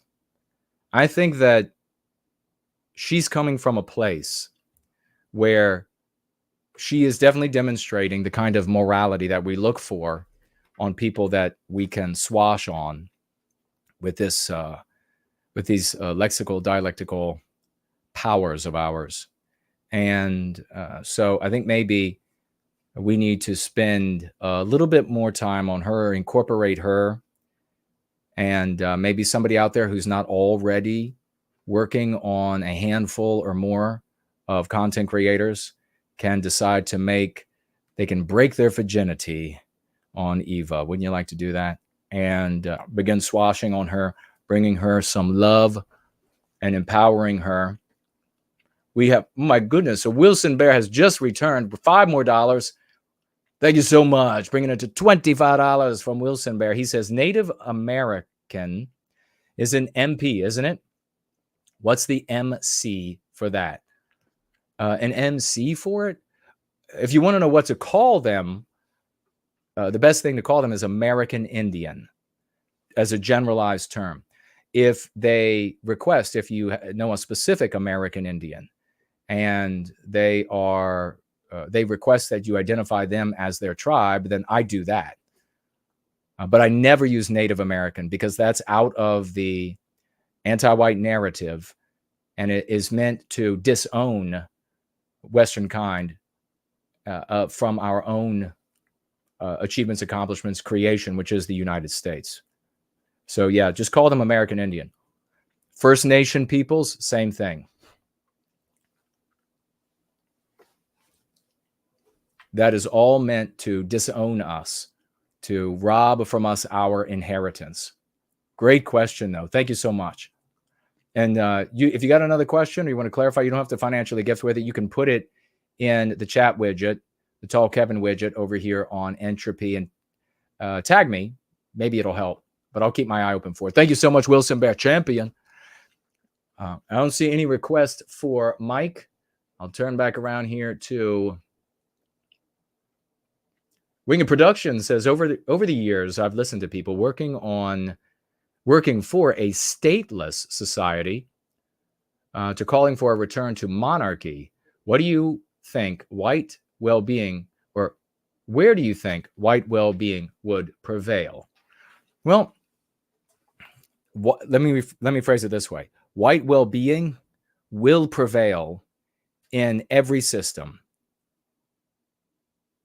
as we promulgate the lexicon and dialectics and remain a force dealing with the societal dynamism, environmental challenges, challenges of statecraft, and etc. They're the thing that will be needed. Not a form of government can keep things on track, but a moral imperative that a people sustains. And you need to look no further than the Jewish people for how a moral imperative can sustain you through some very challenging times and challenging environments. Our forms of government in the future will not be, I predict this, because they can't be anymore, static. We are cyclical beings. All of humanity is, but Western kind is cyclical, which means that we need economic structure and government structure that cycles with us. And brilliant Westmen are going to create this as we empower them with the ability to do so. The idea of being able to write something down that never has to change is erroneous, because people change. And you could see the failing of it in every government throughout history. You look to monarchy. Was monarchy overthrown? Yes. Overthrown by anti-whiteism. So there isn't a form of government to look at today. I mean, it might be fun for folks to sit around just for like intellect. And it's better, I guess, intellectually, to sit around for fun and contemplate and kind of throw back and forth, knowing that what you're doing is, for that purpose. It's an exercise. It's for entertainment, intellectual exercise. What kind of government or governments? And then who knows? I mean, maybe you create some prescriptions, you write it, you become an author, you write these prescriptions down, and then maybe your prescriptions by Westmen in the future, they look at it and it's one of their sources that they refer to when they create the governments and economic structures of the future. But they're not going to look anything like they are today, because they're going to be born out of this crucible that we're going through, this bottleneck that we're going through, where the white race is going to have to elevate to survive. Great question, though. Thank you. Sloth says, Eva is a radiant and shining star, blotted by MPs. That's beautifully written. Wow. You know what it is? It's a great visual. Well done. It's a great visual because it's like she, with her physical beauty, which is not going to last. She's got to act now. You know what I mean? The physical beauty is not going to last. So act now. How old is she? But it's like she is this, like Slots is saying there, like this, she's got this radiance, but there are things in the way. There are these splotches, these warts, these things in the way that prevent all of that radiance. And we want to see her shine as bright as possible. It pains me that this is what the white race wants rather than men of the West in charge. It pains me. It's a sign of our illness. But it is what it is. So we have to deal with it as it is. You can see what I'm doing right there. Is Jason real? Is Jason, what's Jason's goal? What's he after? Well, what am I doing here? I would obviously much rather, since I've been working on the Go Free stratagem and we together over the past 6-7 years working on it together, and it's getting more and more powerful. I would much rather have it be what's natural, a man of the West, and have it be one of us or many of us that our population is heeding and then marching forth to victory for. But the reality is they're not. My objective of ending our victimization stays the same. So I say empower Eva. Others whose objective is to enshrine themselves for all time, their own aggrandizement, their sex that they get from it, whatever, everything else, they'll just keep putting themselves forward. You see it in a big way right now from people like Salty Cracker, Nick Fuentes. They put themselves first. And I think more so Fuentes, because Salty Cracker is being an entertainer. Crowder is being an entertainer. And covering news, covering the doom documenting. Whereas Fuentes feigns himself in the role of leader. And then continually puts himself forward, feeds the illness of the population with excuses and scapegoats to enrich and empower himself. And then tells all of these people that get involved or they get close, who they can and who they can't talk to. So I'm clearly demonstrating for the 10,000th time that I put our well-being, the ending of our victimization, ahead of me. Do you think about the trad Catholics who are talking about Fuentes right there, who are happy about the conversion of Candace Owens? Do you think about all the trad Catholics who are happy about the conversion of Candace Owens to Catholicism, and how excited they all are about it? Oh yeah, it's to speak to that. This is for Promethean Kitchen.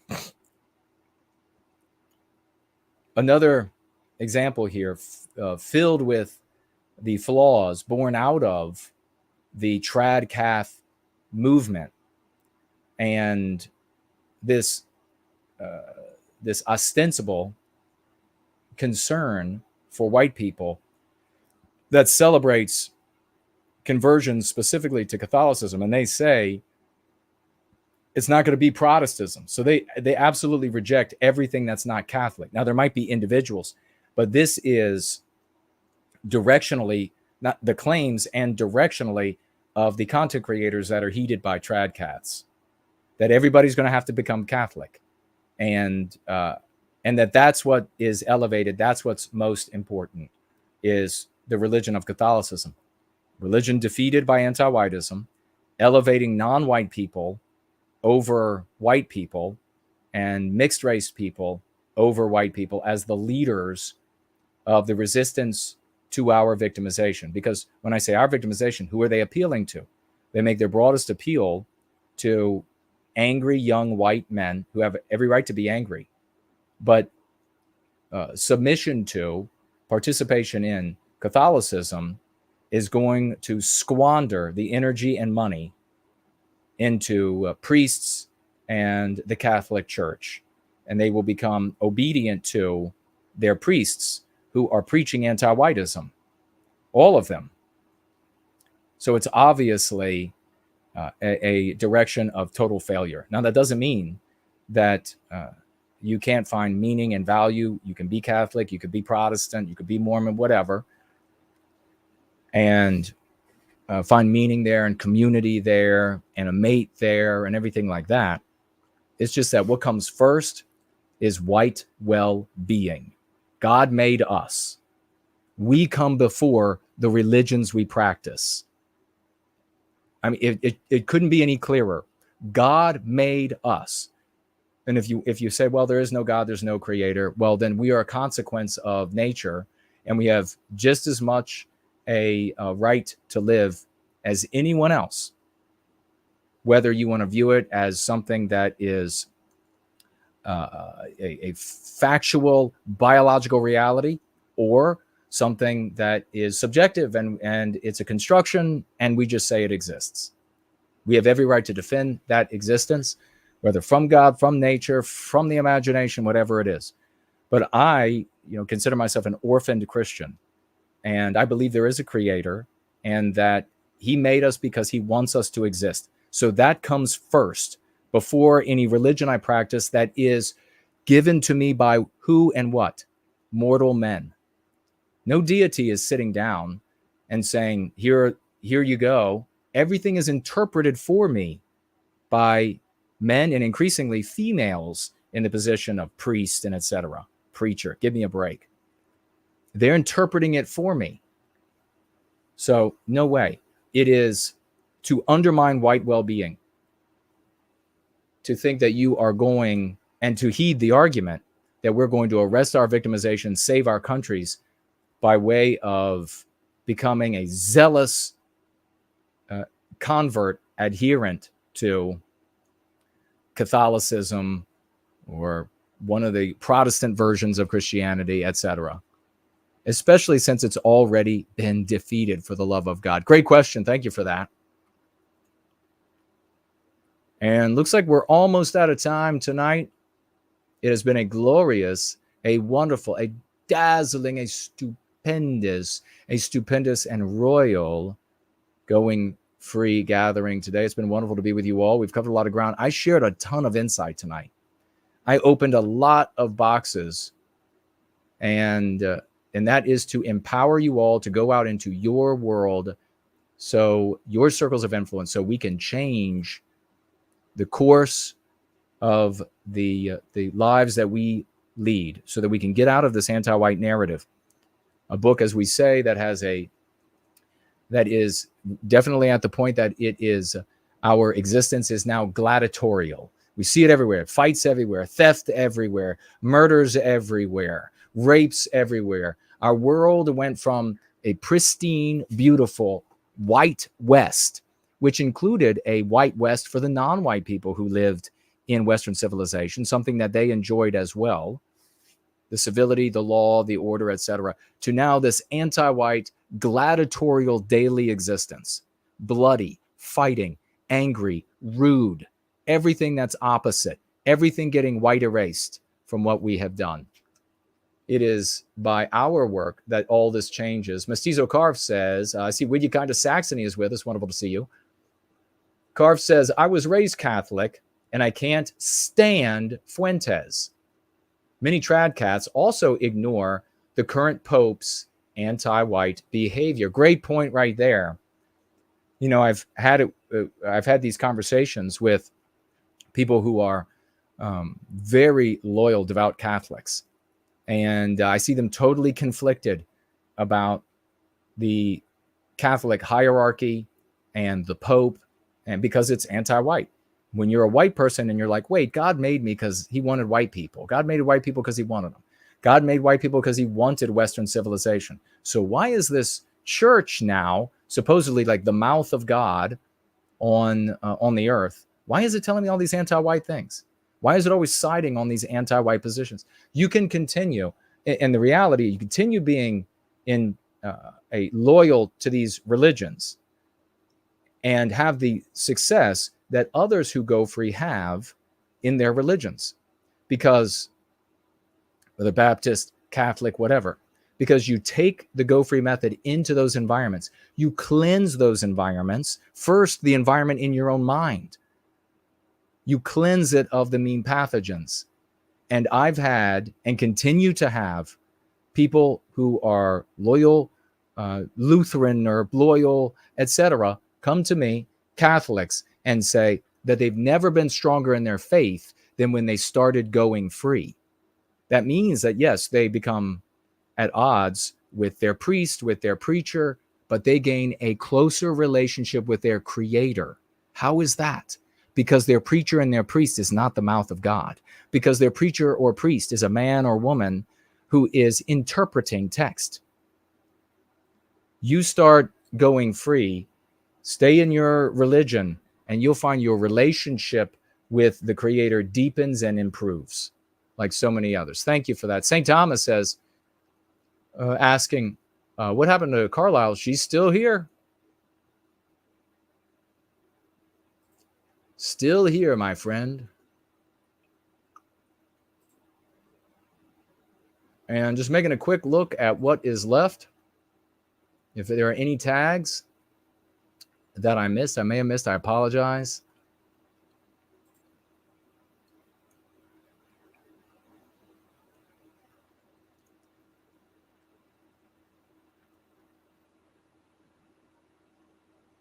First Last says, he says, I called it sunspots. Oh, that's nice. Yes.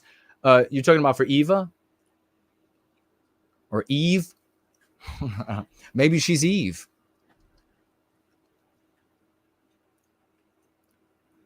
Yes, she's got sunspots.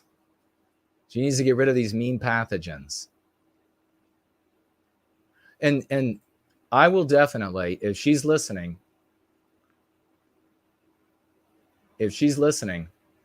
I will definitely speak with her in private and give her the concept she needs to empower herself and to empower. She clearly cares about our victimization, doesn't she? She's trying against the inertia of slandering other people and other groups. She's trying to talk about our victimization. Those are good instincts, really good instincts.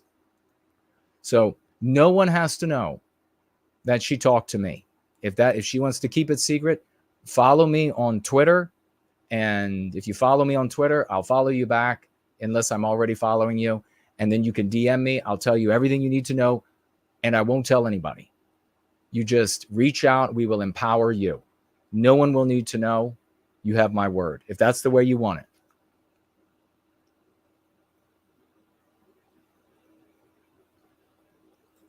Again, does that sound like somebody who is putting themselves ahead of our well-being?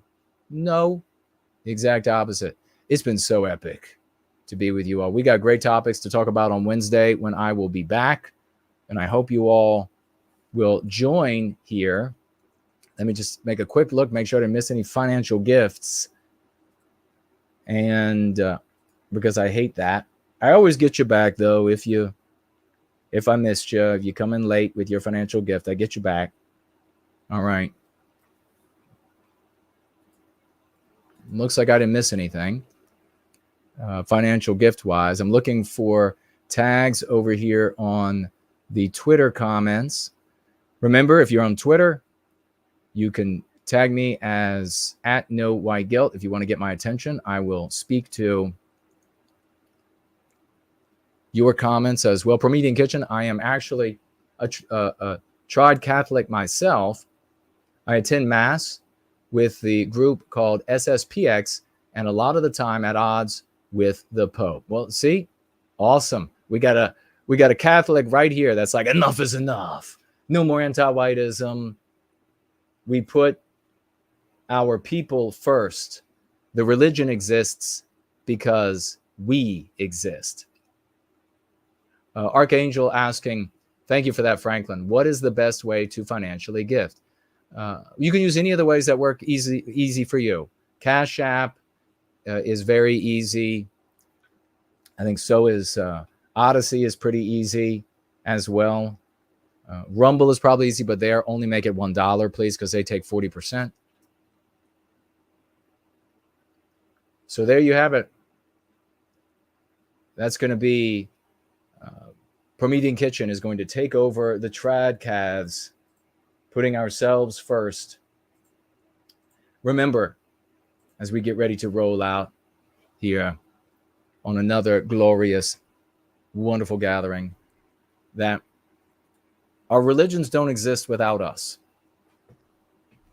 Our government doesn't exist without us.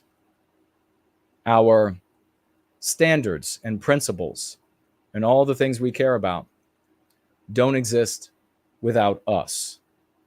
You're not born with a citizenship. You're not born with a state. You're not born with a flag. You're not born with a religion. You are born with a biospirit. And it's because nature, the good Lord, wanted it that way. Make that be what you fight and love for, and all good things will accrue to you, my friend. Look forward to seeing you and your victories real soon. I love you all. Let's go free.